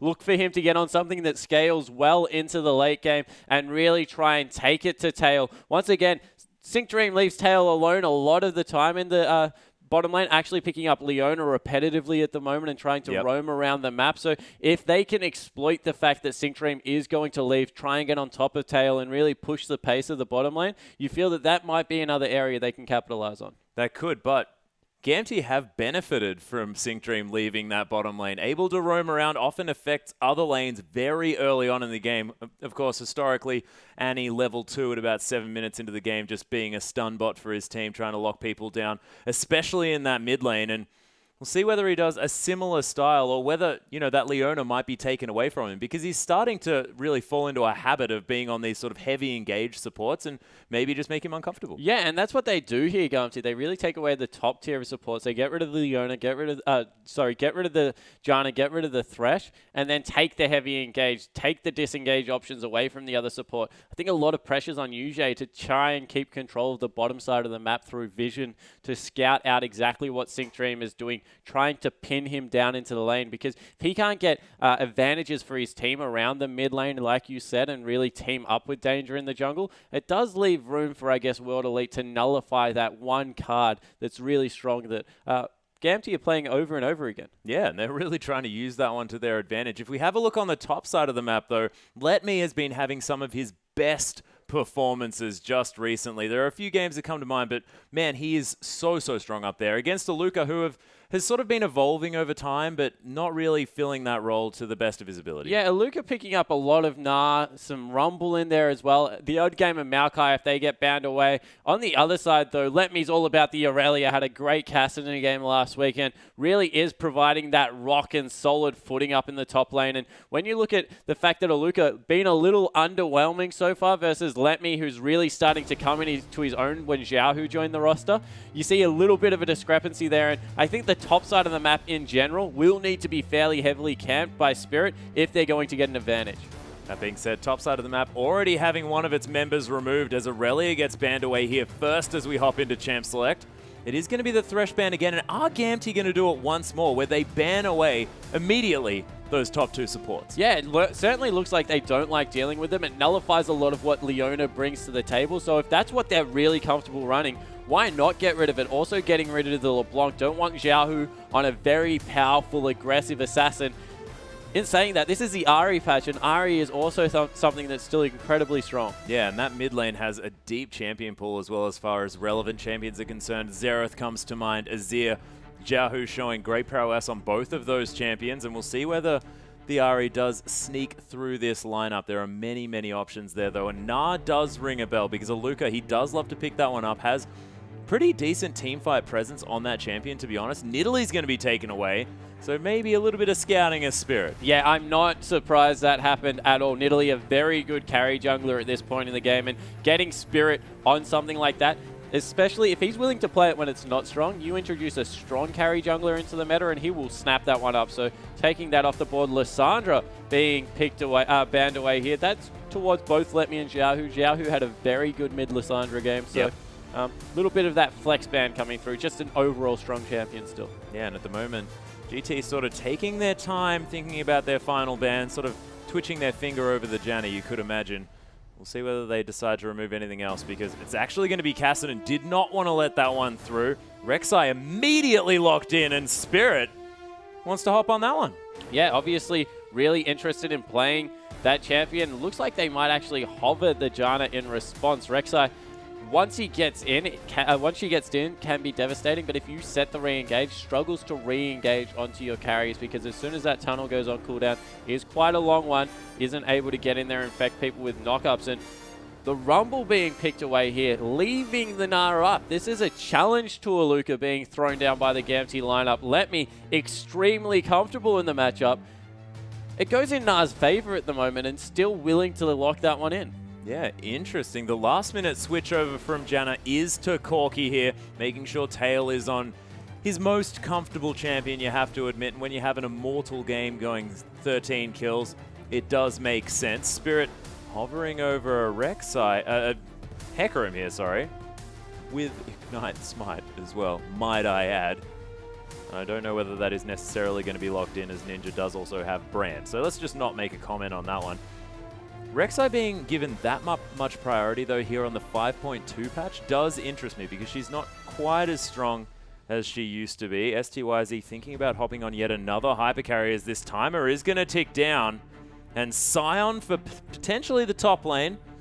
And Jinx going to be locked in there for STYZ, so I like it. Very good against Corki here in the lane, just because you can push and harass at the same time, and you outrange this guy. Yeah, the worrying sign is here, though, that's two champions that take a long time to get going. Jinx has got a good laning phase, but then in team fights really does need a couple of items to really ramp up and get going.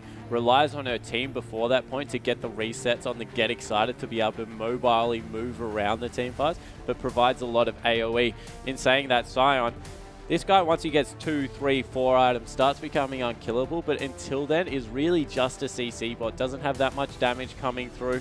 Lanes pretty safely, you have to say, but there are some worrying late game scaling signs here, and the next couple of picks tell the exact same story. Yeah, they're looking to scale up a lot, whereas on the other side, Gamti, they've got that Cataclysm Equalizer combo. They've got all of this mid-game damage coming through from Corki, and depending on what they do to round out their lineup, things are going to look fantastic. Moving towards, you have to think, that first dragon fight that could come down. Xiaohu able to last pick his Azir here as well, so a lot of area control coming out from all of these champions. Yeah, it's a stall comp on the side of World Elite, trying to scale up as much as possible, but what a team fight composition coming out of Gamti here. They've got the Equalizer, they've got the Cataclysm coming through, and then Xiaohu going to be doing so much damage on this Azir. Oh, yeah. Maybe over-committing to magic damage is the only weakness I can find in the comp, but it's got great engage, great disengage, and really good scaling into the late game. I think they've nailed this champion select,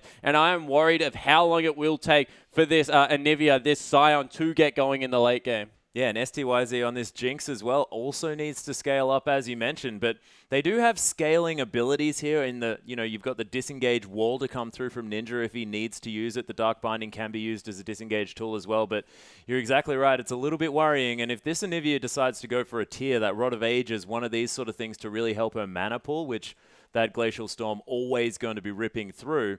Really going to put a timer on this game, and World Elite not really going to be in these fights for quite some time. Yeah, and it will be I guess, good telling point to see what Ninja does build. I think we've seen a lot of double Dorans into the role or into maybe a Chalice when it comes to Anivia, something along the lines of not committing to the tier because it doesn't give you many stats until it is stacking up, and you really want to get that roller through as early as possible for the max mana. Is a relatively strong laner still Anivia. If it is a proactive lane, meaning that you're getting ganks, a lot of CC comes out, very high damage, but is very prone in her own right with that low base movement speed of being camped. And you have to think with Danger on a J4 will be looking to do that. Oh, yeah, and you can have so much ganking power so early on in the game as well as a Jarvan. We've spoken about it many, many times. Rek'Sai, though, also pretty strong in that department, but let's get onto the Rift.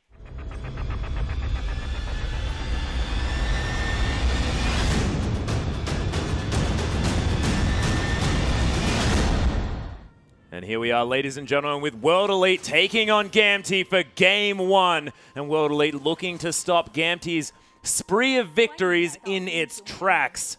As we hop into our first matchup. And already some worrying signs here for World Elite as far as that champion select went. Yeah, just scaling, I guess, committing very heavily to a scaling team comp again, something that has a lot of mid-game power in a Jarvan as well as a Rumble. So they just need to be aware of the fact that they can't really fight the first couple of dragons. They need to make sure that they aren't over-committing to these objectives. And Xiaohu and SyncDream have just been slapping each other since this game started. SyncDream able to put on that shield onto himself and even out that trade. Beautifully done. Danger taking a few auto attacks there as well as no one really committing to anything, but there's just scuffling. Yeah, sorry, and that's, of course, Yujie, not Xiaohu. That's a mid laner. And he's actually been stunned up as well now, taking a lot of damage coming through. So a little bit of a scrappy level 1 on both sides. Let me and Aluka deciding they want in. Yep, everyone's sort of, okay, let's just hit each other a little bit and see how it goes. Xiaohu is going to head back to base. May actually miss the first creep here as he tries to get his 100 health back that he lost. But no, he's going to be able to catch up to that creep wave. You have to think. As standard laning will ensue this match. Tail and SyncDream, Janna and Corki versus STYZ and Yujie's Morgana Jinx combo. And we got some funny business. We got some funny business going on. Sion is at a Raptor camp trying to kill himself. Oh no, Aluka. It'll all be okay. You don't need to do this. Okay, no, he's going to kill himself. And that passive going to do work. He's going to be able to kill at least the big one here. He'll get through all of them. This is a very easy camp for Sion to be able to take out. Actually, one of the quicker camps. So now he just lets himself die, teleports to the top lane. I think he loses 1 minion doing it that way, which is quicker than the Krugs by about a minion in total. So very nicely done. And it's interesting as well that theoretically he is dead, but still able to get that experience from the camp. Yeah, so he actually lost a lot more in that one round. So he started his shield. Did he start his shield? Or yeah, he must have started his shield. So if you start Q, you do the camp a lot quicker than what he was able to do there. So that's why he wasn't able to get up there quickly. But the Raptor camp definitely is the quickest camp to start for Sion. Okay, STYZ though, pushing out this wave relentlessly on this Jinx. Does have a creep advantage here as that wave crashes into the turret, but Tail gonna have a decent time clearing that one off. Level 2's hit across the board. No interesting cheese gonna come through as STYZ cops a phosphorus bomb. SyncDream trying to put some pressure down here as well as the shield comes onto STYZ and Tail. Oh, trying to capitalize, but there's the Dark Binding here as well. STYZ eats a phosphorus bomb for it, and this is already a pretty dangerous lane for both of these teams. Yeah, a lot of auto attack harass coming through from Yujie, and STYZ just using the time to push the wave up, getting it in his favor. Missed Q out of Ninja in the mid lane there. Already Xiaohu looking to get aggressive, looking to push up into this Anivia, who up until level 6 really doesn't have fantastic wave clear. Does rely on those auto attacks to be able to last hit underneath turret. And that's one of the most frustrating things playing Anivia. Anivia players love the auto attack animation. Everyone else hates it. Oh, yeah. So frustrating. And that skin actually has a completely different one that can be quite confusing as well. So we see STYZ in this bottom lane, farming up nicely, matched throughout by Tail, who's trying to get some phosphorus bomb poke through. The range of Jinx just becomes such a problem as those rockets have levels into them. Just do a lot of damage and really push the wave out nicely, fairly safely as well. So Tail using some mana, trying to farm up in his own regard. He does have a slight advantage there in the lane as far as creeps are concerned, but when it comes to one creep, I think he's going to be okay. Spirit now going to be clearing out his Raptor camp. And everything going pretty nicely for everyone on this map so far. And we'll see whether Danger and Spirit, where they're going to go first in order to affect this map. Because thus far, everything been pretty close. Spirit is going to spot out Danger with his Tremor Sense there just a little bit. And Xiaohu looking to try and support his jungler if he can, as Ninja just continues to try and deal with these creeps. Yeah, so Spirit saw exactly where that ward went down. We'll be able to, I guess, understand exactly what's going on as... Ooh, Luca. Yeah, managing to put some pressure onto Let Me here with this Scion pickup. Of course, Scion, as you said, bit of a meat shield throughout a lot of this game. Xiaohu might see a Spirit here just for a moment, but Luca just happy to farm out these waves. Actually, Spirit getting caught by the Flag and Drag there as Danger doing a lot of damage at this early stage as Jarvan. Ninja answering back, but oh my goodness, the E actually giving the shield here to Xiaohu. Puts out another Sand Soldier. There's a command attack. Is the last auto attack going to be there for Egg Form? No, it's not. Of course, those Sand Soldiers not going to last as long under the turret, and Xiaohu not going to be able to pop that passive just yet. But that was a straight-up 1v1 for so much damage from Xiaohu, putting a lot of pressure on now for Ninja. He has, of course, got that, maybe a dive coming through here. No Danger, just wanting to clear out that tunnel. Crystalline Flask was the first buy for Ninja, so he has a lot of sustain in that lane. We'll be able to get up relatively high on health, but that's just a worrying sign when you get taken that low in a straight-up 1v1. Yeah, and Spirit going to go back to his jungle here as well to try and farm up. And as a Rek'Sai, what do you want to do? Do you want to be farming as much as possible early on, or do you want to be affecting these lanes? Where does Rek'Sai's power really lie as far as ganking? Yeah, well, I'm kind of confused here because I think that Rek'Sai is a very good farming jungler, and in that regard, I do like to take the Trailblazer early and really try and push around to level 6 where I can use my ultimate, kind of how Nocturne would, to affect counter ganks. However, we see the Chilling Smite coming out here, so yeah, that means that they're probably looking for some early ganks coming through, looking to at least match Jarvan's pressure.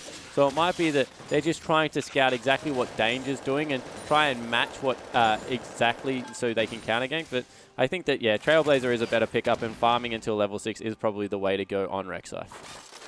Yep, Yujie just going to be hanging out in his bottom side, looking to threaten with that Dark Binding at the moment. STYZ sort of having his own way with this lane. This Phosphorus Bomb is going to go wide here as well. Tail copping a little bit more harass here from the extra range of Jinx, like you mentioned earlier on, but you have to think that once the first buy comes in, once those components of the Trinity Force are going to be there, Tail's life becomes a little bit better. Yeah, it certainly does. And look at the tunnel management coming out of Spirit at this point in the game. Has ensured that he has a very quick path around the map. And this is what we're used to seeing from Rek'Sai players. Putting that jungle on farm from top to bottom, can recall, get back up to that blue buff relatively quickly as well. And that's very nicely done. He'll have a relatively early level 6. Might even look for some counter jungling here as he gets a ward actually just over the Dragon Pit. Yeah, he's going to head back to base, though. Doesn't have that level 6 just yet. He's going to be hitting that one relatively soon as Xiaohu's going to get donated the blue buff. You have to think that that's going to happen over the other side of the map relatively quickly, as Ninja is going to shove this wave up as fast as he can. Xiaohu's just going to use that WQE combo.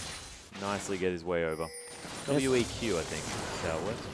Yeah, it certainly does. So you put out a Sand Soldier, you E to it, and then you move it with your Q whilst you're transversing through the E. Very, very cute move. Gives you a lot of extra range. Allows for some surprising initiations with your ultimate as well. Nice deep ward actually coming out of Let Me in the top lane. He has been punished a little bit, but has been able to farm up nicely, 60 to 65. So even though there's Scion lane bullying around as the ultimate comes out. Yeah, the Red Steel was about to be there, but it's okay. Spirit's dead. First blood. Yeah, so that was a lot of damage that came out of Xiaohu in that exchange. He's nearly got his Morellonomicon and has been having a fantastic early game, and you have to question exactly why he ulted in that early. It looked like the bottom lane was trying to collapse, but that will mean the first dragon and maybe even the red steel coming in afterwards. Yeah, and that was just all so fast here from Gamti, reacting straight away, able to get into that jungle and set it up because they saw the fact that that blue buff was being taken. They knew that that was going to be where he was, and maybe just predicted the ultimate from Spirit. Yeah, well, they were either going to get one or two things. They were going to take away the red buff, or they were going to get a fortuitous fight. And the fact that Spirit was able to just gift that over to them probably is an alarming sign. They have a pink ward in that brush that will be swept out, you think, after Spirit takes this, but complete control over the timer of red just means that if Danger wants to get aggressive next time it's up, he's able to do so. Yep, Spirit actually going to find that red buff. There it is. I mean, red. Pink ward. Going to be able to clear that one away as STYZ continuing the pressure onto Tail. Completely out of mana. But only down 4 farm here as well, so able to stay up. Of course, Tail very comfortable on this Corki, knows his limits to the nth degree. And that was with him leaving the lane to go help out the Dragon as well. So Tail actually doing a fantastic job CSing in this bottom lane. Relatively equal, will be able to go back and get a shot quite soon, pick up a couple of components of his Trinity Force. He's already on nearly 3,000 gold in the bottom lane. You would have to think about 91 CS there. So across the board, Gamgee actually CSing very well now after what was a relatively rough early game. Oh, Jaffe, not quite managing to make it far enough to get out of the way of there, and Ninja doing a lot of damage with that RE combo. Yeah, just the crit that comes through from that spell is so high. If you do manage to pull that one off, of course, still behind in farm, but now that he has managed to pick up that Catalyst, you think that he would be going into the Chalice next, just going to have much more mana available to be able to continually push out this wave with the ultimate, maybe even start looking for some roams. The roaming Anivia. Of course, quite frustrating that Anivia, one of the slowest champions in the game, is a bird. And birds generally pretty quick. And it's funny, historically we actually see some strange builds that come out of Anivia. Maji's Warmogs? Maji's Warmogs, I guess Froggen's an obvious one to point out. There were a couple of players in Korea that used to actually go Lichbane when it had movement speed, as well as boots of speed to really get around the map just because of that reason. But a lot of damage going down onto Xiaohu here. Anivia does pack a very big front burst punch, but it's just the mana gating that really holds this champion back. You can already see, without that Chalice, just getting extremely low farming up the wave. Yeah, using that flask to try and help himself out, of course. As soon as he hits that level, going to have a little bit of a burst of regen, both health and mana, but at the moment, everything very tied up. That first Dragon going to be helping Gamgee just a little bit. You have to think World Elite more than happy having this game be a little bit even at this stage, considering how scalable their comp is. Yeah, but if they can just pick up early Dragons, Gamgee, then that's what their comp is all about at this point. Scaling isn't an issue for them until about the 35-minute mark. So as long as they stay on top of the objective control, use this Rumble Jarvan combo to the best of their ability, they've got a hyper carry in the mid lane as well, so they'll scale completely fine. Oh, Yujie taking a lot of harassment here on the bottom side. Gamgee having a little bit of a battle over the wards. Yeah, Rockets now picked up. First back came through from both the AD carries. It was a BF as well as that Avarice versus the two components of the Trinity Force, the Phage and Sheen. So Tail now with the poke advantage, but a lot of sustained damage will come through from STYZ. And with that ultimate, a surprising amount of burst as well and execution potential. Oh yeah, if they manage to get a fight in their favor, of course, with Spirit's help as well, able to come through at a moment's notice with that ultimate, things could get very, very difficult. That Void Rush, difficult to predict where this Rek'Sai is going to be. And to help combat that, a Sightstone was picked up by Danger, so he's committing very heavily to these wards as well. Tail getting so aggressive. Oh yeah, Tail knowing the limits of his champion here, rocketing STYZ in the face as he gets trapped underneath that turret. And it's going to be difficult for him to enter this lane again. And Spirit, he was waiting in the wings, but not going to be able to fight this with STYZ on 300 health. Yeah, certainly won't be able to. So overall, the lane looking very good for the bottom lane of, Gamgee. Danger clearing out some pink wards here as well. The vision being removed on World Elite's side. And Ninja going to have to be pretty careful, respecting the fact that Jarvan could still be hanging around. He's going to just sit back and take his blue buff with the help of Spirit.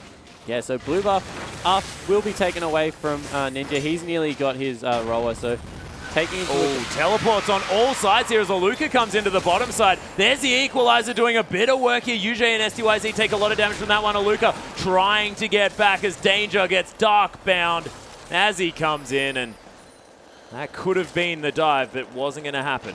Yeah, so a little bit of poke still to come through from Tail. STYZ needs to be careful. If they get shoved off this turret, it will fall relatively quickly. Good news is, though, they got the equalizer out 30 seconds away from Dragon, and no one was killed. So without ultimates, you would think that the next fight is contestable, although a lot was also burnt on the side of World Elite. Everyone's ultimate down except for Ninja.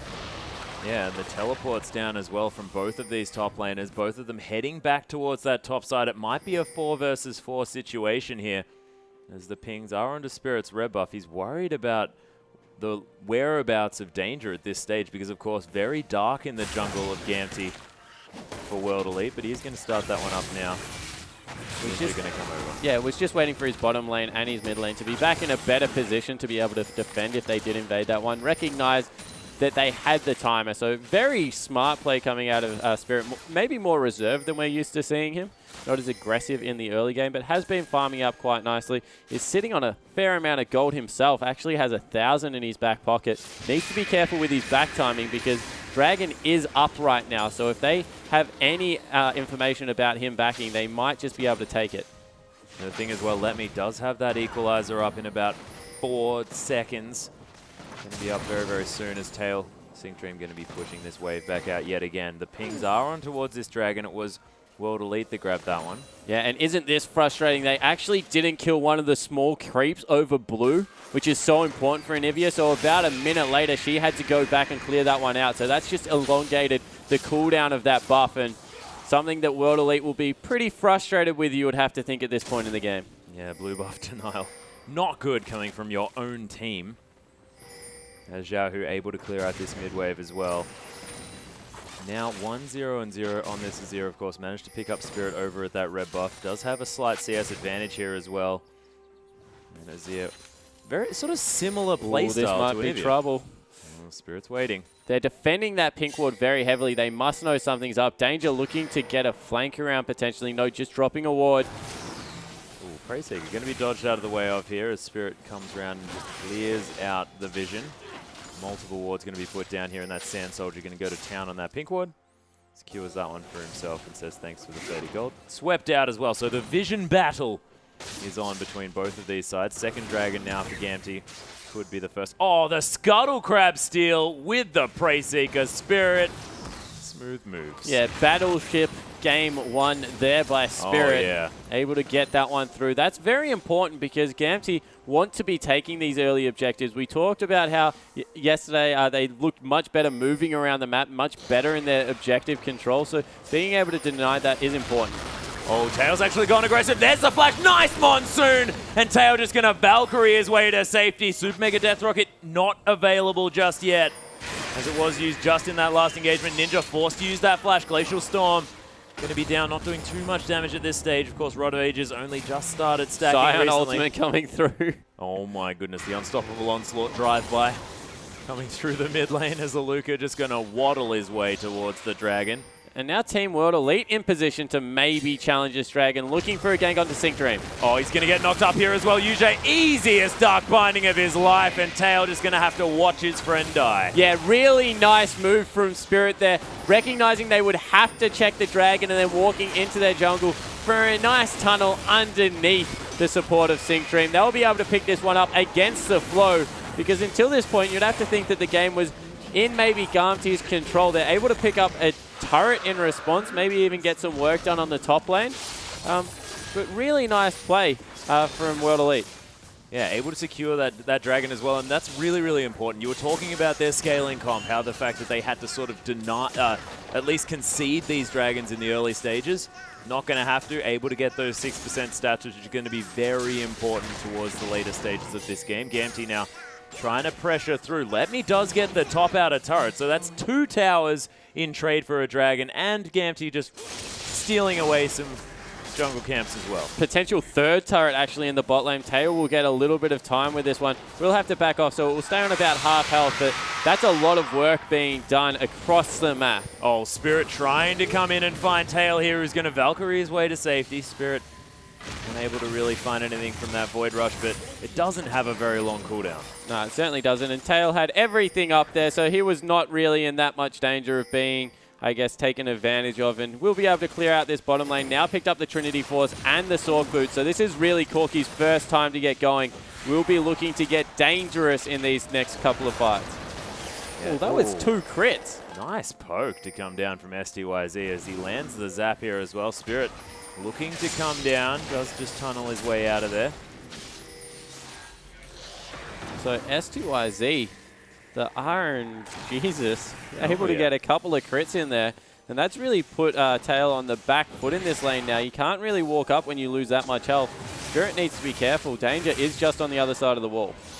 Yeah, using his sweeper there, does get immediately replaced by the Sight Ward of Danger here as well, who's also hanging around in the bottom side. Tail able to get back up to relatively high health here as well in the bottom side of the map.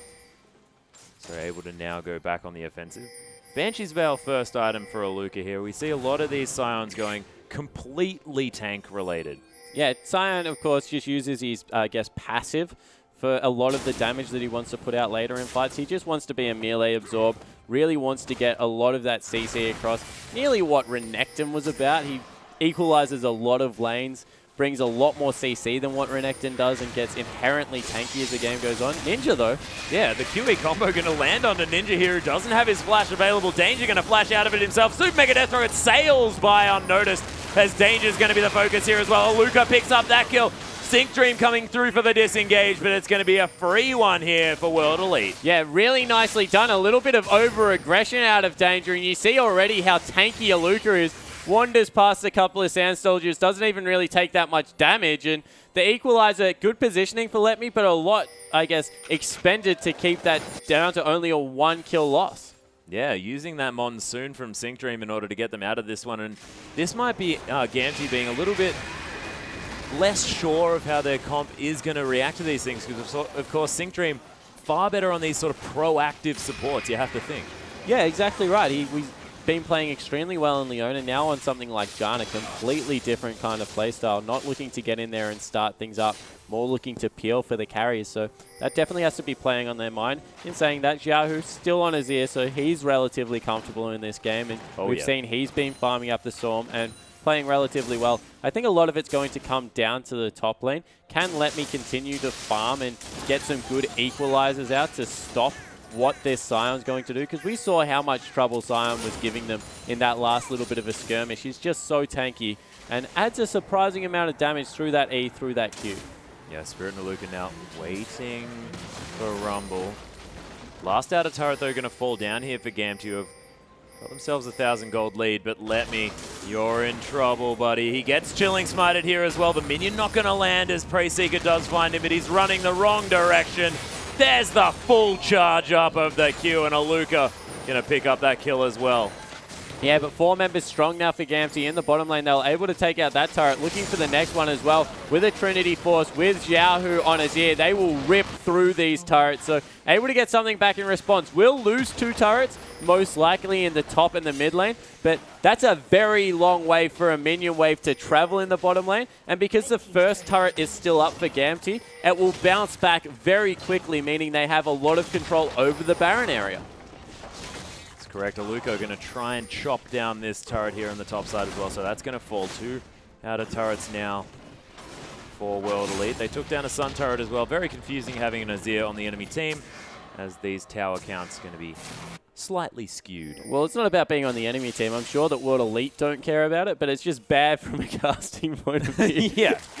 So STYZ returning into the bottom lane. He's picked up those 2 items. He's got a Static Shiv as well as an Infinity Edge. So as soon as he gets that last Whisper through, maybe even be able to skip it this game, which is always a nice thing on Jinx. Grab maybe a Bloodthirster instead. He's going to be pumping out the damage over the next couple of team fights. Yeah, and having that Bloodthirster shield as well going to be very important, as Danger going to get caught by a Dark Binding. Still manages to flag and drag, looking for STYZ here. Does have the flash available if the Cataclysm comes down, but there's Tail. The Equalizer to come through as well, and Tail is massive, but Aluka's found his way in, and he gets stunned up. Oh my goodness, that Monsoon was amazing, as Tail continues to be stunned for about 15 years in this fight. Ninja picks up that kill. Yujie does fall down, and Aluka. Gamty was just wondering whether or not they should try and fight this gigantic Scion, as Xiaohu's found his way around here as well. Let Me gets knocked up. Spirits here as well. Sand Soldiers trying to play a bit of defense, as Ninja Base down to movement Glacial's speed turn. of Anivia going to maybe be his demise here. Ooh, Letme needs to be careful he doesn't get caught. Going to be very interesting. We'll see what happens here as Letme's going to walk past Aluka. He's incredibly slow. Now has a Frozen Heart as well as that Banshee's Veil. A lot of resistances to come through. And the members of the bottom lane of World Elite are trying to come back. This Dragon does get secured here by Danger. Ninja getting taken down incredibly low. Sync Dream's going to fall though. Ninja gets egged. Letme tries to finish it off. He does manage to, as Aluka's trying to do something in this fight apart from just be a meat shield. STYZ found his way into this fight. The Chompers are down. That is ridiculous damage coming out of Xiaohu at this point in the game. He's got a death cap as well as that Singer and Morellonomicon, and he's tearing through people. The best thing that Gamti did that whole fight was completely ignore Sion. They wanted nothing to do with him. Anytime that he was there, they were walking directly past him, and even though a lot of CC was coming out, not enough damage left up with STYZ off the map and Ninja playing extremely defensive. So that's how they won the team fight. Sion, unless he can get some very good ultimates and stay relevant throughout the entirety of the fight, can just be ignored. Yeah, and he didn't even use the Unstoppable Onslaught in that fight either. It's still available. He probably could have used it at some stage, at least to add a little bit more knockup, a little bit more CC to that fight. But STYZ and UJ just a little bit late there as well. So second Dragon going to be going over to Gamti. Not quite as important as maybe the first or the fifth or even the third. But still going to be going in their favor. Oh my goodness, Spirit launching himself towards the top side of the map. Gamti now looking to make more plays around here. They've got a lot of vision on this map, know exactly what's going on. Ninja getting equalized. And that did a lot of damage. Yeah, it certainly did. He's got the triple magic penetration items coming through. So Rumble at this point doing extreme amount of damage. They've also completely cleared out vision around this Baron. Two members going back, so they need to be careful. And once again, this is when we've seen World Elite probably at their worst, when Spirit's relegated to split pushing. Yeah. Doesn't have that Void Rush up for another few seconds here as well. Zaluka looking to come back and start something. He is hanging around that mid lane. But you're right, I mean, Zaluka has had a great game, but if he's not going to be doing anything to change the outcome of a fight, there's sort of no reason for him to be doing so well. Oh, the rocket steal from Tail. Yeah, really nicely played from Tail. That is a huge disadvantage for Anivia. Very reliant on mana, of course. That's why the build comes through the way it did. Didn't elect for any of the Doran rings, which really do help with clearing out these minions and getting some of that mana back. But overall, having no blue buff really going to be the bane of Anivia's life. And now that they're sending all the members into the bottom side of the jungle, there is an extremely quick Baron that comes out of Gamti. With Azir going the build path he has, will be able to just completely rip through these neutral objectives. He does need to be there, though. Of course, they are going to start it up here. Gamti already with a lot of damage. Xiaohu's making his way over. And Yuge wants to try and get some vision down. Has got a ward over the wall here. Void Rush to come through as Spirit wants to come down. But look at this Baron. Such low health. Danger secures it. Aluka can Unstoppable Onslaught right into the front here. The Chompers come down. World Elite have them trapped here on the backside, but they're taking so much damage. There's the wall. It comes up. Spirit's going to get exploded here as well. STYZ, though, is he going to be doing enough damage? He's already got a double kill in this fight, but it's not going to be enough. The clean ace and the Baron here for Gamti. And what a play. Trapping off on 3 separate occasions. First of all, using the equalizer to make sure people were in. Then the Anivia wall actually blocked a lot of what was happening for World Elite. Finally, the Emperor's Divide coming through. Fantastic use of imposed terrain to make sure that fight went in Gamti's favor. They're going to be able to pick up the first inhibitor of the game, and now that it's a 4-0-3 hyper carry Xiaohu and a 3-1-3 Tail, we've already talked about how good this guy is. It's going to be very difficult. We see the fight again. That equalizer just made sure no one could get over the back, and the Emperor's Divide that comes through once again, resetting the fight. And they leave Spirit and Aluka over the other side. They both dive back across, making sure they're on the carries,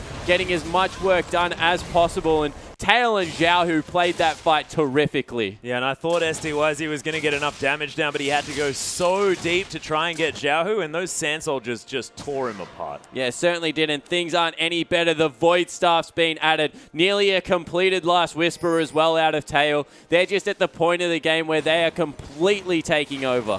And I love Tails' build paths here as well. It has that Bloodthirster for that extra shield, but of course that flat damage adds to his poke so much more as well. So these rockets really going to be hurting as Spirit just going to throw out a lazy Pacemaker to find danger. And there's just not enough burst damage to be able to take him out of these fights. If he is able to avoid exactly what Anivia is doing, the lifesteal is just going to be so valuable because it's a complete tank Rek'Sai. It's a complete tank top laner in Sion. It's just nothing they can do against the consistent damage that's coming through.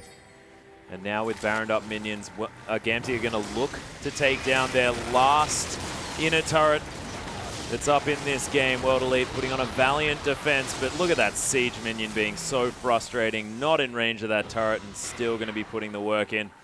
Darkbinding going to land, and that Tormented Soil will take about 15 years to kill that guy.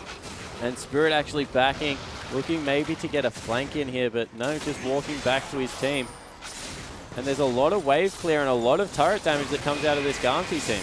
Yep. Second wave going to come through here as well. Luca taking a lot of poke, but he's very tanky, as you mentioned. Tail gets caught by a Dark Binding. There's the zap as well. This could be the go signal as he's going to die here. Takes the last turret hit. UJ picks up that kill. This inner turret is going to fall down. Gamti trying to turn it around now, but Danger's going to die. Spirit picks up that kill. Zhao, who explodes. STYZ gets excited as Letme is on the run from this fight.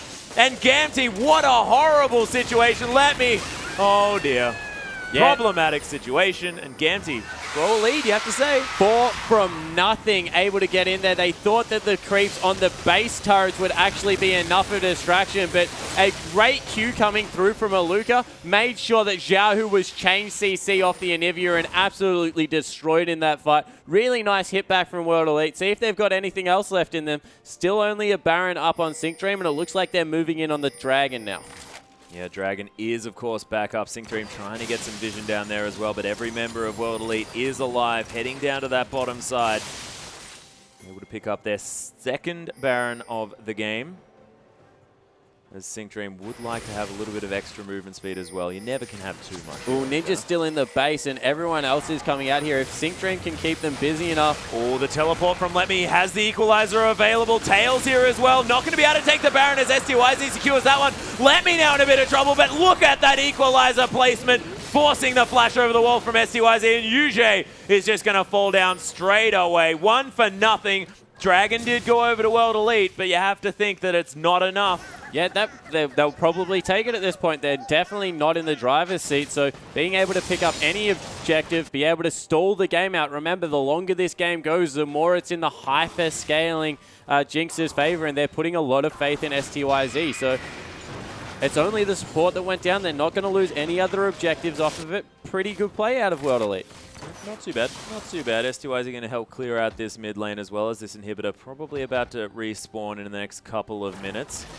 So these super creeps not going to continue to be too much of a problem. STYZ's got a lot of damage here as well on this Jinx, so clearing out these waves, not a problem now for World Elite. Yeah, it certainly is, and really, the bad news is nearly over. Zhao, who's nearly at 6 items, he's got that Zhonya's Hourglass to finish off, and then maybe into a Zephyr if he wants for his last item. But apart from that, the damage is done. STYZ, on the other hand, he's still got another 2 items to completely finish. This Jinx is going to pump out massive damage as the game goes on.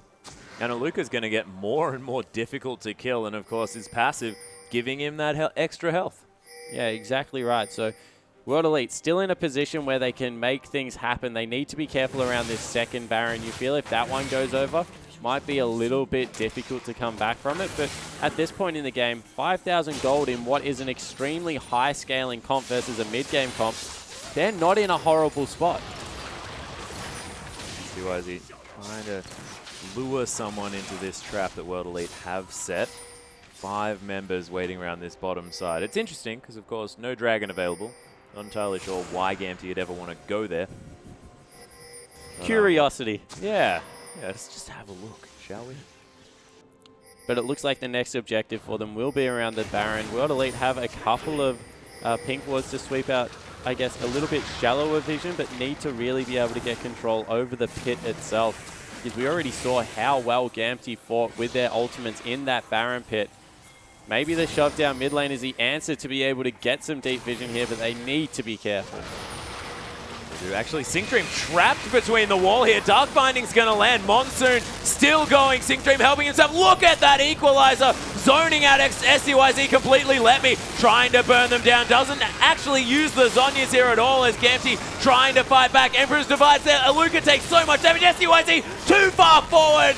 And Ninja gets a nice double stun. Tail's going to fall down. The knock up here onto Ninja. That egg is not going to be doing anything except typing in all chat. Oops, I have to think. That was a little bit on STYZ there. He roamed up to 3 members and got destroyed. Xiaohu outputting so much damage, going to rip through this Baron as well. And overall, that was a 3 for 4, and maybe Spirit looking for something more. Yeah, Spirit does have a ward in there. The tunnel's available, but they take down the Baron. Spirit, you're in so much trouble. Not even able to finish off Dangerous. That's the ace finally for Gamty. Yeah, but they had to give it a shot there. Spirit, if he had have been able to delay that, maybe steal it away even, it would have been such a good news story for World Elite. Instead now, 2 members of Gamty have that all-important Baron buff, and one of them, Xiaohu, who is having such a good weekend. Oh, he certainly is. Ever since joining the lineup of Gamty, everything looking a whole lot better than it was, as Xiaohu's performances have only been improving. And you have to say, this is almost the epitome of set performance. Yeah, it certainly is. He's able to go back, pick up that Zhonya's Hourglass, still has some money in his back pocket if maybe he wants to grab an elixir or something along those lines, but that's pretty much as strong as this guy's going to get. He's nearly maxed out on items there, and once again, really good ultimate placements from both Let Me and Xiaohu just mean that they're always fighting on terrain advantages, even if it's in the middle of a river. Yeah, we almost just need a Trundle, and we've got all of the terrain control in the game. I think it's almost done. We can just make as many walls and pillars and things like that as we can. Yeah, exactly right. Cataclysms. We'll call it the construction team. Yeah, there we are. The Bob the Builder team comp. I like it. I don't know exactly what it does. You just build a bunch of things and laugh at them. It while they're certainly would be entertaining. And we see now with the Baron minions, they're looking to press in on this middle inhibitor. Really good control throughout the whole course of the game. And we complimented them for their objective control, and they definitely have been bringing that. The thing that I was about to mention was the fact that World Elite need to stall. And I'm just getting flashbacks of CLG EU and potential Anivia stalls happening this game. We could be in for a massively long one if World Elite are able to stem the onslaught from Gamty, because Anivia can clear out a minion wave pretty well. Yeah, with that death cap picked up, certainly can, but objectives are just cleared so quickly from Azir at this point in the game because of all the APs picked up. Couple that with the fact that Corki now relatively safe with that Banshee's Veil will be able to get the Sheen procs up on turrets. Does mean that they're in a fairly good position to still siege, but as soon as that Void Staff comes out, I agree, this Anivia scaling so nicely into the late game. That role would be fully stacked for a while now. Throw in the fact that there's a death cap, just really, really can deal with these minion waves. As we can see, that Glacial Storm, nothing really a problem as far as clearing out those minions is concerned, and those blue ones are like, oh, where are our enemies gone? Walk up a little bit further to find them. The dragon is going to be started here from Gamty, going to get that important third dragon for the movement speed. It's going to go down incredibly quickly. But you're right, sort of going back to base to buy here for Xiaohu is just to pick up more elixirs, to maybe grab that Zephyr for redundant tenacity and some random AD for no reason. It's a little bit confusing. Yeah, so see if he does swap his boots out for a little bit of the magic penetration as we take a closer look at Syncdream's Umbrella. Nice Umbrella, Syncdream. Obviously, things have slowed down just a little bit in this game. Yeah, and that's, I guess, alarming for Gamty. We said... Yeah, okay. The reason of the zoom for Syncdream is the fact that he's got a death cap. Perfect. Nicely done. Maybe even pick up a Lich Bane, be able to get that full AP Janna going into this late game. I still think maybe a Mikhail's would be more beneficial.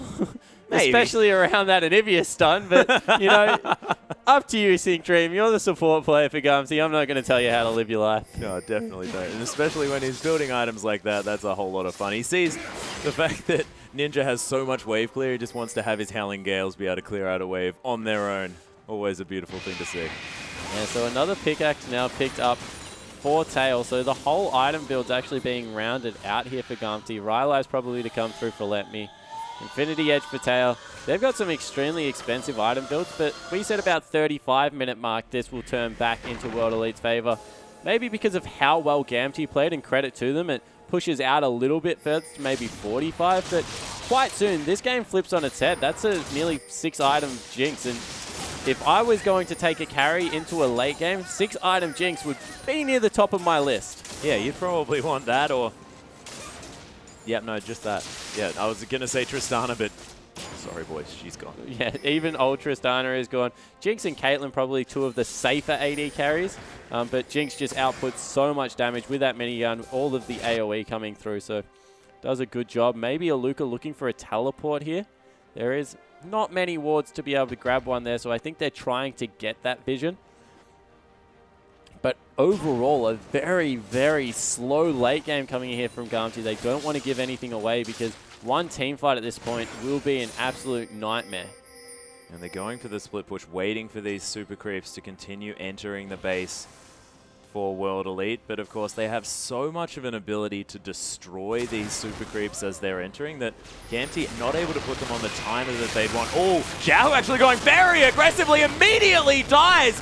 Tail now in a lot of trouble. Dark Binding's going to land, and World Elite get the dream turnaround here. The 2 carries already dead. Let Me forced to use that flash and the equalizer. And what the heck was that, Xiaohu? Yeah, Xiaohu going in extremely deep and unfortunately paying for it with his life. They're just trying to force because they understand right now World Elite is the team on the scale, and it's very bad news for Gamty. Nashor's Tooth is going to be completed here for Xiaohu, but let's see what happens. Yeah, so he dives in and dies. That's exactly what happened there. Unfortunately, Tail gets knocked up as well from the backline. Good teleport coming through from Maluka, and in the end, Let Me has to burn everything to even outrun that Scion, so that's devastating coming through. Both teleports used around the inhibitor turrets. There's just nothing they can do. So at this point, WE, they don't even have to go out to Baron. They've proven twice that they can hold off the siege.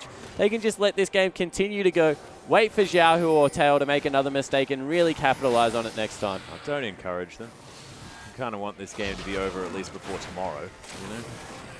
My goodness. Or we could just push the limits, see how long we could possibly take this game. Xiaohu and Tail are going to be alive again. And like I mentioned, Nashor's Tooth now being completed, not sort of the optimal item. Of course, that on-hit damage not going to be happening with your Sand Soldiers. It does feel like it would be a cool idea, but doesn't actually work unless there are no Sand Soldiers there. But your regular auto attacks yeah, do a lot of damage. Oh, yeah. And we see that they've started up the Baron, so they want to push this one more time.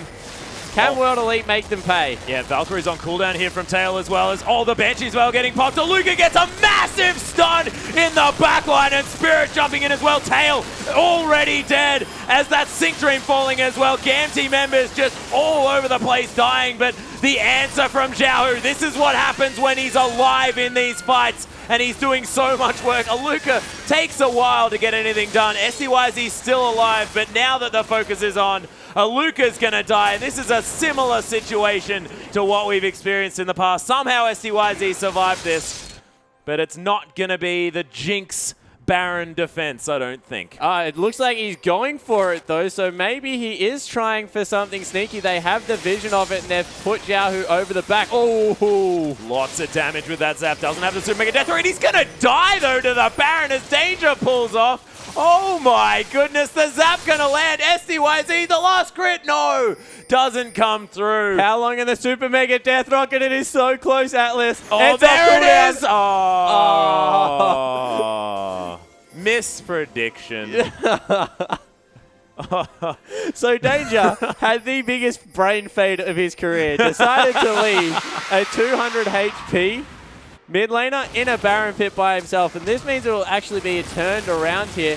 probably the worst thing that could have happened. World Elite going to be able to pick up a Baron because look how quickly they tear through this one. Yeah, but is Tail going to come over the wall? He does find the rocket. Does have a ward over the backside. The phosphorus bomb there as well. They're just going to give it up, and he doesn't want to go too deep under that one. Danger and Sync Dream, sorry, going to head to the Dragon, but oh, let's see the replay. Oh, that rocket. Sad day coming through, unfortunately, for STYZ. Could have been the hero. Still a good play. And it looks like a little bit of a scuffle might break out around this Dragon. Sync Dream. Team wanted to pull off. Sync Dream said no. No. And Sync Dream's got a heap of damage that he wants to utilize here. As Tail has come around. They are going to be able to take down this Dragon. Danger. Flag and Dragon right into all of the skill shots. Nicely done. Demonstrating how tanky he is, of course, with that Warmogs and the Locket of the Iron Solari included with his Randuin's Omen, which he picked up very early on. Now Ninja using the offensive wave clear as these Baron creeps going to tear apart these structures. Look at STYZ doing so much damage to turrets. 6-item Jinx. And they're going to continue pushing forward. Yeah, if they don't get a good engage here, this might just be STYZ taking over the base. He does so much. It's really up to who can output more damage, he or Xiaohu at this point. And you have to think maybe out of danger, the next pickup is to swap over to that Juggernaut because he has so much health. Would just be able to augment so well and get him even tankier that you start to see danger signs now for Gamti. They've controlled the whole game, but 3,000 gold at this point. Who really cares? It is means nothing. 45 minutes in the game. Everyone's finished a build. Yeah, and every bit of gold that's on Xiaohu and, of course, Let Me in that top lane is going entirely to waste. They've completed their builds, and they've got nothing to really trade out here as well. Yeah, both pretty optimal at this point, as you say. Maybe a Death Cap to come through and get rid of the Abyssal Scepter on Let Me, but apart from that, not really much else to be done. I guess still a Infinity Edge to come through for Tail, so that's good news for him. Yeah, how much gold is he sitting on? Nothing at all. Been spending a lot of his money on these elixirs for these fights as Luca clearing out the top side of the map. And World Elite just going to go back. Baron War off. They take an inner turret. Feeling good about that. Yeah, they're definitely at this point a very tanky team. Luca just going to get tankier and tankier, of course, as the game goes on. And he isn't 6 items yet. He's probably going for, I want to say, a GA. GA. Yep. Nicely played. Nicely played. As it comes through. Now you have to kill him 3 times, which is probably even more frustrating. I don't know why I said Spirit Visage when he had a Megatron cloak and it doesn't even build out of one of those, but whatever. So not only do you have to kill Sion once whilst he's doing nothing, now you have to kill him twice whilst he's doing nothing. And then you have to kill him again while he's doing something. Yeah, when he actually does damage the 3rd time around. Yeah. My goodness. It'll be very confusing. So this game is coming towards a climax, you feel. Something good will happen eventually. And when it does... there's been good things happening. They've just been few and far between. I can't wait. A little bit of lull for the last couple of minutes. Gamti played this one very slow, and they've been made to play. So very big credit to World Elite, who took a scaling team comp and really are forcing Gamti to play their game. They're really stretching this game out at World Elite. And patience is the name of this game as Pacemaker looking for people here as well. Spirit able to use that Tremor Sense to see exactly where Gamti are rotating through from. Very handy in these later stages when you are trying to predict exactly where everyone's going to be. And would you believe it, they're picking the bottom wave because I think that is actually pushing back in Gamti's favor eventually. So want to get that one sorted out maybe. I think they're just looking for something to do. With no Baron now, no Dragon up on the map, not really much to come out of either side here. They're once again rotating in between the mid and top lane, trying to get as much work done as possible. Xiaohu has gone back to base. He's got those home guards, so not even really much they can force whilst he's not there. Zap not going to find a target either. There's poke available from both sides, but oh man, this ring-a-ring-a-rosy that's going on here from World Elite and Gamti as they're just following each other around this map. It's hit a bit of a stalemate at this stage, you have to feel, because no damage to the inner turret in the top lane, no damage to that mid lane inhibitor turret, and Gamti able to defend very, very well. And I like to think that it's because of the Howling Gales coming through with so much weak foot. Yeah, I like to think that if Xiaohu had potentially in Mikhail's Crucible, he would have lived in the fight that he got caught, and this game would have already been done. Oh, okay, yeah, maybe. But in saying that, the Howling Gales definitely are packing a surprising punch out of a death cap. Yep. The shields are nice and big, of course. Very good big scaling coming out of Ajana. She is probably, maybe that's a tactic. Maybe Sync Dream was the only person to recognize that they were playing a very scaling comp, and he was like, well, I need to become relevant as the game goes on, because maybe I can be the surprising fifth member that we need. Speaking of sixth members, minions are going to be doing work on this bottom side of the map. Gamty unable to spend their time there, so the inner turret falls in the bottom side. Gamty now going to have to focus on that huge minion wave. Yeah, they need to give it over onto Tail, because he needs to get that Infinity Edge. In fact, on the other side of the map, STYZ was even able to sell his Static Shiv and pick up the Phantom Dancer, so he really has the optimal carry build coming out here. Tail, 2,000 gold, still needs a little way to go before he can pick up that IE. Like 50, 100 gold or something like that until his IE is finished. Oh no, he's building it from a pickaxe, so even more. About 2,800 gold necessary. And this is a very late game, I guess, very expensive. That's nearly the luck. Ooh. Oh, Danger's going to get caught by the Dark Binding here. Spirit distracted by a ward, so no fight's going to ensue. Yeah, so they catch out Danger. Probably not the member they want, but what do they do in response? They rush down mid lane. They're being caught and pincered here. Need to be careful that they don't bunch up for that Scion ultimate. Or for Spirit's Unburrow here as well. And nothing happens. Yeah. Unfortunately, Spirit's tunnel vision a little bit too much on this Rek'Sai. Tunnel vision, oh god. You tried to almost give me credit for that horrific piece of humor. That's what happens if a game goes for 51 minutes, okay? What else are we going to talk about? And they're still on 4 dragons. Okay, this is a game plan. Give up the Baron, take the 5th dragon, catch out STYZ, go Gamty, go. Oh, Sync Dream going really fast. Oh no, there's an STYZ there. We could possibly win the game. No, better take it back. So this is a 5th dragon. This means the world if they can win the fight. Equalizer comes down. Dragon gets taken here from Danger. Spirit in a lot of trouble. Aluka trying to be a problem as Yujay's going to pop the Zonya's Hourglass. Aluka going to die for the first time. STYZ picks up Let Me. Oh my gosh, Tail goes so ham in this fight. STYZ's dead. Ninja's going to follow as well. And Gamty, what an incredible turnaround. And who said Corki wasn't good in the late game?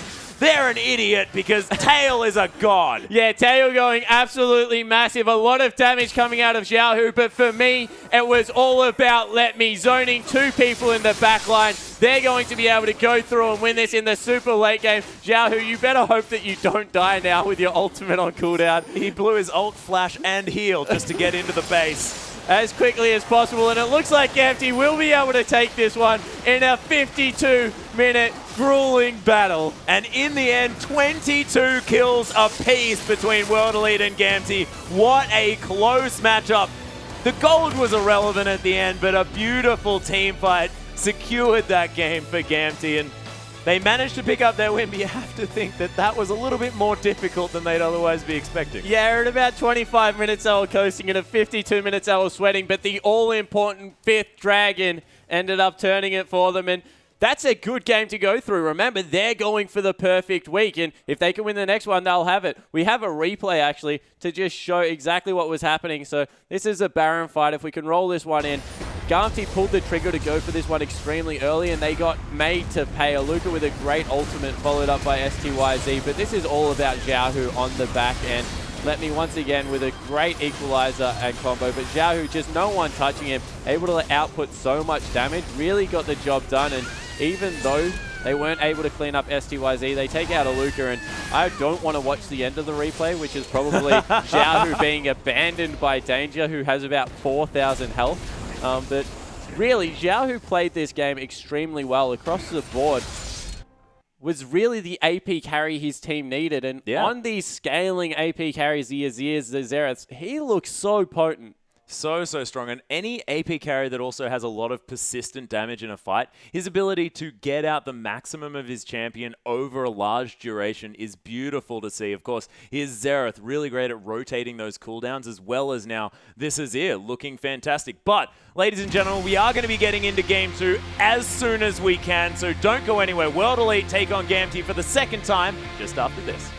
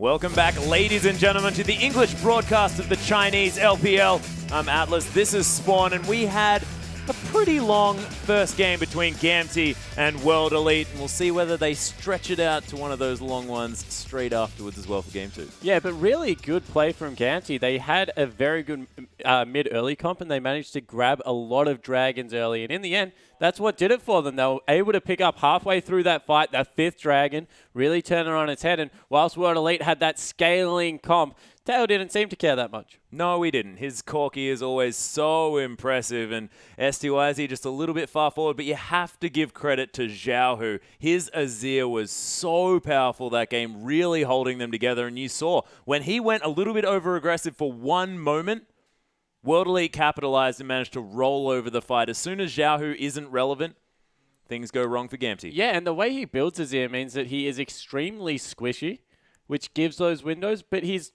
positioning and timing is nearly always impeccable. So really big props to that guy. He pulled it out again, played it extremely well again, and I think it has to be looked at as a ban. I don't know whether they have on Ninja's side an answer to that. Ninja, of course, does play Xerath, but didn't choose to take it that time.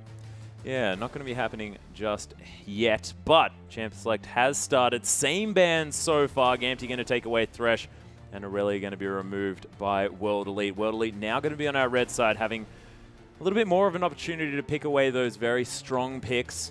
Also the counter pick potentially onto Xiaohu if they don't take it early. So this gives Ninja the tools to be able to deal with that important mid laner. And this time they are getting rid of both the supports. Synctream not happy not on an engager, so just gets rid of both of them. And you have to think this is something that they've done against a lot of teams, meaning that they're comfortable playing against what teams want to play. This is their style, and I like the fact that Gamty really concentrating on themselves and what makes them successful, as opposed to what makes other teams successful. And you may have seen me grinning there just for a moment, but that's going to be a Leona ban as well coming out here on the side of World Elite, respecting Synctream and also really intelligently predicting what Gamty want to do now with their team comp options now that they've taken away that Janna as well. So none of that disengage flavor coming through, and Annie has to be the consideration now for Synctream, you have to think. Yeah, it certainly does, but I don't think he has to take it that early in the pick.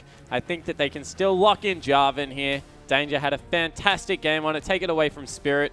I think also Rumble is a contested pick. Aluka's been playing that one, and Letme played it extremely well. And wow, it will be Kassadin that actually gets picked up.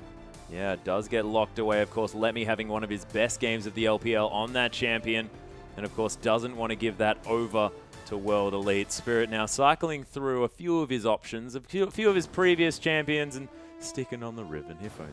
Yeah, so I would be interested if he does value both those champions over the J4, which is still up. Also goes well with, I guess, the Rumble in the top lane. And STYZ also looking at Corki, maybe taking that one away from Tail, who had a fantastic couple of team fights, specifically around the Dragon and Baron areas, and that looks like what they're going for. Yeah, and make Tail uncomfortable as well as the aim of this game. Make sure that they get rid of his very comfortable Corki and put him on something that he may not necessarily be as happy with. Yeah, because if we take a look at what Tail's been playing, it generally is around that Corki, I feel, and it is. 4 of his last 5 games have been on that Corki, so he will be looking to, I guess, get on something a little bit new.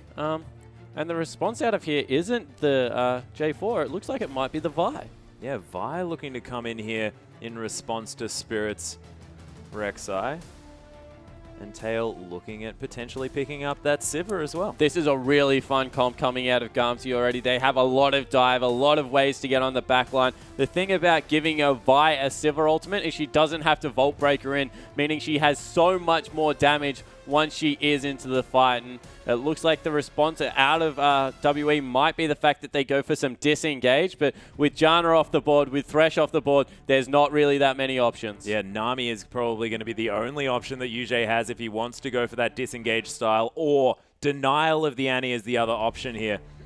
As STYZ looking to put something through. Aluka looking at his Gnar here, and I was thinking that Gamty's lineup, if a Gnar was in that comp, that would just be terrifying, but intelligently going to be picked away here by World Elite. And very good layered CC. You have the knock-up that can come through from Rek'Sai.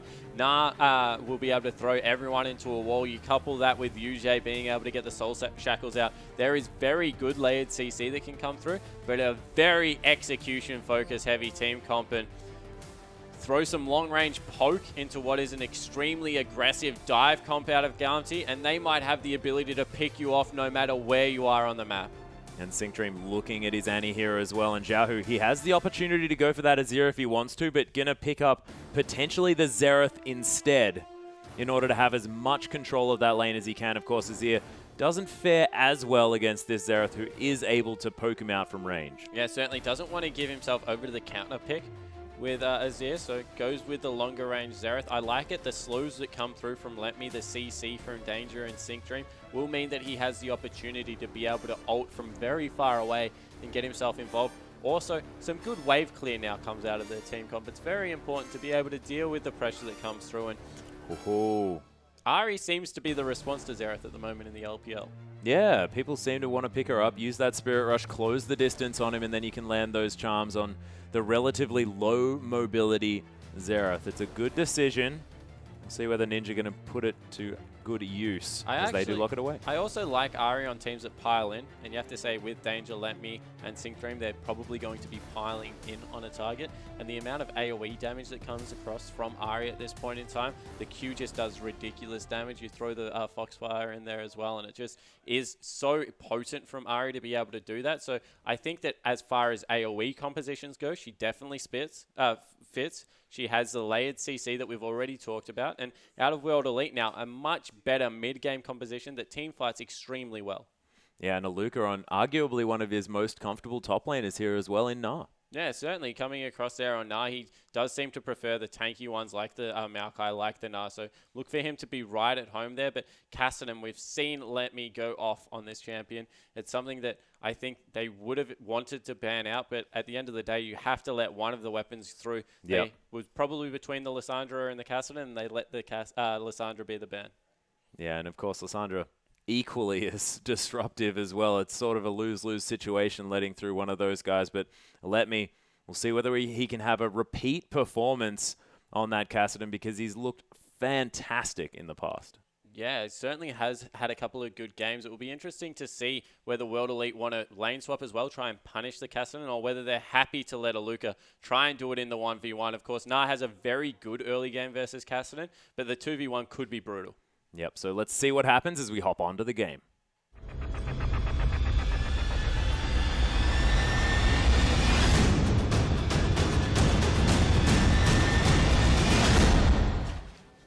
And here we are, ladies and gentlemen, with Gamti taking on World Elite for Game 2. Gamti looking to make it a clean sweep for the weekend, as World Elite looking to fight back and find some form here in the middle stages of the LPL. And straight away, SyncDream, you need to be careful, because there is a large number of World Elite players congregating in your general vicinity. And this little Annie, oh my goodness, it'd almost be a crime. Such a tiny model. Is that smaller than normal? That is adorable. Okay, Xiaohu. And now they're behind Tail, actually. Tail, oh, a bit bigger now. Oh, wait, hang on. It's been zoomed in. Don't worry about it. Tail, meanwhile, is dying in the bottom lane. He's been ignited here. Doesn't even have to pop the potion, though. Does pop both summoners, however. Yeah, so what happened there was Yujie was able to scout around the backside, land the bind in the tri-brush, and then the rest of the team piled on through. So summoner spell for 2 summoner spells in favor of World Elite there, and means that we'll probably have standard lanes. Yeah, although I spoke too soon. Now Cassidy leaving the top lane. Yep, looking to head towards his jungler. Of course, a lot of vision now being afforded by Gamti as they made use of that bottom side invade. Aluka shows himself here on the top side as Danger's going to be heading around here as well. Xiaohu going to find just the tip of that orb of deception. And there is a ward now. Aluka is going to spot out this steal that's coming through, so Spirit knows entirely. Is probably going to just do some vertical jungling here as Aluka tries to get a cheeky steal with a boomerang, but look, he may as well, because he's got nothing else to do. He's just going to be zoned out of that lane anyway. Yeah, exactly right, Neil. It's just maybe trying to hold it up, delay it for as long as possible, put Spirit in a good position. And Spirit already done with 2 camps at this point, looking to get over to the 3rd camp that's already been preemptively started by Yujie. So very nice, smart play coming out of the whole World Elite lineup. Oh, and actually we've got a roam here from Let Me. There's the flash. 4 members on top of Ninja, who has to blow his flash very early. Sync Dream, though, both summoners now on cooldown. Yeah, double summoner spells. Maybe should have gone more preemptively with the Vi and followed it up with the Annie, because that's a lot of damage that missed in the Vault Breaker. But overall, getting rid of the flash is a good thing. That means Vi may be able to come back and try and pick on Ninja. Of course, before level 6, Ari is a little bit more susceptible, but now with the movement speed from the Q, it's a little bit more difficult to land on top of him. Luca and Spirit now bottom side of this map, and it seems like Gamty are going to ignore the bottom side almost entirely. I don't think they've been there yet. No, so they don't want to go there whatsoever. They're happy jungling vertically. They'll pick up the Wolf Camp after this, get themselves to a roughly equal position, maybe even go for a fast push here. Scuttle Crab's worth a lot of gold early game, something worth noting for junglers out there. So picking that up is always a good idea. Yeah, Danger actually going to get himself 65 gold for that one. Not bad at all, as Let Me is going to continue the follow. And that is fine, of course. Luca and Let Me both just buddying up and just spamming some emotes here down on the bottom side. Yeah, so it looks like they were just waiting to see whether someone was following that creep wave in. If there was going to be someone, they would have been able to cut it off and go for a nice dive. Instead, they'll just push the creep wave into the turret, deny as much resources as possible, and continue on their merry way farming. Yep, and waves are going to be dying left, right, and center. Of course, World Elite do have an opportunity to go for a dragon, and they have started it up here. As we see Spirit able to tank that one up, does have a relatively large amount of fury here as well, so they're going to be able to heal himself up as he pops underground on this Rek'Sai. But Let Me in danger. Just don't really worry about it. And giving away this dragon here early, this is putting World Elite in an advantage first up, and it's just the benefit of having this bottom side control. Yeah, exactly right. That's just the difference between the bottom and top side. So benefit there is that they deny Cassinan a lot of early farm, and of course we mentioned already how Cassinan does need to be able to pick up that roller to really get into his mid game. The fact that they're, I guess, able to pick up a free objective as well is definitely in their favor, because at the end of the day, Gamty didn't get anything from that apart from a couple of jungle camps. So really, this early game, much more heavily in the World Elite favor, and I wouldn't be surprised because of the compositions. They're much more mid-game focused this time around. And Let Me now going to go back, finish off that Ruby Crystal, wants to get to that Catalyst. Of course, his Rod of Age is going to be delayed by quite a bit now, of course, only with a couple of farm under his belt. And I really disagree sending him into this bottom lane. STYZ has such a deep freeze, and they're going to have to commit 3 resources, but they are just better at fighting at this point with World Elite's lineup. You've got Spirit in there, who's very good 3-6 at brawling. You've, of course, got the who is going to be in mini form. Very, very difficult to deal with because of the fact that he's ranged, and shoving this lane out is just going to be an absolute nightmare for the Cassinan, and he's just going to be repetitively zoned. Yeah, standing on a puddle here as well. A little bit unfortunate. Wants to try and get some farm up. Spirit and Aluka are waiting in this top side. Of course, Tail is alone there. He might get it collapsed on. He's Let Me also just trying to farm. Does manage to make it up to a creep there as well, as Spirit doesn't find Tail. Tail does have his summoner spells all the way back up again. Sync Dream now trying to get some deep wards in as well, as they're trying to break the freeze. Danger just uses his smite on it. And STYZ going to get queued. Yeah, that's really intelligent use of the smite there, actually, being able to break the freeze by bringing a lot more AoE to the lane, so being able to push that one out. So that's in favor of Gamty now. Now the lane's back on equal footing, and they have the control over the bottom side of the jungle. Looking for a repeat visit maybe on Ari, and just roaming around as a 2-man gank squad. Sync Dream is level 3, so he's ahead of where he normally is at this time in the game, but it is nearly 7 minutes through, so he needs to get himself to a lane and maybe start farming up. Now, if you want to know something impressive as well, Sync Dream even in levels, or was, with his top laner. Yeah, so both Sync Dream and Let Me being zoned away from a lot of these camps now. Have to be careful against a level 5 STYZ, because Corki provides a lot of burst damage. Ooh, Dark Binding not quite going to land. And a relatively slow early game, Atlas. Apart from the fact that a dragon was taken, teams not really committing overly much to fast pushes in the top lane. We actually see that Na's been able to go toe-to-toe with the AD carry. That's a benefit of playing Na. Very good in his mini form at farming with these ranged champions. So maybe a little bit of an advantage out of this overall. But the mid lane is left relatively alone, and that's always going to go in the favor of Xiaohu. Wow. Ooh, there's the flash stun actually going on to SDYZ. He gets destroyed as Danger picks up the kill. And we were talking about a slow start. Gamty turned it right on its head. Yeah, and I don't know why I'm surprised, because this is Dream of all people. As soon as that flash is back up, he wants to get busy on Annie and able to go in there for the first blood. Gets it right back in their favor. It goes over to the jungler. They would have loved for that to go on Let Me, but being able to clear out this wave, push it in, get all the experience across, that's fantastic news. Yep, Spirit is going to be able to soak this one up as he hops under the turret, but the rest of the members of Ganti are going to head back, and they probably would have loved that to go on to Let Me to get him back into this game. His teleport is, of course, still available. Now manages to pick up a Sapphire Crystal as well. Would have loved that Catalyst a little bit earlier on. Not going to be happening as of yet. Of course, when that Void Rush comes in, Spirit, of course, he can come to that top lane anytime he wants, as SDYZ now just transferring around. Yeah, and now there they go. They're going in on the blue buff, looking to continue to contest this one. Sync Dream there, however, with the stun up and all the members collapsing through. Even Kassadin has teleport, so if they choose to, they can fight this. Orbit Deception doesn't quite make it around, as Spirit is probably going to secure this blue buff. And nice first camp on the top side of the map. Yeah, so able to pick that one up. That's fantastic news, because that camp at the start of the game belongs solely to Gamti, and that's going to deny it from Xiaohu, who looks like is going for that Athene's Unholy Grail this time around, not going for the Morellonomicon. Well, could be going for either at this stage, but I would like the Athenes, definitely, especially considering the assassination potential coming through from Ninja. So once again, explosive start in the end for Gamti. Wait for the flash to come back off cooldown from Sync Dream potentially for any more action to happen. Looks like everyone is just otherwise willing to farm up. Someone forgot to pass the memo to the Annie player. No. And Assault and Battery now through 4Vi, which is fantastic news. Vi will be able to lock down this Ahri, one of the few junglers that really has control over the gank paths of Ahri.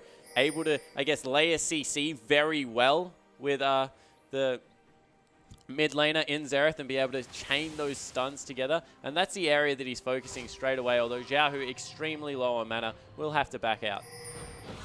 Well, let me get a Rift Walk very, very slightly down and still get caught by the Dark Binding, but he's still going to be okay. Lots of tunnels on this map here as well. Is Spirit going to be able to do some work, but Aluka now zoned out of the way of his turret. Ricochet going to come through and clear out this wave with that boomerang as well. And the top lane outer turret going to be falling very soon, but Dragon available in another 5 seconds. And World Elite well in position to be able to take that one. And of course, no timer was gained for Gamti. They do have a ward on it now. They are going to see that it's falling, but they seem more than happy to trade it here for the outer turret in the top lane. Yeah, and that's 2 free 11-minute Dragons going to go down for World Elite. That's an extremely early timer to be able to get through, and that was extremely close as well. That's going to be a very early timer coming through for the 5th Dragon, so they're on pace to really push this game. The 5th Dragon really is something that teams have to pay attention to in the mid game, meaning the 3rd and 4th Dragon are going to be all important for Gamti to pressure. Speaking of pressure, Tail continuing his work here on the top side of the map. And has Spirit done it again? Has he just gone into dive? No.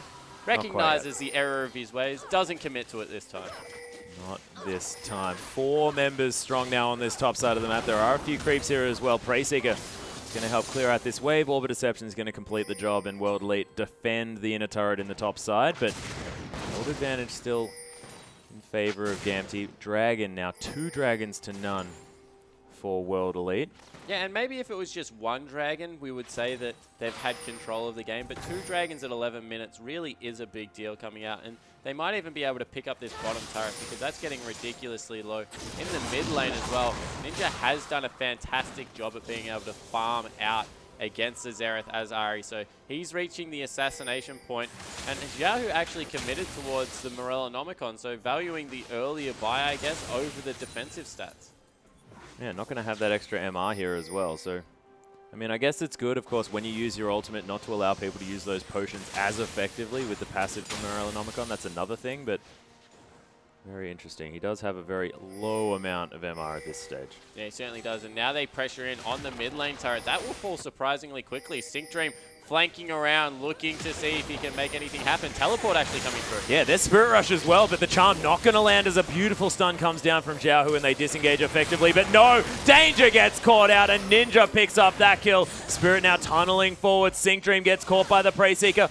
Oh man, Xiaohu is strong on this champion. Sync Dream dodges out of the way of the charm. There's Tibbers just for some disengage. Dark Binding not going to find him, and Annie lives another day. Yeah, so a lot of damage done to mid lane. In response, they trade it for a kill. Really nice force out of World Elite there. Not going to be able to push in on Xiaohu, but two fantastic stuns coming out of the Xerath player, really helping the disengage. If one of them had a missed, it would have been much worse.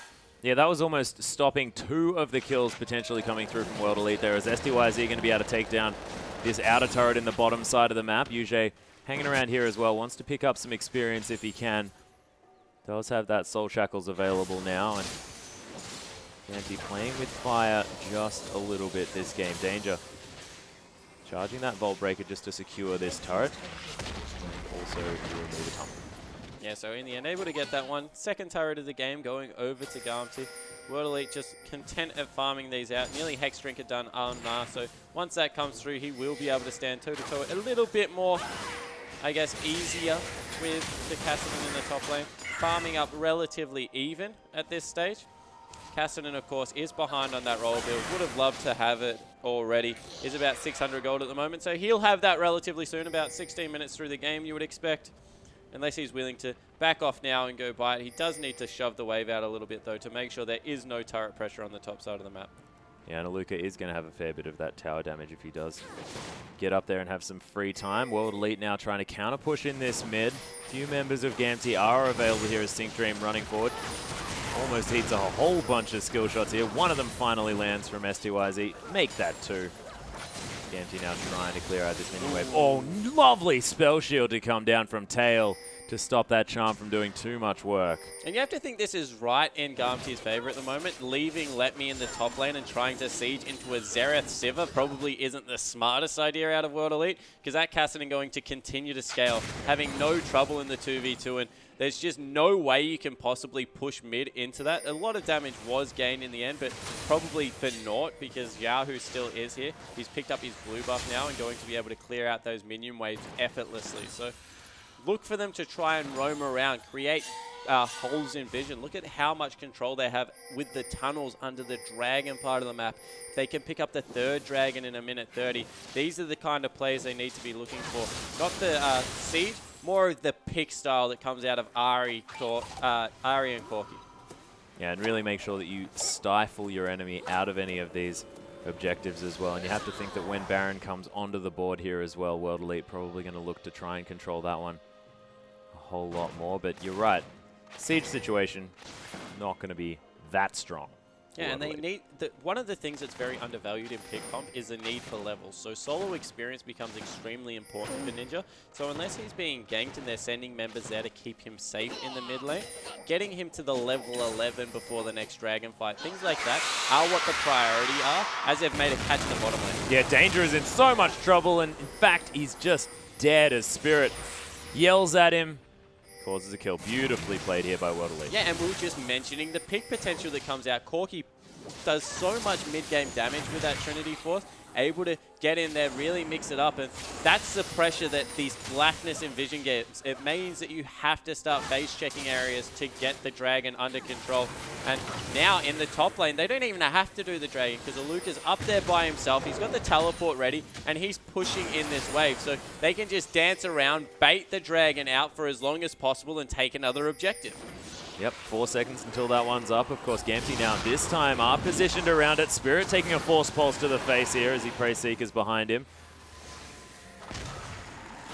Spirit is he going to start it up? Are we going to have this dragon actually begun here? Because members of GameT are around. Spirit's taken about half of his health bar in damage. Let Me has that Rod of Ages completed here as well. If he has to teleport up to that top wave, if they do want to take that one down, that's going to be important. Teleport is available. Luca's coming in here as well. He has a lot of rage. Spirit takes a lot of damage. Nice heal to come through as there's the Soul Shackles from UJ. SCYZ, beautiful positioning out the backside of Luca. Getting torn apart. Xiaohu throws out some ultimates, but it's a 2-for-0 for World Elite. And Tail gets caught as well. The heal comes down. UJ somehow survives. The double kill to come through. 3 dead for 1 here, as now SCYZ trying to turn it on as Xiaohu falls down. Let Me from the backside. He has managed to coax them off the dragon here. As the last member up, of course, it is a 3-for-2. But Dragon's going to fall down. Yeah, so in the end, a 4-for-2 actually in favor of World Elite and able to pick up the Dragon. So that's their 3rd of the game. Complete stranglehold over that objective. They're on track for a 30-minute 5th Dragon, which is huge. And Casson, picking up an exit kill, actually. Spirit needs to be careful that he doesn't overextend here. Yeah, actually, Force Pulse going to be used. Now it's in his favor. Yeah, that is dangerous. He's going to wait around in this brush, but of course, as long as Spirit doesn't use too many abilities, not going to be too much of a problem. Is he going for the execute? Interesting. Well, he didn't have many other options there. Probably could have teleported if he wanted to, but... Yeah, just valuing the cooldown on that one. Didn't want to give it up. 2-1-2 in the end. And let's take another look at what happens. So Let Me gets in there nice and, I guess, aggressive at the start of it. Spirit goes is extremely low, but Danger overreaches, and there's a whiff of the Tibbers coming through. Aluka at this point gets a very fortuitous evolve. And at there, Gunsy should have just run. They had no tools to continue this fight. Let Me goes back in. UJ survives on no health, and Xiaohu with a nice flash is able to extend his life, but SDYZ able to chase him out. And from here, it really was a 4-for-2 for nothing really gained. They could have backed away when it was maybe a 2-for-2 trade and kind of been happy with the result. Yeah, Danger not having the performance he had last game here on this Vi this time. 1-3-0. Behind on farm here as well, and Spirit doing fantastically so far. Control of that Dragon. 1-0-4 at this stage. Able to get his team ahead. And STYZ, his positioning in that last fight was immaculate. Yeah, STYZ played the fight very nicely. He's actually a little bit behind in CS, but with that Trinity Force, BF is in a very strong position right now and looking to maybe fight Tail, although Tail doing some nice, I guess, little bit of baiting there, trying to get STYZ to overcommit. Yeah, Black Shield was in the pocket, but of course, Danger and Sync Dream waiting in the wings. And Tail, he just wants to take down this turret. Luca, with the same idea on the top side, is about to get that transform as Riftwalk is going to be used by Let Me to get him out of trouble. And Ninja, haven't really seen too much from the roaming Ari this game. He's going to be stealing away this blue buff, but he might be able to be affecting the map a little bit more. 3-0-2 now. He's massive on this Ari. See whether he can affect other lanes and get everyone else ahead as well. Yeah, he certainly is playing well, and he's got an extremely aggressive build, being able to die in there, wants to survive the double AP coming through. Also, with the amount of, I guess, how close Ari needs to be, it will help out Corky's poke. Yep, because of that Abyssal Scepter, so I like the pick up there, but has been caught out in the mid lane, has to burn his ultimate, actually, because Sync Dream was flying in with those Moby boots. Oh, yeah, mobility, Annie. Fantastic pick up. Xiaohu actually going to secure the Raptor. A little bit of help, but I think that might have been Xiaohu getting aggressed on, of course. Low on health at this stage. Bolt Breaker from across the wall. Oh, they're looking for Ninja. Nice Black Shield going to stop that Assault and Battery from doing anything. There's the wave clear going to come down here from Xiaohu as well. Chronopulse going to do a bit of work onto Spirit, but that tower is getting dangerously low at this stage. Few stacks now completed on this Rod of Ages for Let Me, but it's only about halfway done. He's being out-farmed as well. Hasn't even been back or bought anything else since that last fight. He's on about 2,200 gold there, and it looks like the mid turret finally will fall down. Xiaohu just doesn't have the mana to be able to defend it anymore. And fighting here once the Assault and Battery and Tibbers are on cooldown just isn't a good idea. So really nicely played there by World Elite. Good heads-up play from UJ to be able to get that Black Shield down in time. Let Me will go back to base, probably pick up his boots too, and maybe a needlessly large rod item. Yeah, and look at the response here to Sync Dream from STYZ. Has picked up the Mercury's treads just to make sure that that stun from the Tibbers, from anything that Annie's going to be throwing out, is not going to be doing nearly as much work locking down this Corki.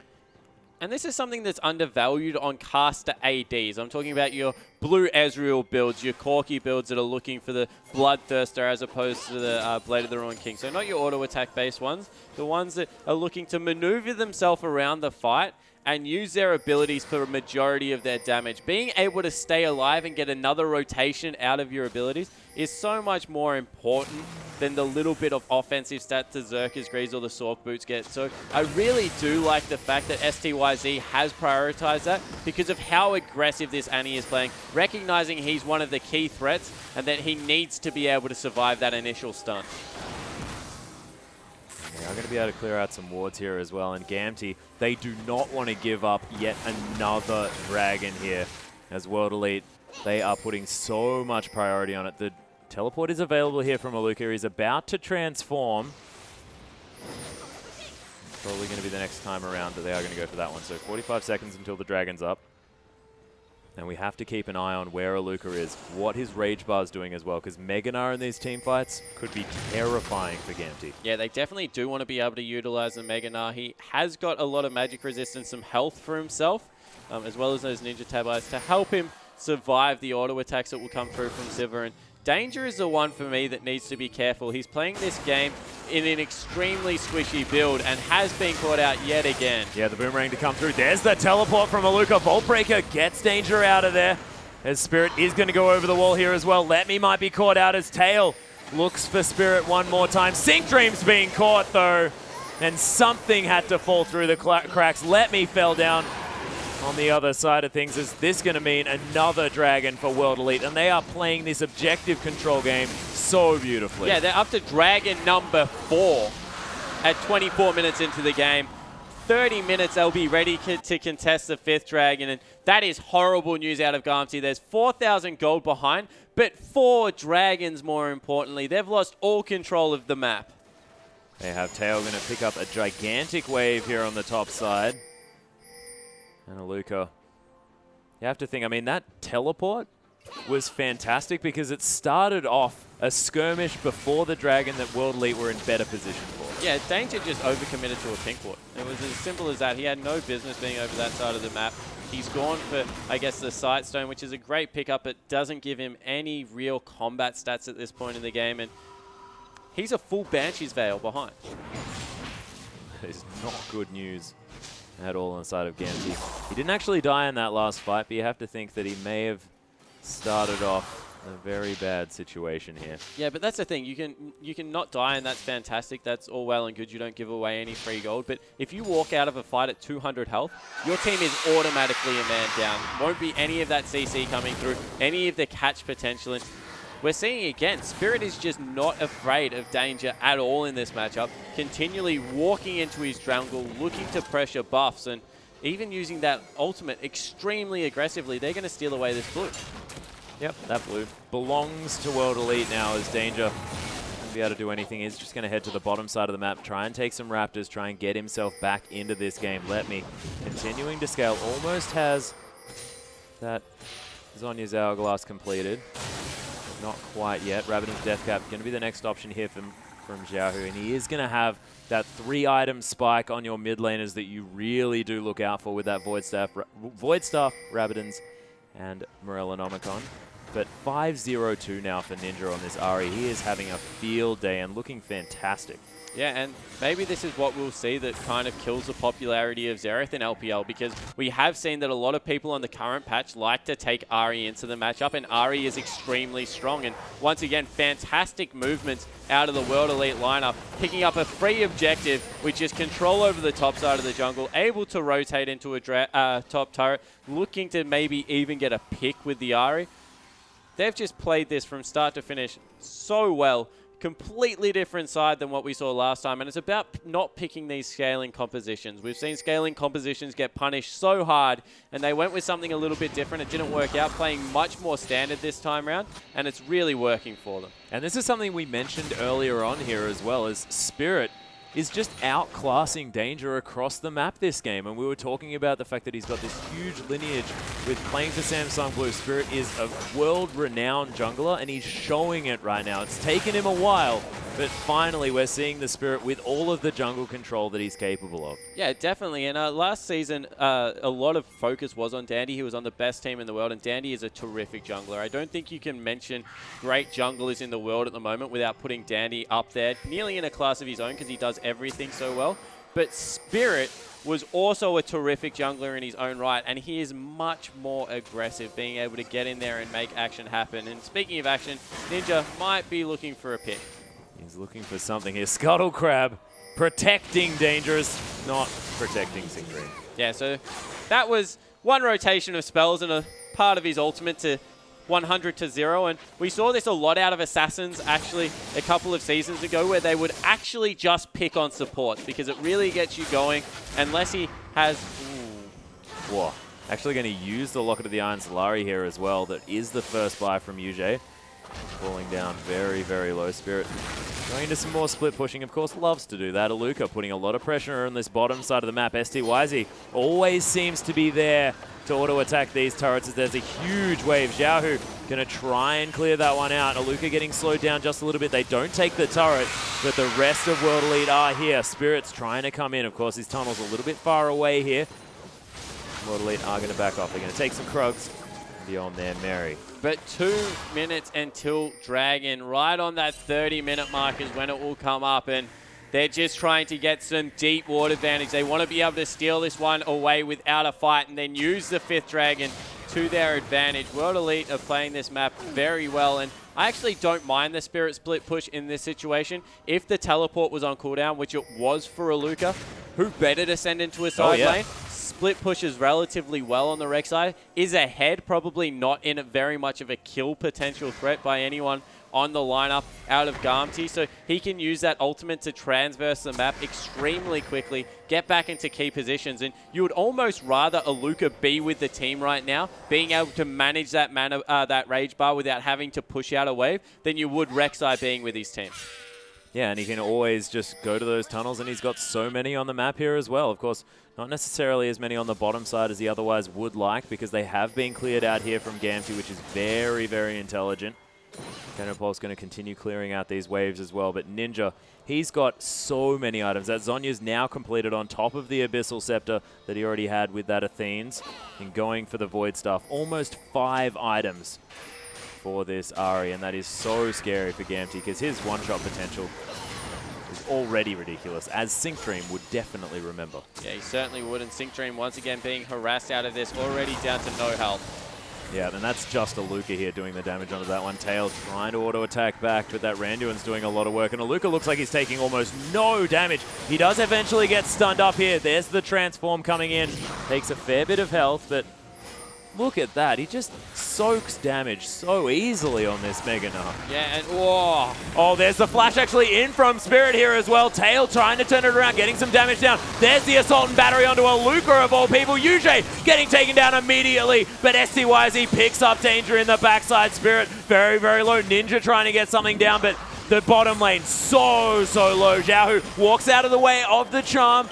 And there's the boomerang. Oh, the stun coming down as well. Let me trying to find Ninja, but he doesn't get it. No members dead apart from Danger and UJ, who died so quickly. Yeah, and the ultimate coming through from Rek'Sai, meaning that they will probably be able to secure this. Oh, he's just gone straight in. Xiaohu's going to fall down. Tail as well. STYZ, clean up crew. And thank you, Spirit, for coming in with the home guards. And they are going to be able to take their 5th dragon if they don't get distracted by Let Me, who Aluka is on, and I don't think he has enough mana to Rift Walk. I think Aluka can just tank this one up as Danger is coming around the side. Doesn't matter. Yeah, so they're able to pick up their 5th dragon of the game. They pick up 4 kills as well as an exit present. So that was a clean ace on the side for only 1 kill, and this is World Elite's game now to lose. Yeah, 5 dragons. Look at that burning Rek'Sai. It's so damn cool. Does have that red buff now. Oh. Danger. You had the opportunity to snipe that. Didn't decide to. Didn't want to. No. let Spirit have this one. As we He see the deserved it. replay coming through, so that was the Rek'Sai ultimate and just very good use of the chilling smite. STYZ recognizing that he's much stronger at this point, going extremely aggressive. Teleport not even needed out of Aluka. Just great cleanup crew. A little bit of an overstay one more time from Gamzee. And STYZ also going towards that Banshee's Veil now as well. Just so that Xiaohu can't stun him. And of course, Danger can't just use that ultimate straight off. And with the Banshee's Veil and the Black Shield as well, it's going to be so hard to lock down any members of World Elite. Yeah, and it's funny, you see the full evolution of League of Legends in this. So Vi, very popular pickup. Then Morgana became a popular pickup, so Vi wasn't seen anymore. And then Annie was kind of the counter to Morgana because could get through that Black Shield and allow a lot of the damage to come through. So we're seeing the meta really re-evolve itself with these new patches. And once again, Rek'Sai, with all that additional stats coming through, going to be able to split push probably better than anyone on the team at the moment. Back in the bottom lane, looking to pressure the inhibitor while the team grabs control over the Baron area. Yeah, and of course, tunnels everywhere on this map. And he can just be near that Baron if he wants to. Let Me is forced to come down and stop this split push. Scrying Orb going to spot out exactly what World Elite are doing. Spirit going to tunnel his way around.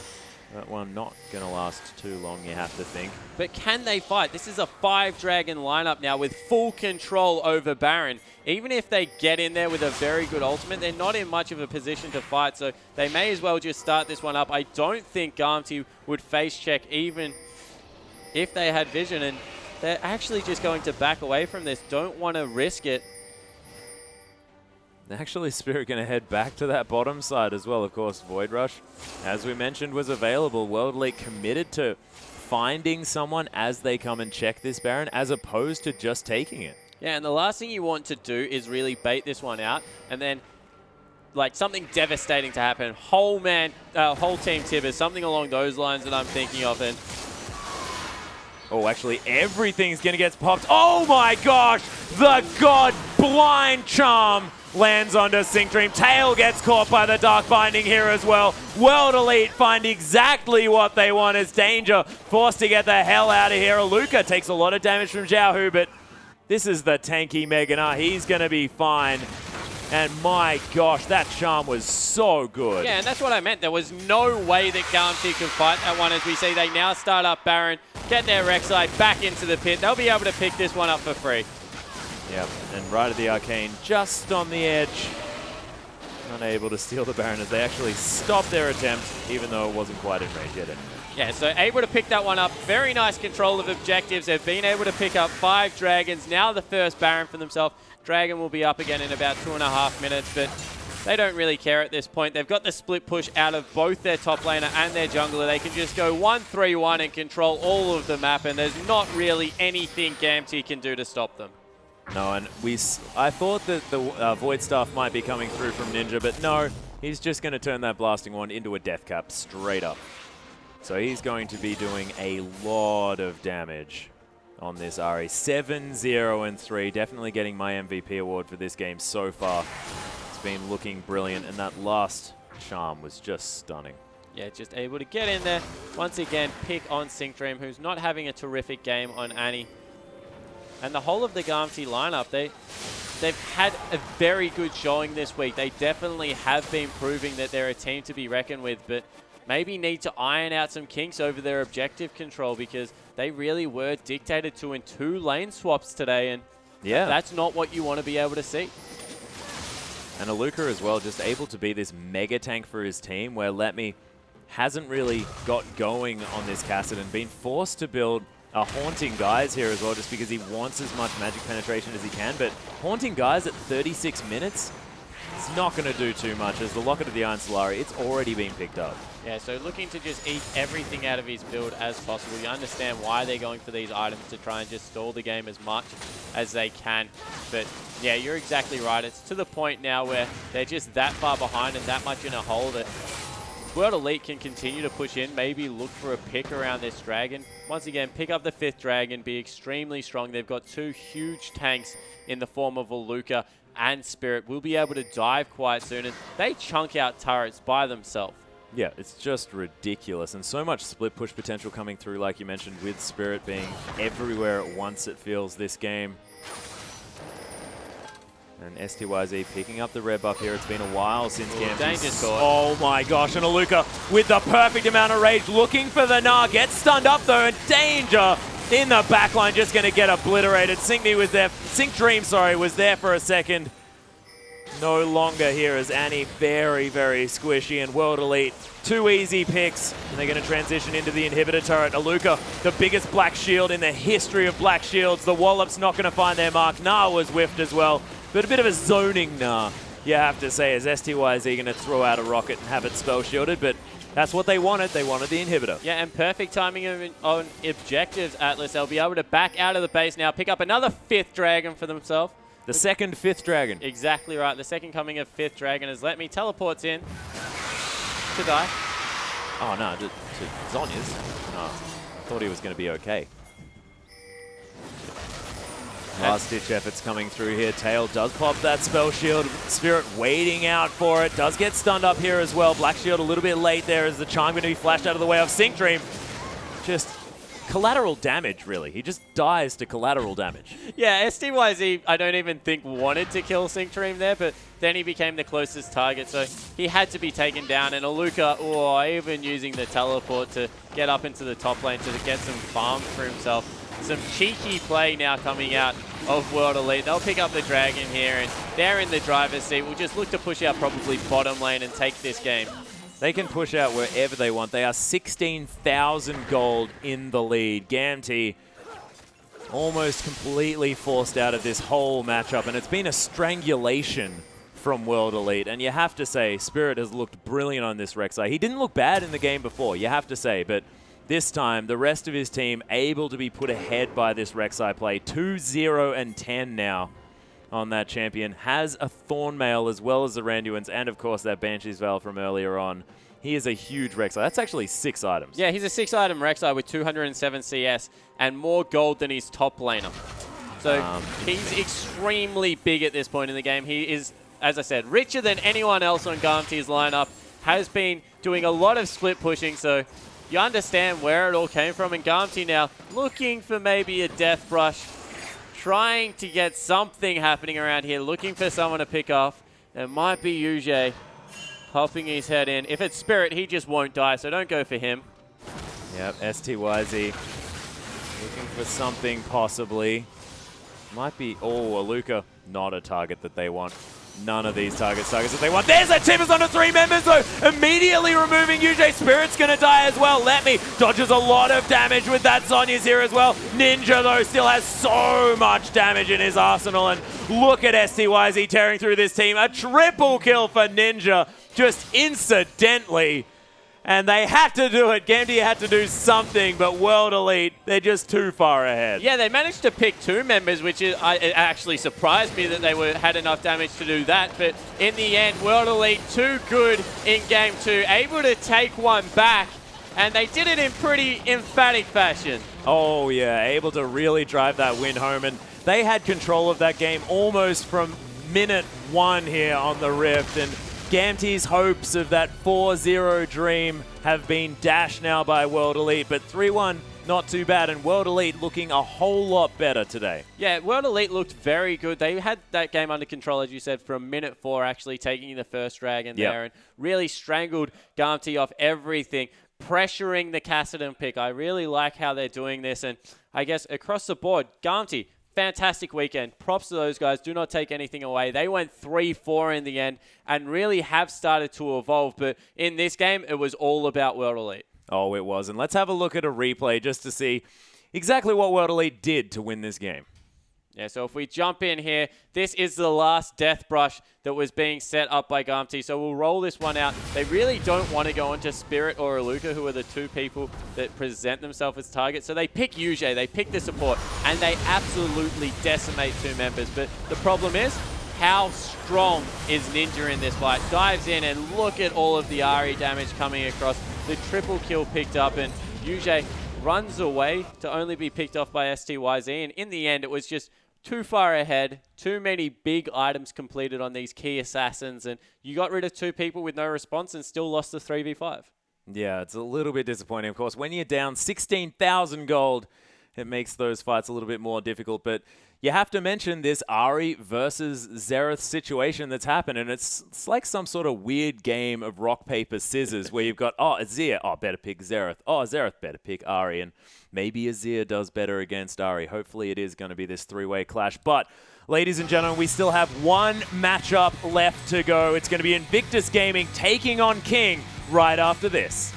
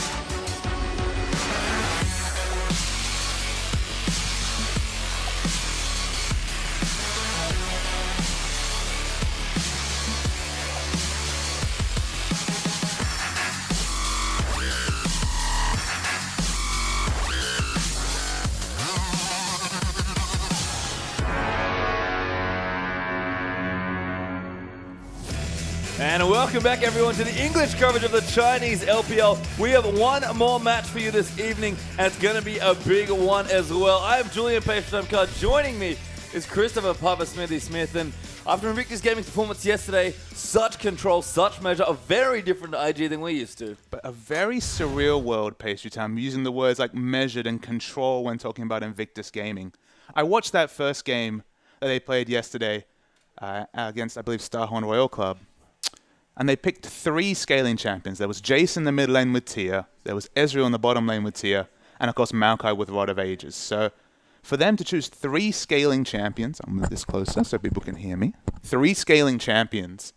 And to pull it out late, there was such a low kill score game. Kakao, of all junglers, playing very passively, very reserved. It's just a weird thing, because Invictus Gaming, they've been around a long time, since the first season of the LPL and previously. Always known for their aggressive style, highlighted by their mid laner Zatai. Of course, with the members they brought in, bringing in Kakao and Rookie this season, it's a new lineup. So much has changed. The name's still the same, but they're playing a whole new brand of League of Legends. And at least at the moment, it seems to be working. Yeah, and Kakao especially had some really strong performances from his jungle as well. And their opponents in this game, King, have definitely had some really strong moments. We thought that they might be getting things going with a recent win, 2-0 over LGD, who I guess have been dropping a little bit, but at the time were a very strong team and still are. But King just never seemed to be able to win too many games in a row, it feels like. They're very on and off. They'll win 2-0 and then lose 0-2. And it just goes back and forth. And for them, it's been a very difficult road. And they've kind of been the hardest team to pinpoint down. Of course, they're an old Chinese lineup, so they don't have these cultural touchstones, these big world superstars of other teams. But we have to remember, they swept the LSPL. They were the top team there, performed so well. A lot of analysts, when they were ranking the team, said, all right, top 4 is realistic for King. And they've just never got it together, barring that one series against LGD last week. We tried to use that as a tentpole and said, all right, now it's the time to step up. But 0-4 this weekend, coming into a game against an IG team that, again, is on the up. IG have been kind of the pace setters. They have been so streaky, so it's not out of the realm of possibility to see King go 2-0 here, but they need to show something vastly different than they have in the past 2 days. Yeah, and actually, as you said, have just been going from strength to strength, it feels like. With the Thai leaving, all of the aggression's gone, and Rookie's replaced it with some of his own aggression, but I feel like Rookie was best described to me as a finesse mid laner. He's so elegant, wonderful, really strong laner, almost always outplays his opponent. Yeah, look, he's been wonderful. He's adapted to the LPL very well. His opponent today, Assassin on the King side, again, he is one of those ones that really stepped up in that series against LGD. He was playing Zed and team fighting like Dades of old on that Zed. Always a really desirable thing to see a Zed player actually play the team fight phase as good as the splitting phase. But it's going to be a real uphill battle against Rookie. And again, it's so surreal also. Zatai's on the bench. He's only played twice.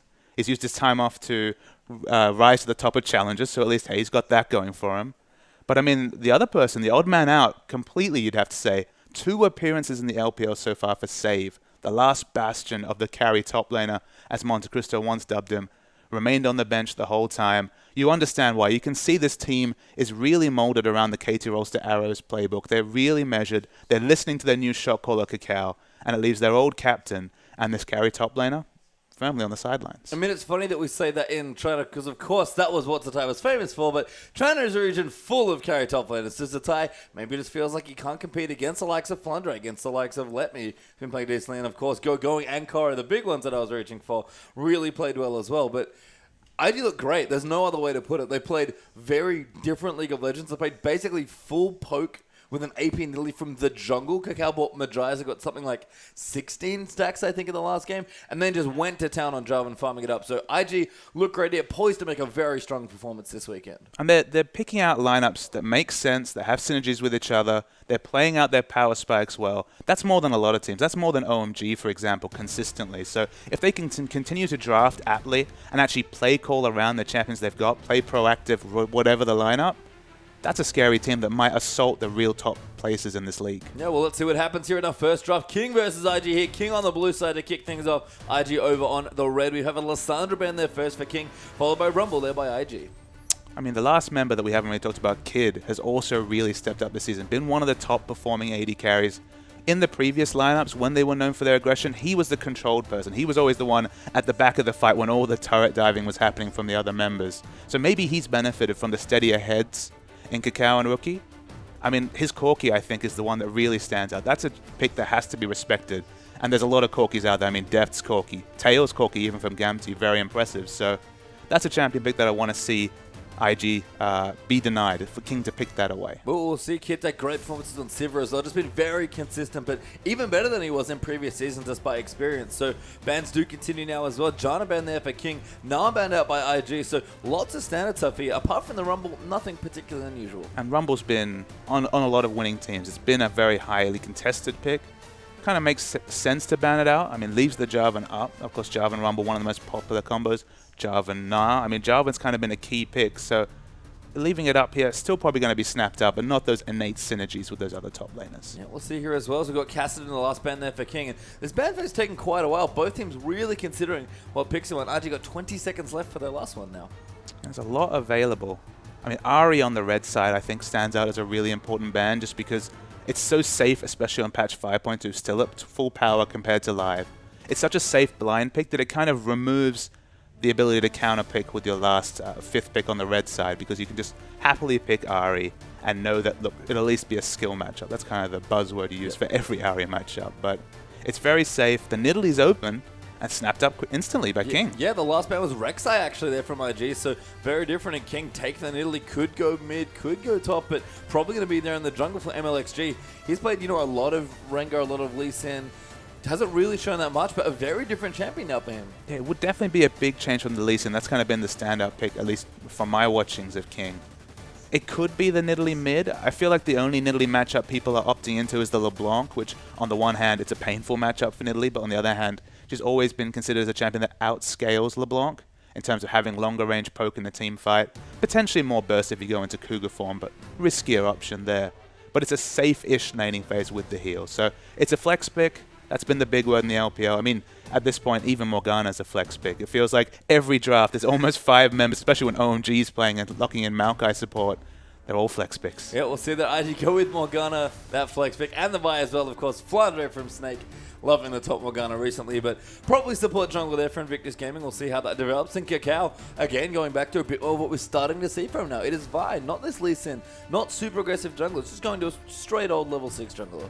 One thing that this shouts out to me, though, we see Morgana and Vi locked in. Of course, hyper carry here will be super, super safe. Of course, Vi is the great blocker picks against a hyper carry, but if you pick Morgana, you have that defensive option against the Assault and Battery. Now, whatever the engaged target, you could go for basically any AD carry and be pretty happy they'd be safe.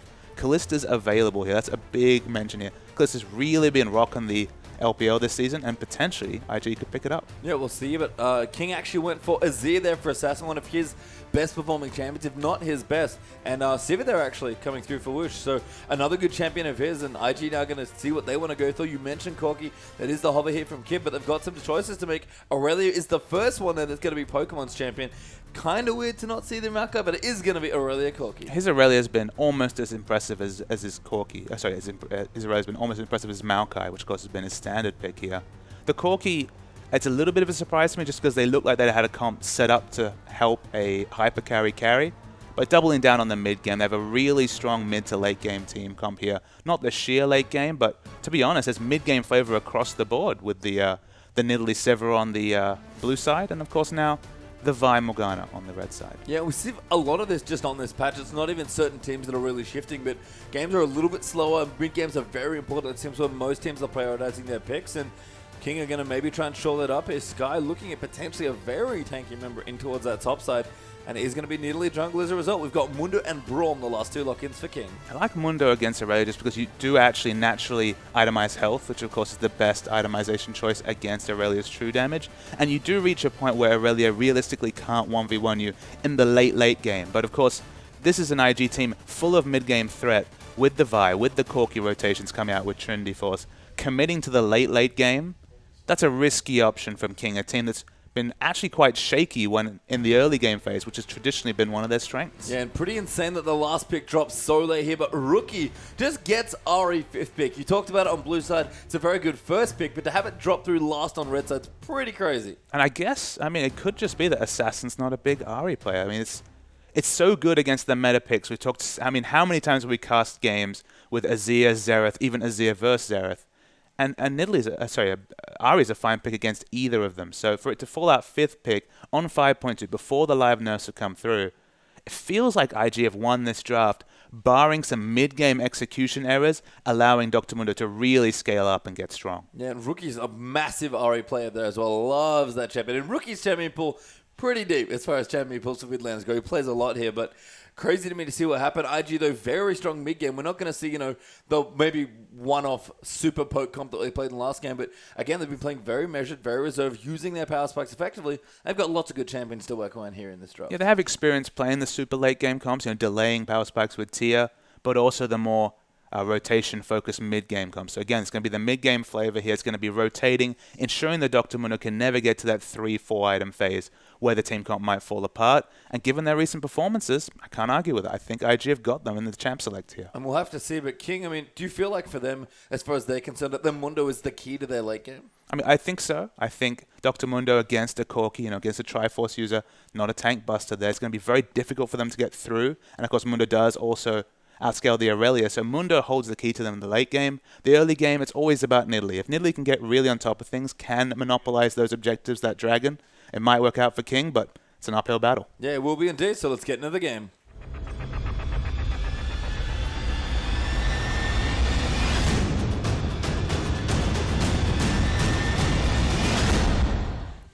And welcome onto the Rift, King versus IG, our last match of the week. In fact, it's been one hell of a week 5 here for the LPL, and King and IG are going to play its last 2 games here for this week. King over on the blue side, IG have got on the red, and they would love to continue the streak they started yesterday.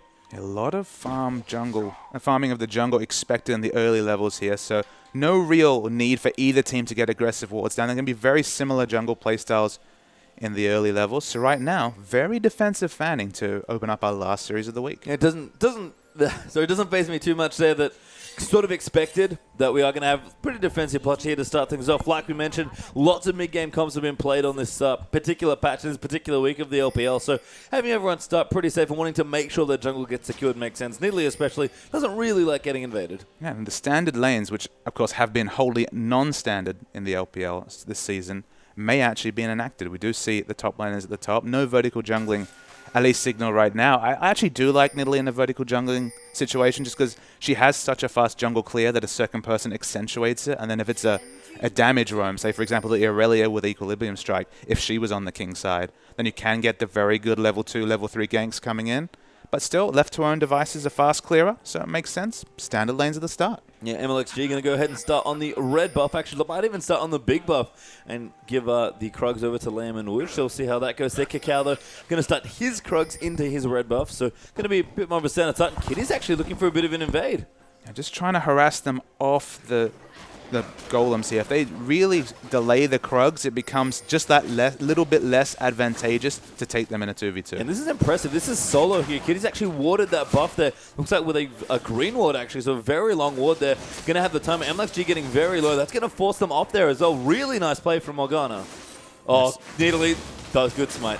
Every time. Every time. You have to remember that smite does restore the health, so it's slightly less risky than it looks like. Nidalee in her low base stats, I also kind of had the heart palpitations, but these guys are practice. We're not going to see any excuse to red. Fingers crossed this season. We'll have to see. Assassin versus Rookie, though. Really good pressure early on by Azir.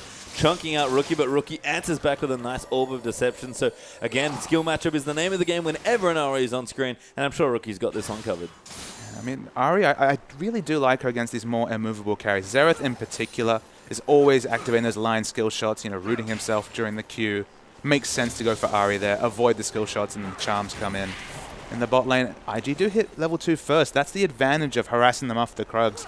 Exiting lane Kitties, but still actually having more experience than Lame and Woosh in this lane. Yeah, really smart stuff there from Kitties. Able to keep that lane kind of even here. And again, another nice binding onto Woosh. The damage going to come in. Frostbomb getting blocked there by Lame, and Kitties could be in trouble. Actually, the passive going to get procced there. Woosh gets the stun. And a nice trade back there from King's bottom lane. Yeah, the Braum passive actually came up really big in the trading. Higher health values on King, so they're winning this bottom lane, at least at this very early stage. Well, XG again making me scared, but he's absolutely on top of it, like you mentioned. There's Pokemon in towards the top side now, getting the early edge that we sort of expect here in this matchup. Sky's pretty happy just to stay back and farm. And for me, personally, Mundo has been maybe a silent overachiever here in the LPL so far. The few times we've seen him, he's looked very strong. It's interesting. Mundo never really saw dramatic nerfs. He just kind of fell out of the meta as picks rotated. I believe it was Spawn in the last game talking about how You know, Vi was popular, which made Morgana popular, and the flow of picks is kind of the same flavor with the Mundo. When he makes sense, when he can be babied through the early game, we always know what he can do in the late game. There are just certain champions, these Triforce users, like Corki, that cannot bust through Mundo. So when Sivir and Corki are the flavor carries of the day, what more man than Dr. Mundo to take to the top lane? Just give him a little bit of time to get building up, and he can not even have to itemize for the armor. He can focus on, say, the Spirit Visage first and against the double AP, and then come up extremely relevant. It's still very hard for a non-auto attacker, for example, an AD caster like Corki, to break through Dr. Mundo. Yeah, and I've definitely noticed that the tanks seem to be pervading a bit more of that top lane, especially. It's funny that you mentioned that because Pokemon here from IG, the quintessential tank player, has really just started getting better and better. And yes, he's been playing much better, but it might even just be the meta shifting a little bit more towards what he likes to be playing. Yeah, the double AP, look, it's still popular. It still can prevail and be very, very strong. But Aurelia, she kind of pervades over every meta. So always a safe pick to go with. Always better nerf Aurelia here. Is Pokemon actually going to get traded back here by Sky? Good cleavers coming through the back there, but Pokemon will just chug the charge of his blast and be okay. 10 CS behind, actually. Pokemon a little rough there in that matchup. Assassin in the mid as well, even though against Rookie, who's just making sure the wave holds and doesn't crash into his turret. And even there in the mid, bot lane is very even as well. So as we kind of expected, sort of a quiet early game here. Both junglers farming up pretty hard. And of course, because we do have standard 2v2 lanes in the bottom, less chance for that early dragon to be taken down. You're realistically not going to be able to have two people exit bottom lane and pick up an unanswered objective. Lane swaps, they're the things that open up early dragons. No lane swap means that the objective snowball is going to be later. Yeah, and for IG, we'll probably have to wait for some ultis from Rookie and Kakao to really get in there. And for King, they're probably just waiting to, maybe get the Sivir BF, so start pushing out those lanes and open up that space for themselves that way. I mean, the big purchase here for Sky on this Mundo is the Giant Spell. That's when he really starts to be able to utilize all the health regen from the passive for his ultimate to become useful, to actually be able to fight against Aurelia. He actually goes up and picks it now, but in the mid lane, Assassin's beating a lot of damage. Yeah, Rookie going aggressive, misses a charm. The Rookie dives back in and does get the kill. Flashes out, spear goes wide, and first blood Ari. You can never expect a solo kill in the mid lane. Nidalee watching with aghast from the Raptors there. Rookie, we bigged him up in the pregame. He's showing why. Solo kill on Assassin. Yeah, and a lot of, that pre-live nerf Ari coming there as well. One of those things, he missed the charm, but still more than enough damage with all the skills to be able to pick up that kill. Just so much more mobility. The kind of the little thing. We talk about the Q allowing her to dodge skill shots, the fact that it can be used defensively. The other simple fact is that if you Q and move forward, you're going to get that extra auto attack in. Your trade's going to be that much stronger. She's just that much more deadly. Sure, we're only talking 45, 50 damage. But in a trade against a barrier Azir, it's relevant. Yeah, an Assassin. In fact, they both used all of their spells, so that little bits of damage certainly mattered there. An Assassin, only level 5 as well, unfortunately for him. Going to feel remiss that he couldn't hit the experience. Rookie must have had some pretty nice wave control to make sure he manipulated that experience lead. And he's going to be working towards Morellonomicon, the much more aggressive option in the mid lane.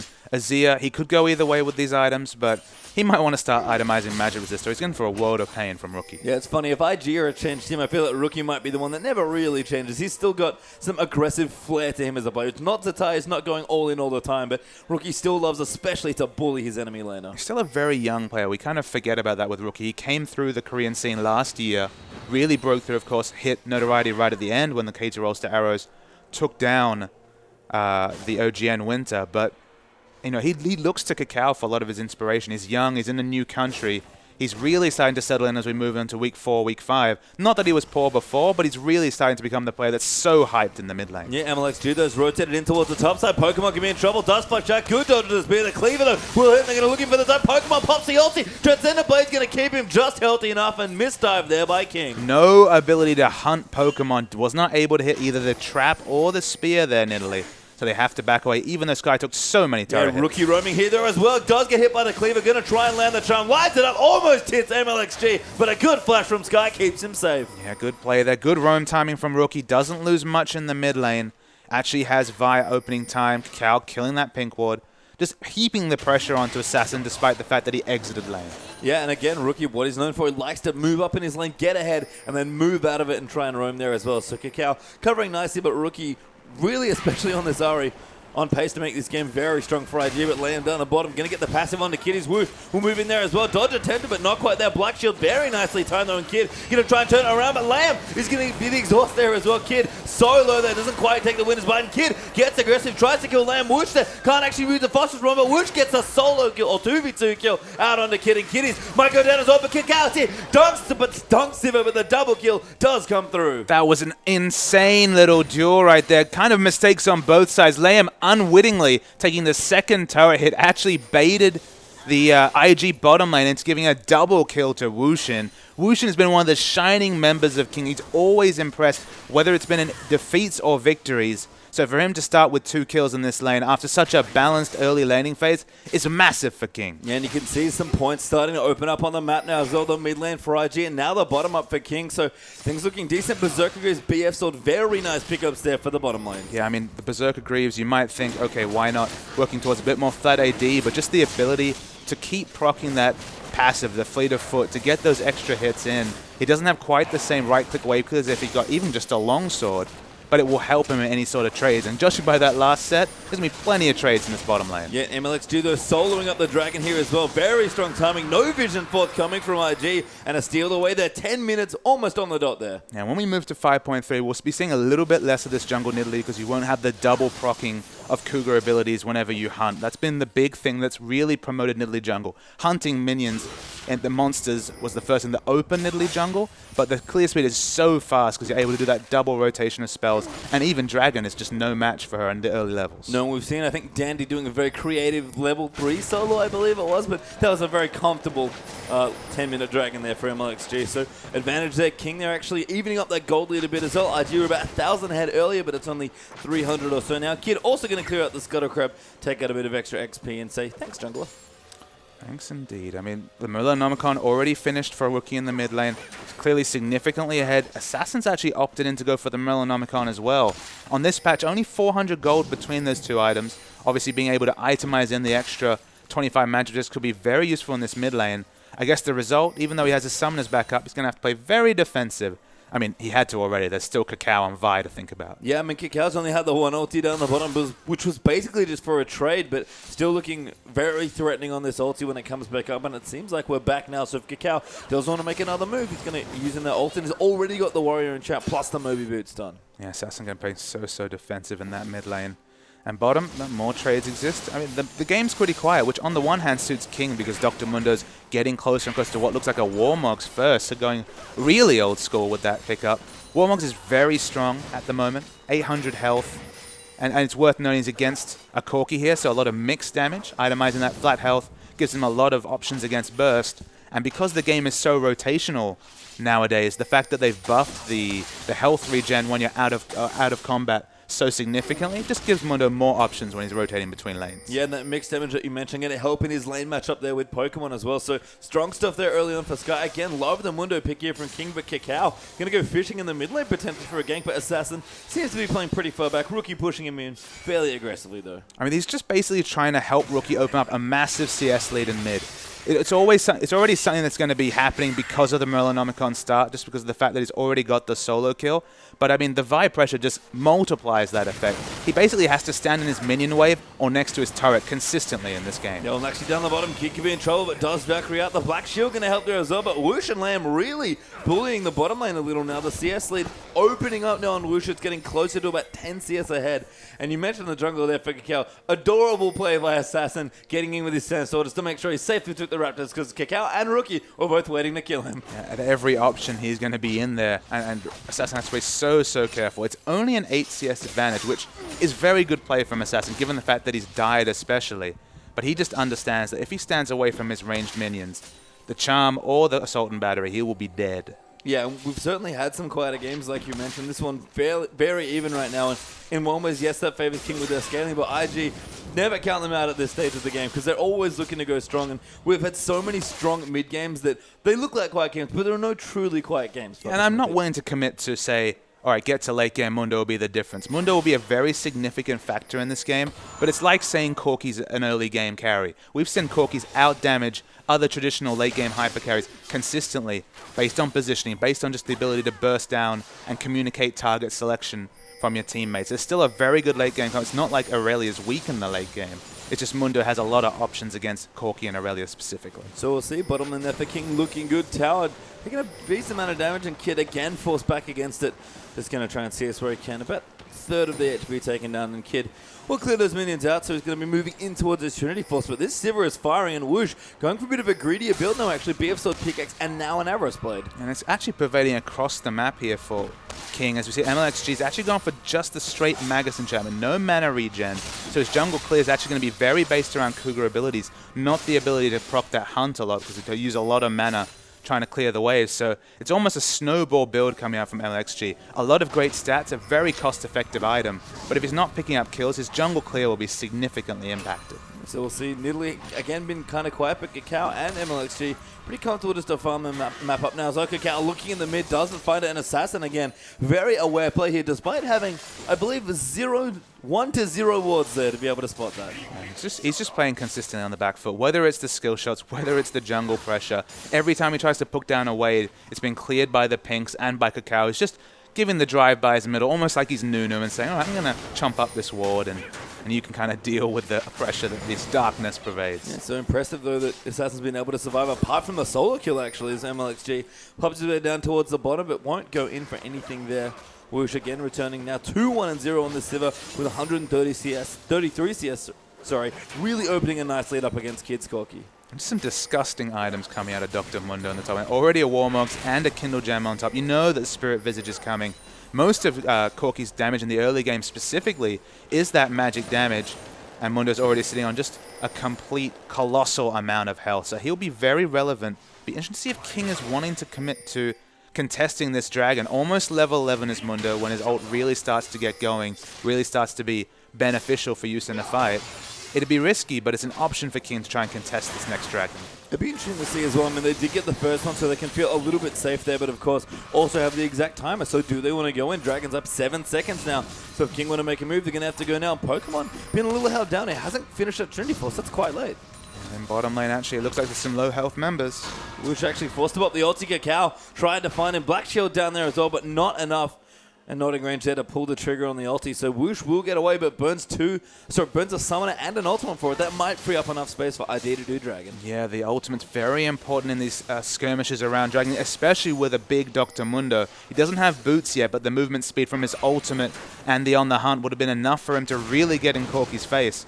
Corki's damage with this Trinity Force is going to be the big factor for King to consider in a Dragon fight. So if it was all going on to this super tanky Dr. Mundo, it'd open up a pretty big strategic advantage for King. Yeah, so we'll see this guy was kind of walking down, but is actually warding the top side of the jungle there. So more interested in kind of keeping the lanes down and spotting for that jungler, so we can maybe even keep split pushing there. And IG are going to line themselves up for a first Dragon, it looks like here.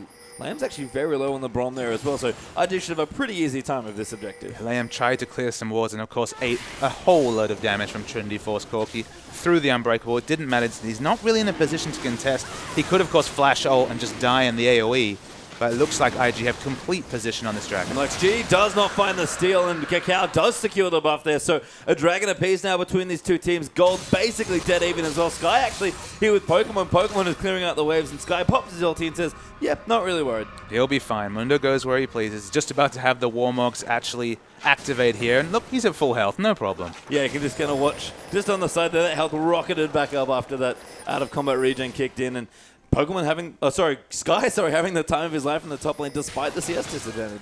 It's, I think, going to be a story of dive in the fight. Aurelia, Vi, Ari to some degree, all going to be diving into the backline. How much lifting can Sky do? Because realistically, we have to remember it's a Nidalee jungle. It's not a double dive combo. It's just the single tank here. So it's going to be difficult. They're going to need to hit that poke. They're going to need Assassin to really have a big Emperor's Divide.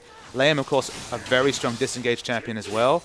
But Sky is going to try and make Kid irrelevant in fights, but the triple dive from IG, especially if they get farmed, is going to be relatively strong on its own. Yeah, so we're really gearing up for, again, another very strong-looking mid-game, but towers, actually, none of them have dropped yet, so still a very closed map here. Dragon apiece, of course. Baron's actually up in a minute 40 or so, and items still building up. Whoosh not quite done there. Actually does not quite hit the binding. Good spell shield, but wasn't needed. Actually, it was just a bit wide there of that one, and Kitty's returned to the bottom, and Kid really turning on some of the denial there with that Trinity Force. Kind of bullying Sivir now. The passivity of this game, the passivity of IG recently, again, just something that kind of washes over you, and you remember previous games and wonder where that aggressive team has gone. This current team, though, getting great results, still very measured and smart. Finally, the first turret comes down, and it's for IG. Yeah, great pressure there by Rookie. Again, trying to bully that lane. Eventually parlays that into a turret advantage, but Lamb down the bottom. Going in onto Kid, does get 2 stacks of the passive, but it's not quite enough, and King will back off. Sivir, though, does fight back.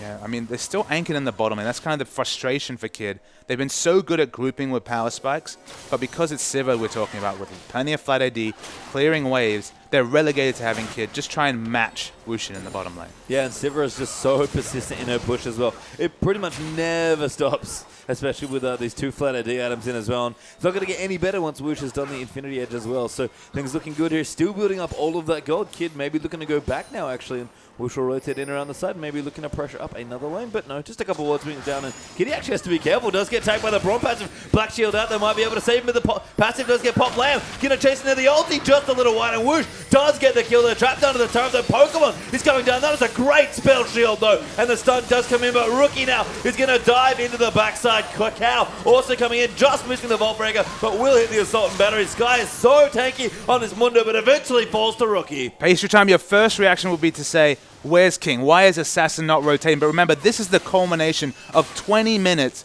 of Assassin in the mid lane, being forced to play on the back foot, being consistently drive-by ganks coming through from Kakao. He could never be on the front foot because IG put all their resources in keeping Azir on the back foot. Their result is a very nice rotation to pick some kills up in the bottom lane. Yeah, really nice teleport there by Pokemon, and Rookie, so much flat damage there with the Death Cap already done. Azir does answer in kind with the turret. That'll be the first there for King. IG, of course, taking 2 with the mid and the...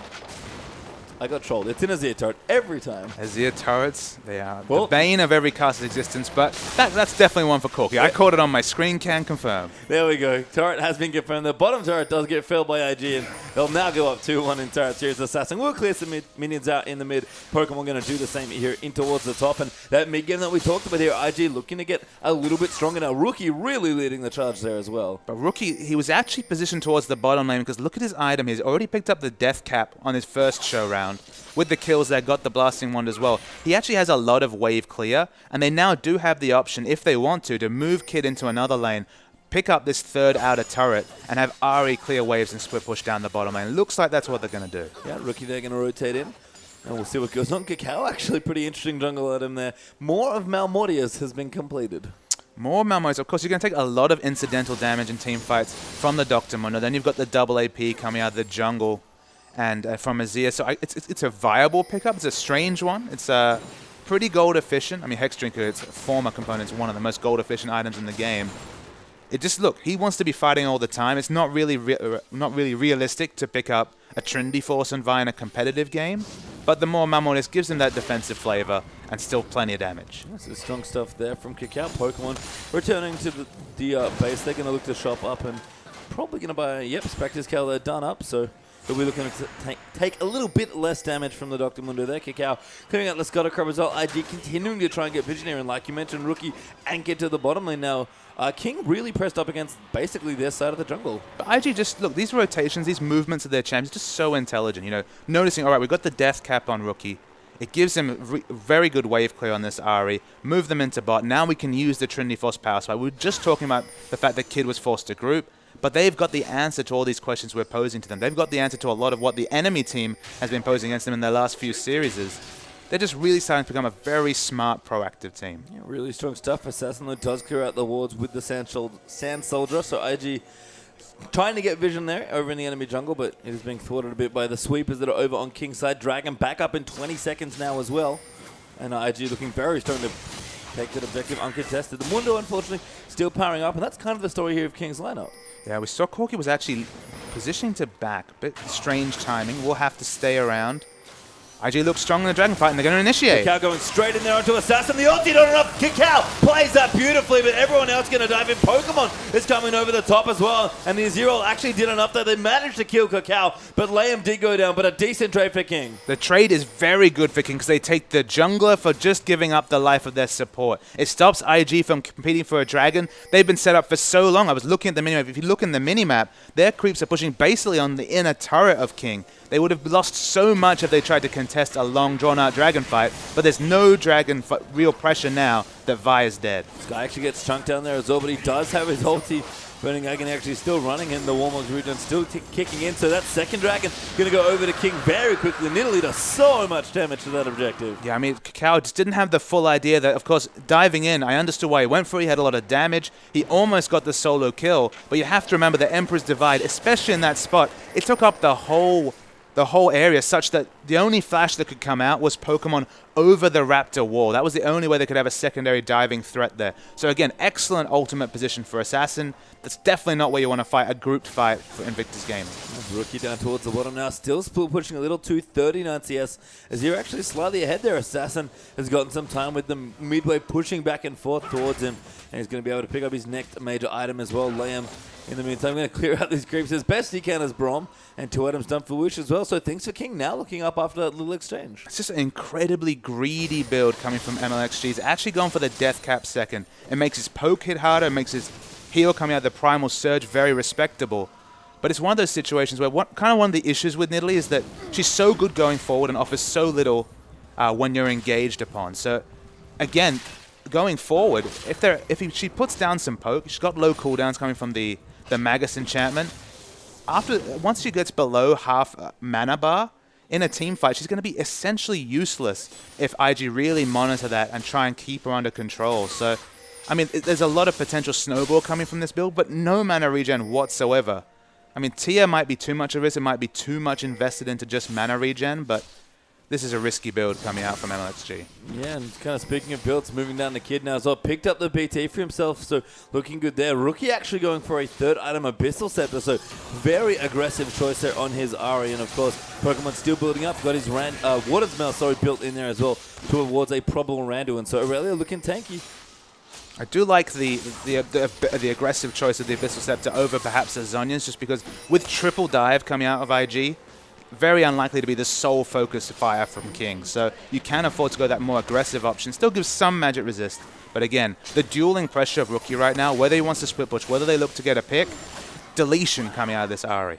Yeah, we'll have to see. I mean, both teams have a lot of very strong damage potential. You mentioned the Nidalee before. It is a greedy build there from MLXG, but if he ever finds someone and gets a spear, they die very quickly. So both teams kind of dancing very carefully here in this stage of the game. No major objectives really here to take. Baron is one, but it's very hard to just kind of face tank it here with both teams having fairly good team fight at this point. So IG, despite the lead, going to play very patiently again. It does make Nidalee effectively a pick champion, which for a champion with no CC is probably just something that you don't necessarily have a complete thought about if you're IG. So they do have to really respect the damage coming out of Nidalee. It's just, you know, she's at half mana now. Couple of spears in a team fight, maybe a heal. She'll be completely Omen, only in Cougar form. Once you move into Cougar form, sure, your abilities don't cost any mana. But then again, you're a melee champion that's built full damage. And Rookie down the bottom, going to go in onto Whoosh there. Does use the ulti land, they're going to dive back in. Double teleports coming through his own. Rookie just survives there. Both tellies get cancelled as well. And Whoosh and Rookie live. Everyone's bluffing with the teleports, but it was necessary coming out from both Pokemon and Sky. Sky's very tanky, but wow, it takes a huge burst of damage. So much damage. Pokemon going to dive in now as well. Sky's popped the ulti, but he's got Equilibrium Strike. Can he fight off the damage? He flashes out. They're going to keep going in, but no more gap closes available. And Sky going to run away like only a Mundo can, but Kid actually going to join the party now as well. Sky's still pretty tanky, but the ulti's run out. Kid going to follow in. Pokemon with the next gap close, and Kid gets the kill. Patient time, it's insane how much damage Denting Blows was doing. It's actually already maxed through. You look at Mundo's build, no armor to speak of. Shredding the health on the third auto was Kakao. It must have caught even Sky off guard. He's very tanky to, say, a Corki. It's very hard for Corki to bust a tank, even if they don't itemize armor. He would not have been expecting that coming out of Kakao. Really impressive stuff. And we looked at Vi as a champion. It certainly picked up a lot of popularity. That has to do with, I think, that passive you mentioned right there, the ability Denting Blows. It's not just good for objectives, but it's great for champions sometimes. Okay, and this is, of course, 5.2, so Baron damage has been relatively nerfed. Kakao's very low, but King have no idea about this. They rushed down Baron at 28 minutes. That was one fast Baron there as well. You mentioned the Vi already can do great neutral objective damage, and Kid no slouch either on the Corki right now. So very good Baron there by IG, and they rocket up to 4,000 gold ahead. Crazy power spikes across the board. Getting tanky Pokemon's got a bit of the armor and the magic resist. The Trinity Force and the Bloodthirst are completed on Corki. IG are looking for a fight. They've got the Baron buff now. They can continue to control waves. Pokemon still split pushing, even though his teleport's down, I believe. And Dragon's a minute away.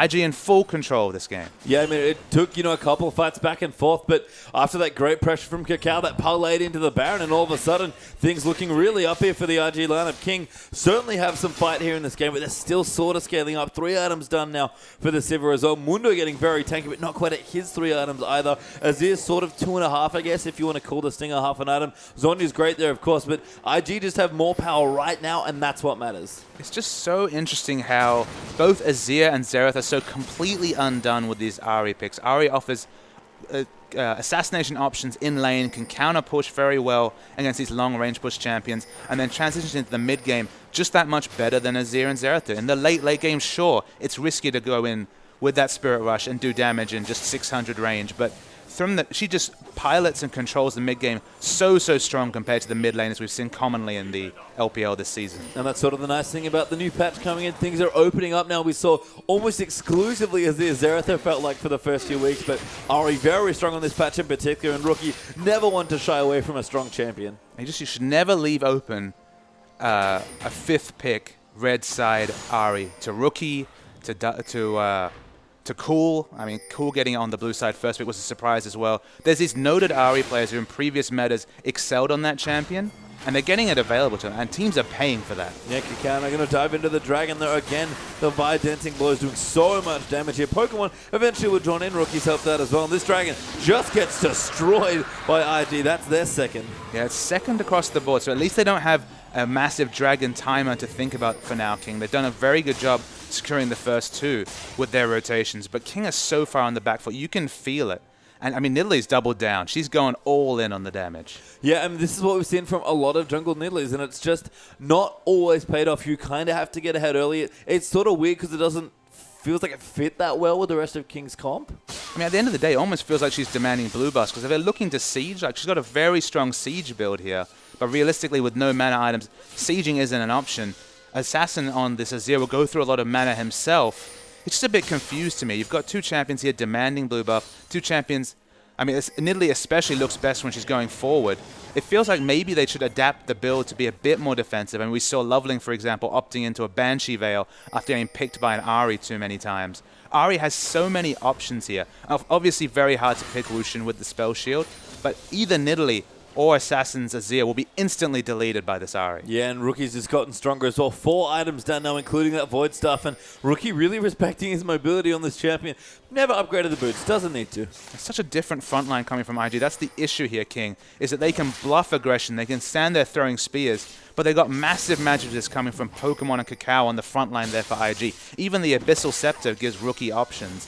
The dive has magic resist and does a lot of damage, and the frontliner King, barring Mundo, is very squishy. Yeah, Rookie hits a spear, but that Abyssal Scepter actually doing work there on the magic resist front. Doesn't take too much damage. Black Shield there is all going to help him out. And IG just going to starve King out of vision on this top side of their jungle. Now rotating in, going to melt the tier 2 turret there. That goes down, and I believe that is all 6. No, never mind. Just the 4 turrets there from IG. Azir's Sun turrets once again much more powerful than I am. It's been a long weekend there, Patient Time. Azir really hasn't had your number, at least in this last game. I mean, you look at the wards down on the map. There's some very good pink defensive warding down by King. They do have access to their monster camps, perhaps more than you might feel given how this game's gone. It feels like IG have a complete stranglehold on the game. But King's vision is certainly not letting them down yet. No, and they've got a good comp here as well. They just sort of have to find a good spot for it. And like a lot of team comps, King's is a little bit better when going forward, and that's really what they want to do. Pop the Sivir ulti, get the Mundo in there, really get Azir in close and try and lock someone up, but right now it's just not been working. Rookie's dancing circles around them. I mean, it's kind of a confused comp if you think about it, though, because, I mean, Sivir pops her ult, and, like, obviously Skye will head straight in, but basically everyone else, barring Braum, wants to be at the back. Like, Azir is much stronger when he's being able to control space in front of him. Of course, he doesn't want to be dived upon and necessarily assassinated, but he can control a lot of space. He's very strong defensively. Nidalee wants to be poking and never wants to really be fighting in melee range. So they'll pop that Sivir ult. I just don't really know what the situation is where their comp really is played to its full potential. Maybe if they were way ahead and poking around a turret and able to disengage with Sivir ult and the Braum ultimate as well, I could understand. But that's not how this game is panned out, and it feels like IG have so many offensive and defensive options with the comp they've picked, and King are kind of tunnel into a comp that doesn't really offer much 33 minutes into this game. And I have to say, Papa Smithy, I feel like we said that quite a lot whenever we see Jungle Nidalee. It does work sometimes so well. Kakao piloted it to great effect. We actually saw, I forget who played it, but a very balanced teamfight comp with Nidalee as the sole poker. You know, Alessandra mid, and say, for example, the Nidalee. When Nidalee offers something unique to the comp, it can be strong, but for a champion that's so strong as solo queue, for a champion that's so unique and actually provides a surprising amount of pressure for just a damage ganker, in these sort of games where the lanes kind of play around defensively, the game kind of lulls out for the first 20-25 minutes, there just is that potential that even though she does a lot of damage, it just doesn't matter. We'll have to see here as well. Cooler Bootsman out of there for MLXG. Unfortunately, not really going to help the mana problems, but definitely going to have plenty of spears to throw out there as well. Lamb clearing out wards on this Braum now as well. IG likely looking at Baron again, as it's going to be back up in 40 seconds. Dragon going to follow about a minute after that as well. And Pokemon content and split pushing down the bottom lane. I mean, the big issue here is the Sivir has to build full damage. She's not in a position to build tanky items. And the Sivir is realistically going to be assassinated by one of Kakao, Pokemon, and Rookie. There's so much dive there that Sivir will die, short of perhaps a Guardian Angel, an early Banshee Veil for the second Spell Shield option. And Kid is going to be so safe in the backline here. There's just no real backline assassination threat, barring just the most fortuitous spear of all time coming out of Nidalee. Well, we'll have to see here. Rookie really zoning people out there with his Ari. Kind of throwing charms back and forth. Does hit a spear, but a good black shield there by Kitty's going to reduce a lot of that damage. And again, the Abyssal Scepter doing work. I mean, MLXG is throwing spears here, but IG just going to take out the Pink Lords here. And Nidalee on top of ward, not going to be able to do a whole lot more. Pokemon still with the teleport, moving in towards the bottom side of the map as well. And ID just making sure they have exact vision around the Baron. Yeah, the split push continues from Pokemon. The CS value is high across the board, none more so than Assassin. He has a lot of CS, but still, barring the one excellent defensive Emperor's Divide, been basically a non-factor this game. There's still plenty of time for that to change. King are very farmed, but we're still waiting for that big team fight between these two teams. Pokemon actually going to telly in around the side as well. There's Kakao going in. Again goes over the ulti. Pokemon is right in the back line there as well. Just going through. Kills MLXG on his own. Rookie dives in the back for the double there as well. And such great play there. Now Sky getting it locked up as well. Forced a flash out over the wall. That was brilliantly executed by Invictus Gaming. The flank engage from Rookie was amazing. Able to escape the ward coverage, get a double assassination in the back line. And that's what I'm saying about IG's comp. They can come into a fight from different angles. They can engage from the front. They have so many different flexible options. Nidalee has one mode. It's throwing spears and going in if she hits one. When she's engaged upon in a flank engage like that, she offers nothing. Assassin, got to be careful. Dragon is not joking around with the damage. Will get it, though. So a very nice trade there for King. They'll pick their third crucial Dragon up there, but that's not the best consolation prize at this point. IG with the Baron going to shove down mid. I mean, third Dragon buff is excellent for map rotations, but I mean, King haven't been rotating to any of these neutral jets. It's been so long since they picked up a bigger jet. We're going to see the replay here. You have to watch Rookie in the backline. He's not on screen right now. You see a very even fight. And then MLXG's instantly dead to the flank engage coming out from Nidalee, from the Ari right there. The fight continues, but with those threats, with MLXG, so much gold, so much damage items built up on that Nidalee, she just offers so little when the flank engage is coming in. Flexibility, not there from the Nidalee. And that's, I think, the best way to describe her is that she's very powerful, but maybe a bit narrow here. And time again, apart from a few different games here the weekend, that seems to be the story of Jungle Nidalee. And Ari, maybe the best performing champion in this game for IG, for Rookie. Maybe the complete opposite. Very versatile, very powerful. Gives you a lot of options in a lot of different situations. And any champion that you can blind pick on blue side and be kind of happy in any matchup is powerful. And of course, Ari's been buffed to really cement that status as a blocker pick, as a safe pick. We say skill matchup. She can lose any matchup, but she wins much more often, especially on this patch, than she loses. Yeah, I mean, even if you're just the 55% in every matchup, that's still good. You're still technically ahead in all of those matchups. You win 55% of the time. It's simple mathematics there. It looks good. It does look great here. We have had a pause, but we should be popping back into the game any moment now. Seems like whatever they had going on has been sorted out here. And IG still looking strong, still very measured play, still very controlled and very patient, but playing like a team. That's the thing that is the hallmark of all of these great teams and the top teams, especially in the LPL. When they are playing, they play together. Yeah, and it's, again, proactive teams have had so much more success than reactive teams. King, once you opt into that Dr. Mundo, there will be those odd games where it really pays off, where Dr. Mundo's the difference. We saw that when Starhorn Royal Club 5th picked the Dr. Mundo that completely undid their enemy team's comp. He got to late game and they won the game off it. But in situations like this, when the game is played around Dr. Mundo, the fact Dr. Mundo is just huge in terms of items, it just doesn't pay off. And the Nidalee and the Dr. Mundo are kind of the two outside picks coming out from King, and both of them are a miss. Well, IG here with the Baron buff now as well. Almost 10,000 gold in the lead as well. Knocking down most of the turrets. Still got the tier 2 in the bottom to take if they want it as far as easy turrets go. But going to move in for the next ones here as well. Split up, and looks like maybe 1-3-1. Just get all of the Baron buff onto as many creeps as possible. Yeah, they have the short range from Corki, but of course if they can get a pick, they train down turrets with all the buffs they picked up and the double Trinity Force they have. So they're looking mostly for the pick. You can see some very aggressive pink wards. You know that's what IG is all about, catching a pick in transition. But with the 5th Dragon, slightly harder than normal to do that. So Baron buffs here for the tier 2. IG will take the easier of the turrets left for them to take. And Pokemon is going to face take a bunch of damage. Not worried too much. And Kid just ripping through structures at this point. Yeah, they just continue to push out. That's the last of the outer turrets, I believe, down. 9 turrets, but of course 6 of those are the outer turrets. 3 Azir turrets to throw off poor mate Pastry Time over here. I'm telling you, man. Azir is the hard counter to Shoutcasters, I can tell you that much. The Sky does get locked up there by Equilibrium. So Rookie with a bit of poke. Assassin going to answer back with some Sand Soldiers, but IG still moving in with the pressure here. And I see a Chalice there in Kitty's inventory. I wonder if we'll see the IG special today. I mean, the Banner of Command would be so impressive here as well, as we see the Siege Minion actually did most of the damage to the turret at that situation. Corki finds it hard to get the big orders in, but Siege Minion doing it for him. Siege Minion doing work here for IG. As that Kid, needs a bit of help. Siege Minion going to help him out there with the Baron buff, and Rookie going to throw Pepperk in. Lamb doing a good job blocking a lot of this damage, but that turret's got basically no health left. Does get taken out, and King, no real options left here. Don't want to fight RG 5v5, although Kid is just a little low. Maybe they'll look in. If MLXG can land a few spears or Sky can get some cleavers, they might be able to pick someone off.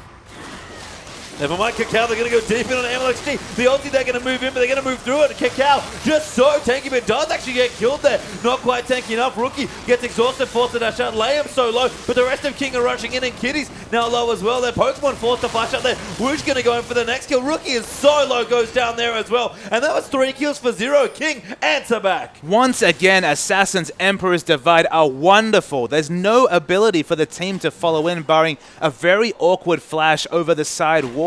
You cannot flash over that ability, and they're just finding so much difficulty engaging. MLXG is the target, obvious ult target for Assault and Battery. Gets so low, but there's no helpful damage, and they need to really be careful because King's comp is farmed up.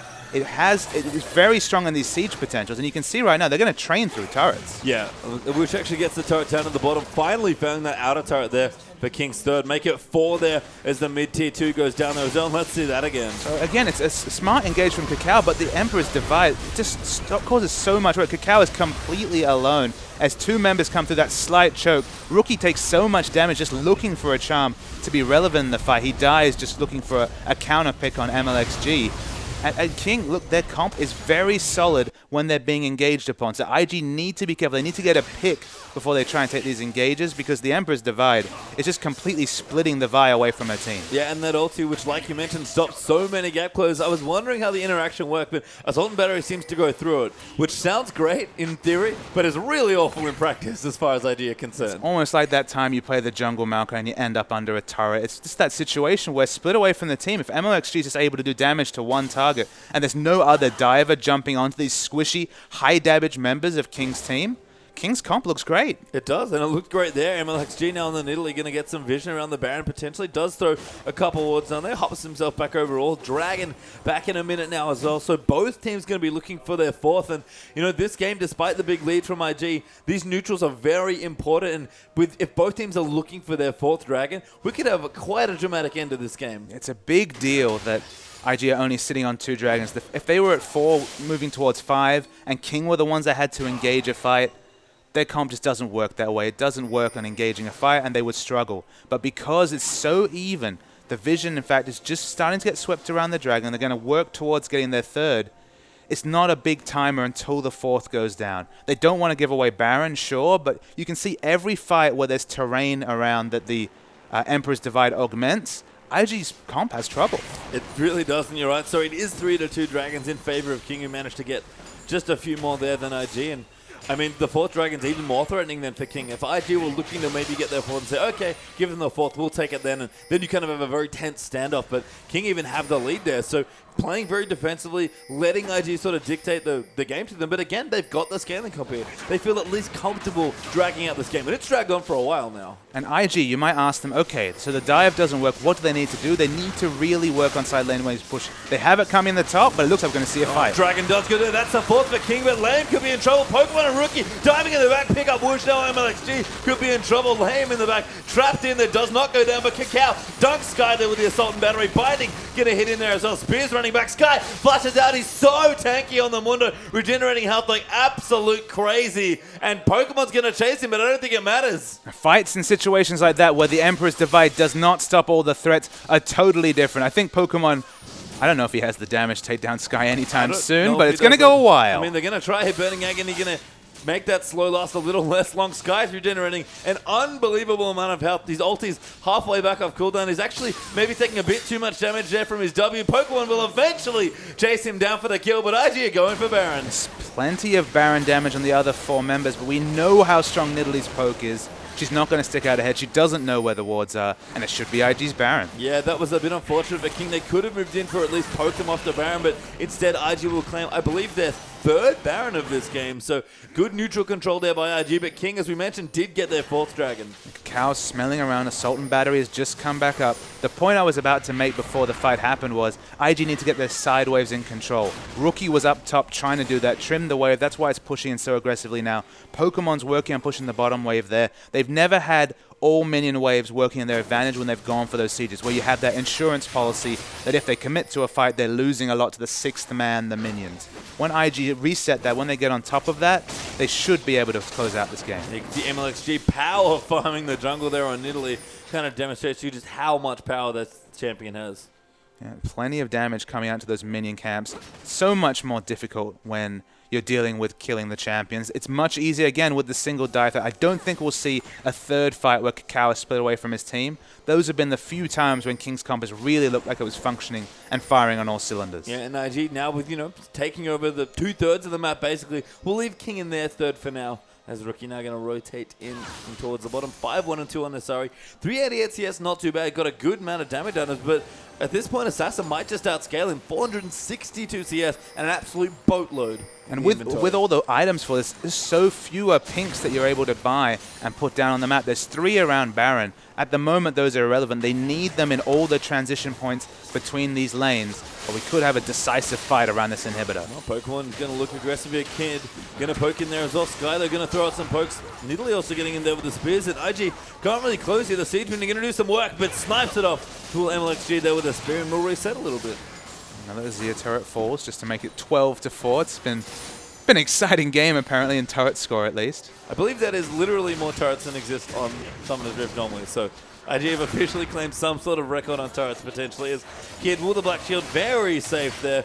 But still, Assassin poking. King have a decent amount of poking. As you said, defensively their comp's not too bad. And Kid takes so much damage. Assassin is doing so much damage. If you disrespect these soldiers, when you're able to set them up, when there's 2 soldiers ordering the same person, the damage is just disgusting. This, of course, is being modified on 5.3, but in 5.2, you can see IG are really struggling to close out this game. I mean, struggle is maybe an understatement at this point. They've really not been able to get inside the space. That bottom inhibitor that's been exposed as Lame does get crushed down. Good pick there from Rookie. Might set it up. He's going to go back in as well. Now on top on the MLXG. Almost kills him. Does kill him, actually. Pops us on his Pokemon there on the backline. Cacao going to dive in there as well. We're going to leave it for now. Assassin used the ulti, and that's all the room that IG need. For once the turtle fails, it wasn't the massive Emperor's Divide coming out. Double pick comes through from Rookie. IG, it took them about 15 minutes longer than they wanted to, but they're going to win this game. Yeah, Whoosh gets wrecked there as well. So the rest of them dive in. The ace gets completed. The Nexus turrets fall, and the Nexus follows swiftly after Invictus Gaming finally break King.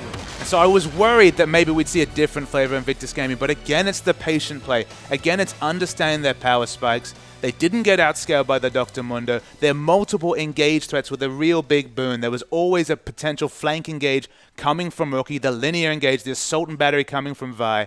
And King's Comp, it had a lot of answers at the end. It was very difficult for Invictus Gaming to close it out, but it never felt like King could take the game by the grip of their teeth and really try and finish it themselves. They were just sort of delaying the inevitable. Yeah, I mean, great play from King there, especially towards the late stages of the game. But I think what you're harping on there is that King could never be proactive in that game. That's not a good spot to be in the game of League of Legends. You want to be dictating to your opponent. Sure, if you fall behind, play to your win conditions. And King, their win condition was kind of like, hope IG screw up again, because they just couldn't find any good fights outside of their own base. And this never was their time that all those damage items from MLXG paid off. There was never that time when they were getting the huge poke and able to take a turret off it, just like Gragas ultimates around a turret would have been in the past. You could see the flavor of what they tried to do, but it just never came together on the Rift this game. No, and a strong performance there from IG and King. We'll see if they can answer back. Game 2 and our last game of the week is coming back after this short break.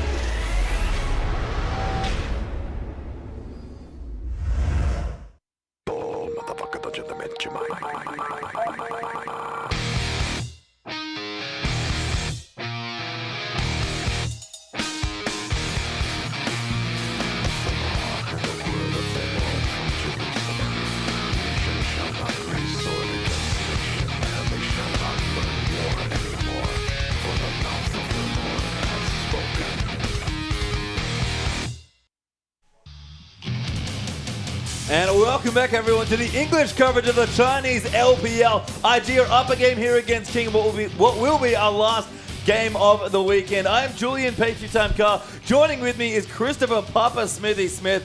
And what a game there by IG. King fought valiantly to stay in it, but could not overcome the deficit. Yeah, this IG that's been on the big streak continues to play very smart, controlled League of Legends. They might have dropped a game to M3 this weekend, but in their victories, they've been consistent in understanding power spikes, not overextending, playing fight smartly, and they're just taking out these victories, and they're starting to finally assault those top places in the ladder. And it's a good time for them to really turn it up as well. They had a big schedule this weekend, playing every single day. The schedule's a little wonky. Teams definitely play, 1, 2, even 3 games, depending on how that works out. But IG looking to take 7 potential points away, which is a massive amount for one big weekend of LPL. Once again, the Nidalee jungle, we've seen it so much this weekend, it's flattered to deceive. Of course, it has won a couple of games, but in other games, you just look at the comps and you say, okay, what does Nidalee do here? What does Nidalee do more than, say, a Jarvan or a more standard jungle pick? And consistently, that pick's been found wanting.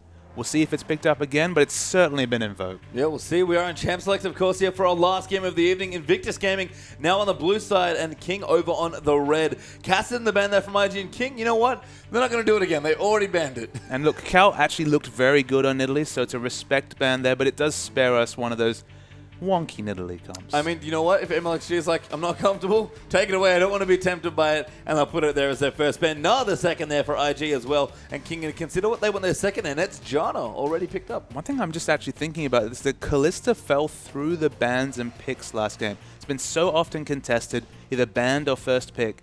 I don't think it fits as a first pick. Obviously, when Kalista goes off, she really goes off, as we saw from Uzi. So, be interesting to see if we do see a Kalista here. Not really the kid kind of champion. He's really been focusing that Corki and those more mid-game focused picks. And look, with IG's recent push to really be on top of the mid-game, to be on top of the rotations, makes sense. Yeah, we'll have to see. There is Rumble actually going to get the ban there as well. So, bit of respect to Sky. Definitely a seasoned Rumble player there as well. One of his better performing champions. But quite a lot, as always, going to drop through the draft here. Lysandra's still open right now. Jarvan, who's fallen off a little bit, going to be open there as well. And looks like Rek'Sai, which was actually banned last game, might also be open. Yeah, it'd be a pretty obvious last ban here, but it's flexible. There's a lot of options. Yeah, we'll have to see. King got 10 seconds now to decide, see what they do want to go with, and I'm curious to what they think. Maybe the Ahri, actually, which they didn't ban out. That's actually something we should point out. Maybe King wants to ban that out instead. I wonder if they don't, whether Rookie will snap it off. And Jarvan is the ban, so IG, if they want it, can blind pick the Ahri now. There's almost no downside to the blue side first pick Ahri. Of course, if you can leave it to a later rotation, wonderful, but it's just such a safe blind pick. Unless they have something they're really looking to double down on, maybe the Vi that's been so hotly contested, why not go with Ahri? And you can see why they're at least hovering it. Yeah, and there's also Lysandra open as well. Lysandra quite good against Ahri just because she is so mobile, so being able to stop that helps you a lot when trying to take her out. Yeah, and obviously harder to assassinate the Lysandra as well because she can ultimate herself. So they've already shown it here. They were happy to at least hover the pick, but Kakao's Lee Sin has been really interesting. It's actually the first game that IG really started to shift their playstyle was when we saw the farming Lee Sin jungle by Kakao against OMG, just because they had Rookie on Yasuo on that game. They were happy to farm it out and then have Rookie really go off in team fights thanks to that Lee Sin. They was actually focusing the warrior enchant, going for a much later Sightstone just so they could duel the enemy jungler and be stronger in fights. It's not the skirmish level 3, level 4 Lee Sin that we've seen from other people, but it works for Kakao and IG. Yeah, Kakao is, of course, traditionally a very aggressive player. Going to take the Lee Sin here. He can play it aggressively, but again, he's been shaking it up a lot. And I wonder if they're baiting King into an Ahri pick here, because you don't really hover a champion like that unless you're trying to kind of tease someone, and that's what they take. Morgana and Ahri are the first 2 picks for King. Yeah, strong mind games with the hovers there. You have to think, given how long they hovered it, there's no need to show a champion if you're not going to lock it in. That's the reality of the thing. So maybe it is the Lysandra that we're going to see as kind of a counter, because it could even be a Lysandra top and just have that flexibility to ult the diving Ahri in a team fight. So Lysandra's available. The Maokai's available too, and of course this is Pokemon we're talking about. Why not return him to the Maokai? Yeah, I mean Pokemon, as you mentioned, not that comfortable on a champion like Lysandra. Does favor much more of those tanks, so likely going to take his favorite Maokai in here. I feel like if Lysandra was picked for that top lane, that Pokemon's probably okay with that matchup as well. He probably would be. I mean, it's a pretty even matchup. A lot of wave clear between the two of them. You're right in that Lysandra wouldn't fit his playstyle, but pretty binary champion. You don't need too many special mechanics to be a good Lissandra player, so I could see Pokemon picking up given his penchant for Aurelia and Gnar and other champions, but safer to go with the Maokai. Yeah, going to take Maokai Thresh there, actually. So two very strong picks coming through for IG Kitties. Like a lot of the Chinese support players, very proficient on the Thresh. And King making me smile here with a couple of these hovers, but seems like Whoosh seriously considering Corki at least, but they've got 10 seconds to decide now. I mean, it's been such a standard Kid pick in wins that I like the idea of taking it away from Kid. He does have champions he plays against it. The Caitlyn, which I was just about to mention, is one of his standards. He could go for more of an even matchup. The Caitlyn would definitely be the lane bully type, and that's just been the role Kid's been playing. So I kind of expect the Caitlyn, but you know Kid, he's always got the pocket vein, the pocket picks. He could go hyper carry flavor, it just hasn't been his standard. He hasn't been forced onto it in the LPL. Yeah, it'd be interesting to see what he does want. We had Aurelia Corki, of course, for King's last two. And IG going to finish their draft here soon as well. 10 seconds left to see if they want those champions. And that would be round out their comp in a pretty interesting way. And King, of course, saving their top pick, it looks like now as well. So, oh, sorry, the jungle pick, actually. That's a bit weird. And please do it. This is exactly what I'm hoping you would do. Rookie is going to take Yasuo again. There's nothing to wake up pastry time like a last pick Yasuo coming through here to round out the comp. A lot of knock-up synergy between Maokai. As we were speaking about before, the Lee Sin from Kakao. Even Thresh has a knock-up as well, so there's a lot of options for this Yasuo. And actually, Kid in an interview yesterday said very clearly that he likes to have the Ezreal in the matchup against Corki. He wasn't even sure himself how it would go, but he was happy with the results. Of course, Corki doesn't push as hard as a Sivir, so you don't have a really hard lane matchup in terms of wave management. But it's still difficult. You still have to be really on top of that Ezreal. Yeah, and MLXG. Last pick in the rec side there as well. So pretty strong jungler actually dropping through. Still popular in the LPL. Not quite the force she was in the patch before, but still very good here. So MLXG probably happy there with that one. But IG, this is an IG comp through and through. I mean, there is still that potential that Rek'Sai, if she gets ahead, maybe they can actually capitalize on all the scouting reports we've heard about King, how strong they are in the early game. If you can get ahead on Rek'Sai, get map control, get the pinks down, then build up a huge neural network, you can be ever present across the map and be so, so strong.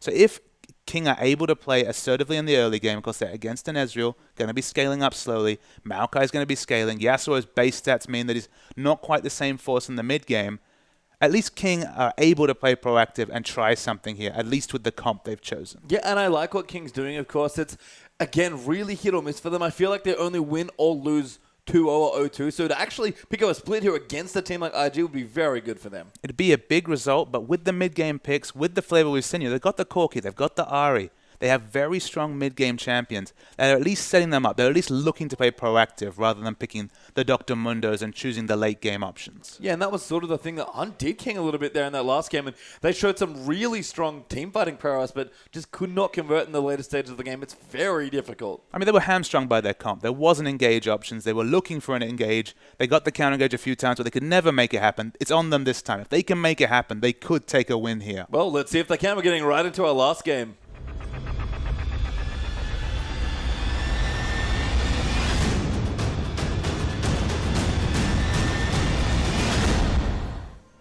Ladies and gentlemen, welcome to the Rift on our last game of the evening. Week 5 of the LPL is almost at a close, and Invictus Gaming would love to take home the full 3 points here as well. They're up a game against King here in, again, our last game of the evening. We'll see if King can answer back with a very aggressive comp. And keeping the trend of skill matchups for Ahri going, it's the Ahri versus Yasuo matchup. It's a very difficult one for Yasuo. In the early levels, he'll eat a lot of auto attack harass. He'll have a lot of damage to worry about, but if you can be really on point with the wind wall and dash in and around it, you can negate so much of Ahri's damage in a trade fight. You really can, and one of the things here as well, you know, Rookie's Yasuo was fantastic. You already mentioned that it pairs so well with the Lee Sin that Kakao and Rookie have already shown not just in their former time in Korea, but here in China now as well. But this is a very different patch for Yasuo. The crit on Infinity Edge, a big change for his build path. And Ezreal actually fits the comp better than I first thought about, just because at the end of the day, they've got a dive comp. Pokemon on the Maokai, Lee Sin and Rookies, Yasuo especially, are going to be going in for that big AoE knock-up wombo. Having a very mobile Ezreal in the backline is probably going to be the blue Ezreal, though we have seen Kid mix it up with the Mana Moon into Trinity Force. Maybe that's probably the better pickup here just because they have so many scaling champions. They might not want to go all in on scaling into the 25-30 minute mark. But IG have a smart comp around the Yasuo pick. Yeah, and just moving through as well, we are going to see some standard jungle starts here. Kakao going to go Krugs into blue, actually with the help of Pokemon. So a lane swap has been initiated here by IG, and King going to go ahead with Gromp into blue there. So pretty standard stuff on both sides. Both junglers will start on the same side of the jungle. And it seems like Sky's actually been surprised by this lane swap. We actually saw on the mini-map, Thresh was really aggressively autoing and harassing Sky out of the 1v2 situation. So Sky's actually going to look for the very late jungle follow or go straight to the bottom for a fast, which I have to imagine is going to be a jungle follow. And because she's delayed, it's going to take a lot longer to get to level 2. Yeah, and Lame kind of check out to see what happens. Gets the bad news. Red already done, and the double jungle has started there. So going to get some decent vision. Might be able to harass, and as we move through the mid, though, actually Lame going to move back in here as well. Rookie's done a good job here early on, using Yasuo's very effective level 1 and 2 to harass Zidara, but that will change quite quickly in that lane. Liam was actually, with skilling pool first, able to take 3 of the small minions, and of course experience is divided very differently in this new jungle, so it takes a lot of experience away from the jungle follow. It's not quite enough to close things down on Sky, who's lost a lot of experience from just being top lane when he shouldn't have been. But it does help things out. It does indeed here. As Rookie's actually started with a longsword here in this lane. So we mentioned that Yasuo's build part probably going to look quite different here on this particular patch after the Infinity Edge change. What do you make of this starting item, Papa Smithy? It could just be a quick Vamp Scepter moving maybe the Bilgewater build. That would be my guess. There are other options. I don't think it's going to be a Brutalizer. That would be something definitely out of left field. But Yasuo, he has a lot of flexibility. Picking up an early Vamp Scepter, he's going to eat a lot of auto attack harass from Assassin. So maybe instead of starting the door and shield to negate some of that damage, just go straight for that lifesteal. Yeah, makes sense. I mean, a bit more of an aggressive choice, but the potion's going to help you here anyway. And Rookie off to a decent start. Again, Assassin going to struggle in the early levels here. But Yasuo, one of the weirder champions, kind of functions like your standard 80 hyper carries. Decent early, kind of like Tristan Caitlyn. Mid-game power drop, good late. I feel like there's still potential to eat a lot of damage in this 1v1 early if you don't play it aggressively. And Rookie got to level 2 first, has been completely trying to harass out Assassin. I think he's almost bluffing lane power in this situation, because if he plays aggressively, if he just keeps going around the map, disregards ganks, he could be important, but MXG's in there. Yeah, that was a sick knock up there as well. Rookie gets the dash cancel, does dodge the charm though, and will be safe, and now saves all the summoners, but great pressure by the Rek'Sai. Worth knowing, we didn't even mention this, he has elected for the exhaust pickup. It saved his life more likely there, as the knock-up, as you said, was very astute coming through from MXG. Yeah, love that summoner spell choice there as well. Just makes your life so much easier, does help you with some of your damage as well. Almost adds to your ulti with the armor reduction there as well. And Rookie going to dance around here, but down the bottom, Pokemon and Kitties in a very odd 2v2 lane. Looking good, actually. And the poor top lane is, as often the case in these situations, kind of stranding for farming, about 10 each. And kind of the interesting thing about Yasuo is that, okay, if traditionally on a champion, if you don't have Ignite for kill secures, you might think that just gives you less kill pressure. But because Yasuo can be so aggressive, because once he gets the exhaust down, he gets so many more autos in, and he's a very auto-attack focused champion, he doesn't lose that much not picking up Ignite, because it's just so hard to kite someone that has multiple gap closes when minions are around. That exhaust just gives you that option for that secondary knock-up. Exhaust is very flexible and a smart choice on Rookie's Yasuo. Pokemon gets saved there as well. MLXG down to the bottom, exerting a lot of pressure early on in this Rex. They're actually a bit behind Kakao by about 1 to 2 camps there, so ganking rather aggressively, good pressure, but both times just a 1 summoner spell there by Rookie in the mid lane. It's very interesting to see this top matchup of Ezreal versus Aurelia. You just know that Aurelia can eventually turn on the pressure this lane and just try and battle Kid. If she can be smart and get the Equilibrium Strike first, force out the Arcane Shift and then follow, there is actually significant kill pressure. But under the turret, trying to auto these minions, obviously going to eat a lot of harass. Yeah, and Kid very comfy, as you said. You already mentioned that he feels reasonably okay in the Corki matchup, despite it being maybe a little awkward in the early stages. Fine here in the 1v1 as well. Ezreal, a very competent laner. And there's the Equilibrium Strike max, so not going to have just as much on-hit healing, whether on the active or the passive there.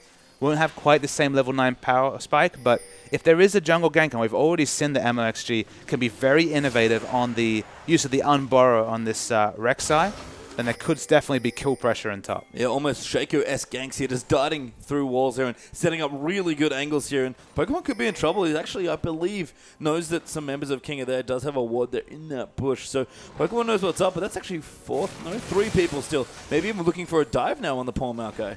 Yeah, Maokai is very precarious. No defensive wards really down, so a lot of this completely unbeknownst to the Maokai, but Looks like for now they're going to back away. Yeah, and Pokemon just going to collect the farm as they come in. Kakao actually in the top as well. Very long way around. They already used there by Kid. Kakao actually misses the first Q though, and Kitties is also here. So Sky gets away with that. A lot of resources committed both top and bot, and across the map, no global pressure able to be exerted, just with the skill shots missing and the flavor. Well, I was checking there as well, trying to figure out what would happen if a rookie does have an Avarice Blade. And just to let you know, we were thinking about build and what's changed. Rookie is running 0 crit runes. No crit whatsoever. I guess with the percentage changes, maybe there's a more there's a different way to build this. Yeah, so maybe even a Phantom Dancer coming in later with the recent buffs to Phantom Dancer. Doesn't give him as many crit options in lane, obviously. He has to pick up the Avarice Blade to have any crit. But during all this discussion, MXG picks up the Dragon. Yes, so strong Dragon there from King. Arexa again exerting control. Kitty's in trouble. Flay goes back, but Sky gets first blood, and Rookie is rotating in. He's using the wing wall there. He's going to go back in. Kakao doesn't have his ulti to help, and Rookie does nail the ulti. Going to go back in. Kid with the damage there as well. They should be able to pick up Sky, but he's taking a lot of damage. Rookie finally gets the kill. And this is a return of the old IG with a really crazy turret dive. We saw it out of EDG in Game 1 of this weekend when they went overly aggressive with a turret dive on a Maokai. It's much the same story as Aurelia. If you mess it up, you will give up first blood. And Kitty's dying with flash up to the turret hit there. Just poor mechanical play from IG's support. Yeah, so they get the kill, but it's a little risky. The MLXG very low at the blue, but Assassin will get it over, and let's see the dive again. We'll see the replay here. Of course, it's just taking a turret hit that he had no right to, and just dies to the turret, which is really awkward. Then the juggling begins, and Kakao's already eaten so much damage, goes in on the Q, and takes turret aggro again. A second mistaken aggro take.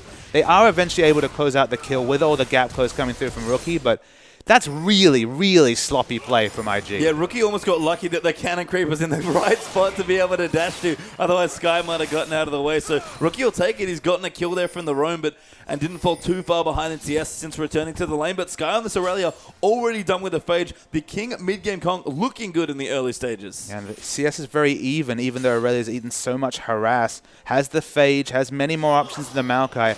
Maokai's Rod of Ages looks like it's going to be significantly delayed. You can tell that with the secondary Doran Ring pickup, where Sky building for the late game. Yeah, building it towards his first major item, that Trinity Force, which Aurelia benefits from so much here. So looking strong. We've actually broken back into standard lanes, lost track a little of the lane swaps there, but we actually are going to have the 2v2. Ezreal come back with a Sheen now. Looks like Kid actually might be going for a pretty fast Trinity Force. It's actually the first time I believe that we've seen an Ezreal completely opt out of a tier. Maybe the second time. I think maybe Kid has done it once before. It just shows that IG are aware of the fact that there's a lot of mid-game pressure coming out from the King. So they're just trying to counter it a little bit by going for the more aggressive early flavor with the Trinity Force. Yeah, and they've got a bit of late game insurance here as well with Rookies. Yeah, so the MLXG going to go in. Assassin going to dive back in. Rookie, we're going to go down. He actually out. He's going to live. Kakao comes back in. Rookie finally dies. Good flash. Assassin gets out of the way, but that was a good never mind. Make it a 2 kills there. Kakao gets the double. Insane outplay coming up. The fact that Kakao got the kick in allowed Yasuo to live long enough for the last breath. A 2-for-1 in that situation from what looked like a completely dead Yasuo. Unbelievable from IG. We see the replay here. Just watch how low Rookie falls before Kakao gets the kick. Instant last breath, teleports him out of the REQ, the Orb of Deception. Almost dies instantly to the ultimate, but weaves in the Q there, does the Lee Sin. Man, that KD rolls to arrows duo, they're pretty good. The synergy is real here. Pokemon in trouble. The Sky diving in. Great flash, though, by Pokemon to get him out from under the Equilibrium Strike. And he'll live on a smidgen of health, but he will be alive. After a long, drawn-out series, it's exciting when we see just a huge burst of life coming in 10 minutes into this game. The Yasuo pick, we kind of felt that this was going to be a different type of game. But damn if it's not exciting. It is. IG looking a little bit like the old school IG here, but with a very new touch here with Rookie and Kakao. And Yasuo, again, I called it their insurance policy, but IG right now playing very aggressively with the champion. So, of course, with the nerfs, I believe, is that 20% critical strike coming out of the static shifts? It is at 40% critical strike. It would be an even 100% with the Phantom Dancer, but you have to think Infinity Edge coming in as Rookie's in trouble. Yeah, he is in trouble. They can he outplay one more time. Assassin going in. Kakao gonna fight it again. Teleports over to MLXG, and Rookie gets the first kill and gonna walk away from Assassin. Sky, though, has ported in to get the kill. Kakao can't save him this time. This IG mid-jungle duo deserve better, Patreon. The outplays are so real between the two of them. The last breath always opens up so much movement in the mid. Pokemon comes to relieve pressure.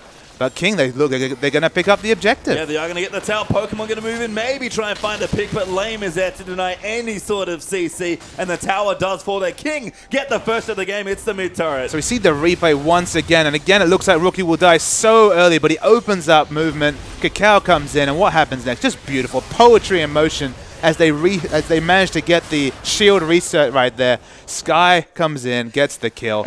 Kills the fun a little bit. And the sickest thing about Sky's teleport, that was on top of a Rek'Sai tunnel that MLXG have put down. So both of these teams really going at it. They're trying to stack the deck on Rookie. He's 2-2-2. The fact that he's not 0-2-0 is just unbelievable. Yeah, really strong play again. The old KTRO's mid and jungle duo looking very strong here as well in this new team here in China. Kid comfortably farming up through as well. Actually should check in with the bottom lane with all that action mid. 95 to 120 CS. Woosh actually very far ahead on this Corki, but both working towards Trinity Forces and going to be there reasonable times. That's a good hook there as well. The binding does come in the one of Kitty's. Woosh now could be in trouble, but Kid finds a good double ulti. Going to move in now. Lay him though with a great soul shackles. Going to force both flashes, and looks like Arcane Shift was used there for Kid. So they blink out of the way, and the 2v2 yields no kills. It is always a mistake to try and out-duel a Trinity Force user like Corki. Corki uses all the stats from the constituent items so well. Now that the Q double scales, it's just insane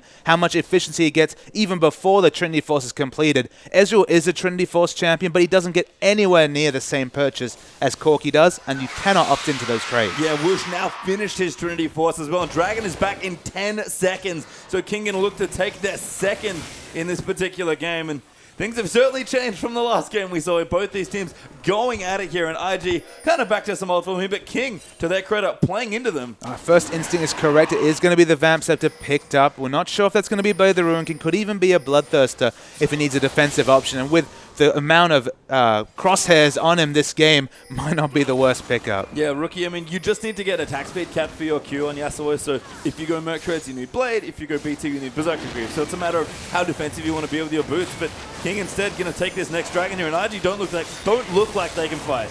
Yeah, actually, they are positioning aggressively, but didn't realistically look to commit. King pick up their second Dragon. They're playing to their comp's win conditions, which is good. And look, IG don't have that Trinity Force on Ezreal. They do not want to be opting into fights against a Trinity Force Corki. Yeah, and we've seen it time and time again. When teams go into other teams against the Trinity Force Corki, they always pay the price. So smart from IG not to opt into that, but King are going to look for their third Dragon in just over the 20-21 minute mark here. So again, a fast-paced game here, but King have set it very well. The gold is even, but King have a tower and 2 Dragons. But the jungle pressure from Kakao and just the synergy between those duos is what's really keeping IG in touching distance against King. Because you look at the items here, Pokemon's still waiting on that Rod of Ages. If we look at the gold, still about 400 gold away from completing it. So the power spike is going to be very delayed in this Maokai, probably going to be 26 to 27 minutes. Ezreal's not as good a Trinity Force user as Corki, and will have it at a much later clip. So across the map, the scaling is happening in top and bot against IG. It's only the fact that they're keeping competitive in the mid lane that's really keeping them close in this game, because it could have been a huge hole for IG to come back from. It could have been. Credit to Kakao and Rookie really playing well together, sort of as we expect in Kakao. That sort of aggression reflected in his build this time around. We talked about Control Sin, not this time. He does have the Sight Stone, of course. He's got the Warrior Enchant, but he's also picked up a Brutalizer as well. He's always been trying to get the Warrior really early to duel. It helps, obviously, when you see crazy fights like we've seen before. Doubling down on the Brutalizer, again, it's mid-game power, and this could be a fight. Kakao eats a charm. Are they going to dive? No, Assassin are going to dive back in. Kakao has to be so careful. Windmill's already down, but the knock comes in. They actually had MLXG, the Rookie, ports away with the last breath, but Assassin gets a kill. Now Kid is coming in, and Pokemon has dived down the back as well. Dark Blinding will be eaten there by Kitties, and Rookie can't really go back in. Lando's going to pop his ulti and go straight in amongst the Kitties. Going to look so low here. Assassin, nothing he can do but get the kill. Does take out the next one. Going to get Pokemon here as well. And Rookie has to sit and watch. Eats a Dark Binding, and Assassin might make it a triple. Rookie flushes out. There's a chump. Great Windwall to protect him. Kid's in now here as well, but King won that trade. For once, Kakao bites off more than he can chew in the mid lane, trying to go aggressive. You could see, even as he was eating damage, he was trying to orb walk forward to get that big kickoff for the Wombo. That's going to be a death. Nice binding there on the Kid as well. Whoosh with the kill. I didn't even notice the binding. It weaved between a few minions there. Just was the death sentence, pun intended, on Kid. They pick up the turret, back away, and King You know, we've been so excited for IG. They've shown nice mechanics, but King are opening up a sizable lead. Yeah, you know, if the mid lane's looking good for IG, it's not been bad for King, and the other two lanes look so strong for them as well. That gold lead's ticking up now, 4,000 gold ahead. Lamb, though, going to get tagged by Kakao. Kakao going to move back in. Lantern out there. Whoosh, way too powerful. I mean, Ari's also able to build very confidently into the Morellonomicon. Now the Zhonya's. The build path is very simple for Ari. She can focus on the armor, and there's the snipe. Kid 6 snipe finds Lame and gets himself a kill. Sometimes the no-scopes really are easy pastry time, as they got the static Morgana right there. Yeah, Trinity Force done there for Kid, so he'll take a bit of extra gold there. And seems like MLXG going to farm out some of his jungle, and down the bottom lane, actually, Rookie's gone into split push mode. He's got almost his bloodthirst to finish, which seems like the build he's going to go for, and just rips through those minions. So very difficult for Wushin to deal with this Yasuo, especially considering the fact there's a red buff, and double especially. That's great English, but double especially because he's got no mana. There's also many members of IG down here as well. Actually, Assassin going to get hooked there. Kakao going to find it in, but Kitty's just going to use the Lantern. That's going to force Sky to teleport. Actually cancels it, so going to get a bit of a reduction there. But this bottom tower under heavy threat by Invictus Gaming. So we have a teleport advantage for Pokemon. Obviously, Dragon's a few minutes away, so he might actually have it up for that objective, which could be significant. IG finally going to get on the turret score here with their first.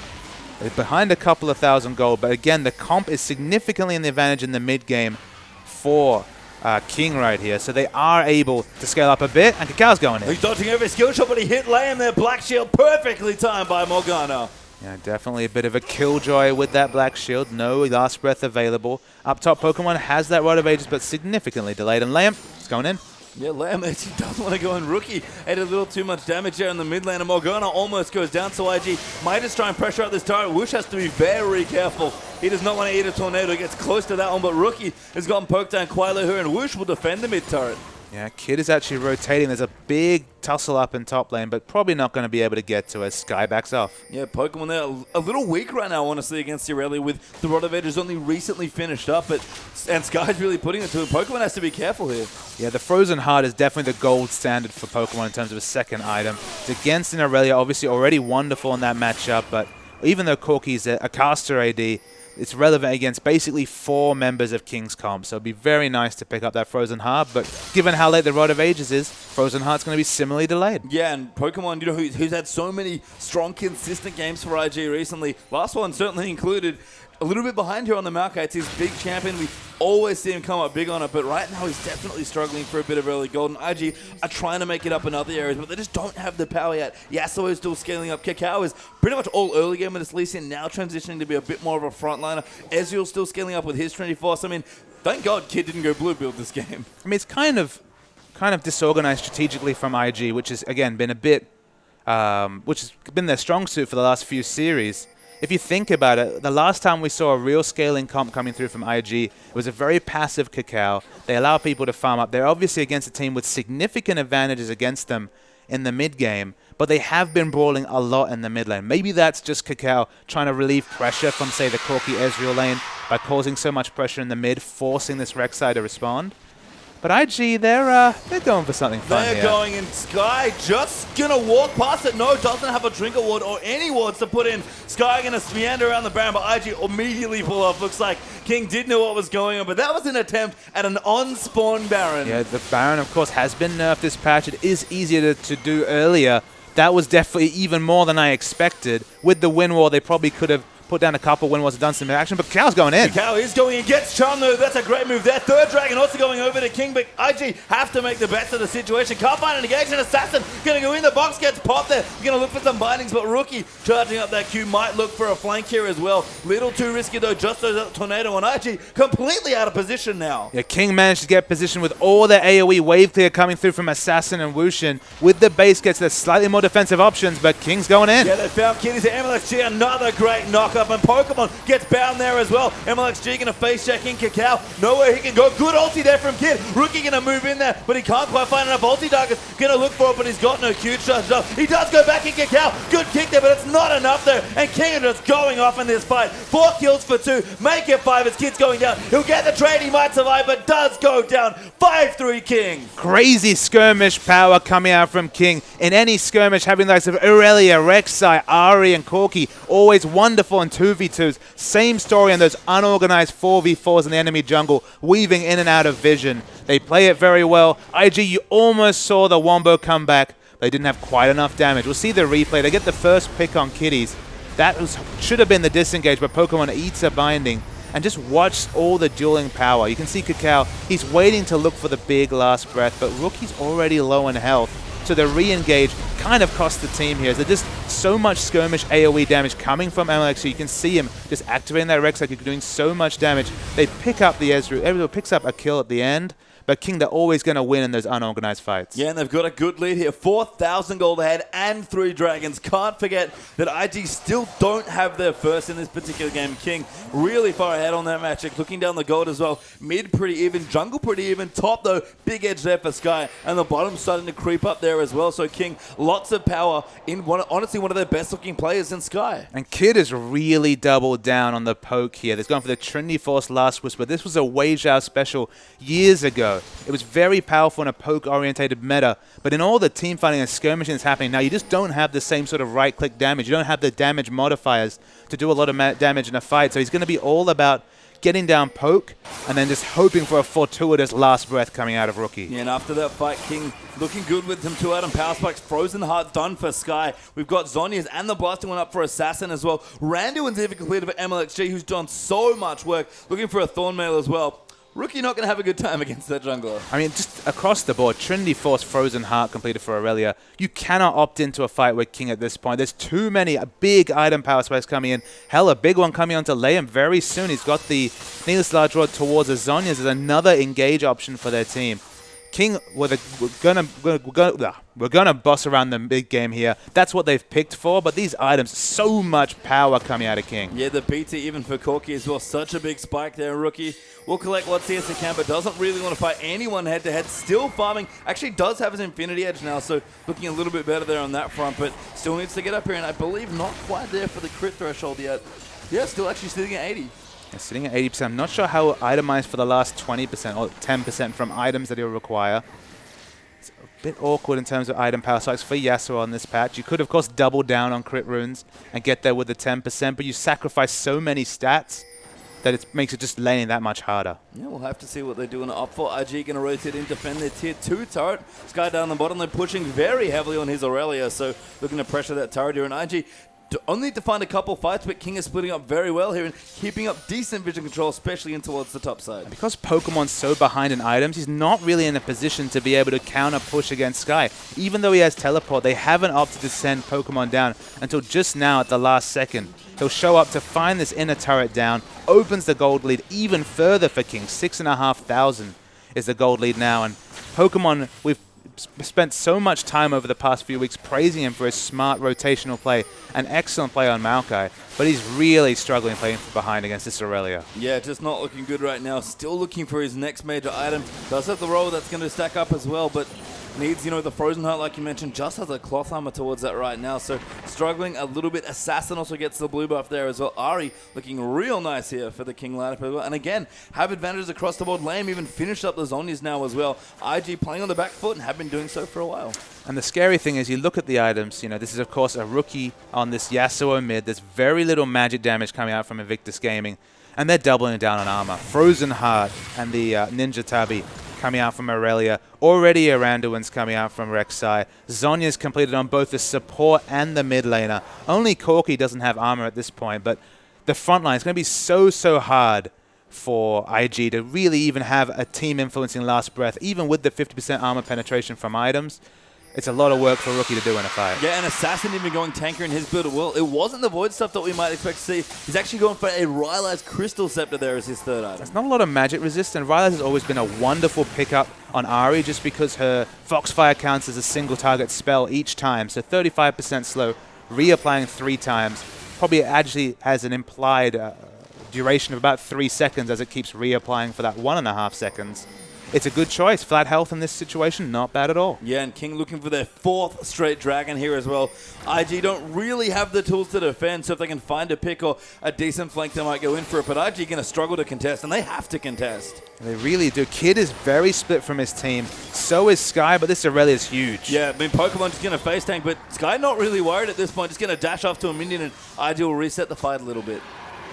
You see Sky they're trying to get 5 here, King. They know that in a 5v5, barring a miracle, and we've seen a couple of them this game already from IG, they should be just fine. I mean, Kakal's got to try and find something. Rookie going to charge it. Kakal going to go in. Looks for the kick, but gets stunned up already. The Dragon does go over to Rek'Sai, and now NLXG going to dive back in. Kakal getting so low there as well, and there's the first going to Lee Sin. Kid just getting bullied around by Sky in the backlines as well, and the rest of King going to dive in. Rookie, 4-man ulti, but it's not enough here. Yasuo, too little, too late. Kitty's going to go down, and there's the ace for King. And at that point, Aurelia was able to completely sit on top of Kid and trivialize him from the fight. On my screen, I saw the chase. Counter flashed over, negated the Ezreal completely, and again, in the 4v4, it's just massively in King's advantage. It really is, and then the rush over to Baron now as well, look to take that. IG had a poke at it at 20 minutes, but King are going to secure it very easily here. Kakao probably not even up in time to look to try and smite it. It's just going to die too quickly, and King, with this pickup, going to shoot 10,000 gold ahead. And as much as Rookie's Yasuo pick fit the comp, there was a synergy towards it. It's really pigeonholed them into a situation where they fall behind, and King are able to stack on the armor, even a Thorn Mail added on top of the Randuins here for MLXG. It just doesn't look like there's a way back into this game for IG. Yeah, it's going to take, we talk about one miracle around that dragon fight. It's going to take maybe a few more than just one at this point. Invictus Gaming, we talked about how strong they'd looked playing around their comps, playing around their win conditions. Couldn't find a way to do it this game, it feels like. No, after some excellent duels, the sort of things that will be highlighted in a YouTube clip, in terms of actual points, doesn't feel like they're going to be able to pick up too many from this game. We'll have to see. MLXG, I have to say, has done so much work on this Rek'Sai. I think IG might have been the team that banned it in game 1, and I can kind of see why. Look, they've actually managed to double down on the early game. They finally lived up to the hype of their early game control. They've got excellent rotations. They're significantly ahead in turrets, 5-2. And the neural network, you just look at the minimap, littered with red tunnels here is Rek'Sai. He has so many defensive options. Okay, it's very hard to expand that to offensive options in the enemy jungle, but the moment you see a neural network extending to the enemy jungle, the game's probably over. Yeah, I mean, Rek'Sai just gives you so much control when it starts creeping on the other side of the map. Things are looking bad here, and King is going to continue moving through. Sky's actually got a straight-up Randuins now to accompany all the other armor. MLXG has also finished up his Thornmail, and looking to build some sort of armor item. He's got a lot of health and armor still sitting in there. I mean, the armor across the board, the items in general here for King, just absolutely massive. And the damage, that's the big issue, is they're able to build all this armor with the big damage, and the Trinity Force Aurelia is done for damage. Corki's massive at this point, has the Last Whisper to complement those first 3 items. The item pickups are there, and even the defensive choices on some of the offensive options, it's just so difficult for IG to win a fight. But King's big thing is that when it comes to engage, they have perhaps the flash ultimate from Morgana, and then she has the Zhonya's option, or they have to get a pick with Assassins. They need to move their pink wards into the IG jungle if they want to get that real decisive pick and finish this game. Yep, they're going to take the tier 2 now. That's 6 turrets felled now, and Sky's actually going to make it 7. Inhibitor turret will fall in the bottom. Aurelia just intractable from that bottom, and Kitties finds hook onto Assassin, but the Black Shield's going to help out. Kakao maybe thinking about going onto lane with the Black Shield then, but Pokemon has to peel off here, and Sky just doesn't care. He doesn't care. He's going to back away. Probably would have easily dueled Pokemon. He's 3 levels ahead of Pokemon, and of course a bevy of items ahead. In terms of gold, it's disgusting. It's 4,500 gold is the lead for this Aurelia. IG, they're trying to look for a pick, but I'm not sure this is a fight they want to take. I mean, Kakao needs to find something here, but he keeps getting denied. Morgana has been the bane of Kakao, it feels like, this particular game, just denying so many good kicks. Sky actually going to go in. Pokemon getting solo, but Rookie going to try and change the tide. Can he find it? Sky still so tanky. Exhaust coming to us. Pokemon going to move back in. Doesn't use the ulti. That's actually pretty key, and Rookie finally slays him. Yeah, but Rookie has to back away and heal, and you see how much damage is coming to the top turret. The minion wave control from King has been wonderful this game. A lot of it has to do with the fact that Pokemon is simply outmatched, cannot split push versus Sky, and this bottom has been completely pushed in for the last 5 to 10 minutes. Yeah, Pokemon almost 31 minutes in, still hasn't finished his Frozen Heart. No, I mean, 70 CS behind is not perhaps complete disaster, but just doesn't have the gold to show for it because they haven't been picking up objectives, they haven't been picking up turrets. We can see the gank rush set up in top, but they'll probably just back away and pick up some items. Yeah, looks like the Kakao rookie just going to hang out there, take a few creeps, and they'll try and push his minions back out. So they actually kept some of their base intact. The top inhibitor turret didn't fall, and that will regen relatively swiftly here. Kid going to go back now as well. Looks like a Blade of the Ruin King, actually, his next build. It's still not the Ezreal build we're looking for. Of course, Mana Moon wasn't realistic to be picked up this game because they have so much early game, but... Rookie's in trouble there. Can he do it again? Gonna go in, dashes around the creeps. He can't quite find the Q. Ignite taking an MLXG gets an easy kill. Yeah, no Kakao to give him a bit of support, but no real outplay potential coming onto Assassin MMXG right there. Will they be able to take the turret? They don't have Corki with them, but they might try to brute force it. I mean, Sky's down. He's already looking on maybe 1v5 IG. They're gonna take the turret. Sky goes straight in, actually. That's basically 3v5 there by King, and they are just taking over this game. In fact, they've already taken over. Kakao going to jump back in. Kittyzo gets shredded down. Knockups and charms there. Just take him out. Inhibitor falls in the top, looking to go in the mid, and possibly the bot as well. IG have virtually no base left. Yeah, their base is completely in tatters, and it's just so easy for King to fit in this cost-effective armor in their item builds across the board. Even the Zhonya's are now adding a Glacial Shroud on top of it is the Morgana, really just rubbing it in the face of IG. There's just so little option for them to come back into the game. It's very clean. It's very nice rotational play coming from King. It's kind of the King we've been looking for all weekend after their big win over LGD. They don't have it yet, but, I mean, even the 5th Dragon, it's 5 seconds away. What are IG going to do to stop that? I mean, Kakao is on a mission down towards the bottom of the map. He's at least going to try and make it competitive, but King will shred this dragon to pieces so quickly, and they might try and find something. Pokemon actually going in. They know they have to fight. Kakao going to try and make something over. Can he steal it? He can! He gets the first dragon finally. King don't get their 5th. Yeah, it looks like they're going to keep engaging. This might be a problem, but very split is King. There are 3 kills to be had here for IG. They need to kick someone, but they can't quite find it. Need to line up Rookie if they can. The tower still there, get it to none. Kakao kicks him back. The Rookie gets the ultimate. He gets destroyed by King's damage. Now the rest of King dive back in. Assassin goes in massive and slays Kid, and it's just carnage on the rift. King rip IG to shreds. 5-0. Rek'Sai vaults into the base, and that's game. You have to think there's going to be a surrender. They might even be able to finish out the game here. There was the potential for a pick, but Kakao couldn't get the big kick in to get an engage. They took too long. The cavalry arrived, and IG, we really marveled at their early game plays. Kakao and Rookie doing some wonderful things on that Lee Sin and Yasuo, but credit to King for their performance. Finally getting that big win. They had their 6-game weekend, only managed to get 1-game win, but they needed that for their confidence moving forward. And it was a strong win here against a team that looked very solid, and that was a very fun, brawly game, but credit to King. They were supposed to be the early game team, and finally, like you mentioned, looked like it. So we'll see a replay here to see one of the many fights this game. All of them went in the advantage of King right this game. So we'll roll the tape. This is very late in the game right here. Kakao tries to go for this. He tries to get a kick in to start a fight. He never gets it. And that was kind of the consistent flavor in the late game, is they could never get Rookie enabled for a big last breath. He eventually does get one. We can see him in the back. He's fallen so low. Goes in for the last breath almost as a complete desperation play. But King are able to play around their threats. Wushin is free hitting on this Corki. The mid game was in full swing, and IG just had no answers. And Rookie's trademark Yasuo finally picks up a loss in the LPL. I think it's only 2 games, but the KT rolls to arrows. The old synergy still there, but they couldn't carry the rest of the team. Their King played fantastically. They did, and they needed that win for a bit of momentum. It's shallow reward for what has been a very trying weekend for King, but this is a settled lineup. This is a team that topped the LSPL. There's still a lot of games. We're just about halfway, or just before halfway through the season. They're going to need to turn it on in the second half. They will, but a great game there. And congratulations to King. It's been another great weekend of LPL. Unfortunately, we won't be back next week, and there is a break. But of course, after that, we'll be back the 27th of February, I believe. The LPL will begin. And of course, for your League of Legends action, you can keep watching over here as well. We'll be back tomorrow for OPLs to round out the day 2 of round 2 as well. So much League everywhere. Make sure you tune in, but we will see you in 2 weeks for the LPL. So with that, for myself, Papa Smithy, everyone who's tired, Atlas, Spawn, our awesome live production crew, and our viewers at home, you guys rock, and we'll see you in a couple weeks.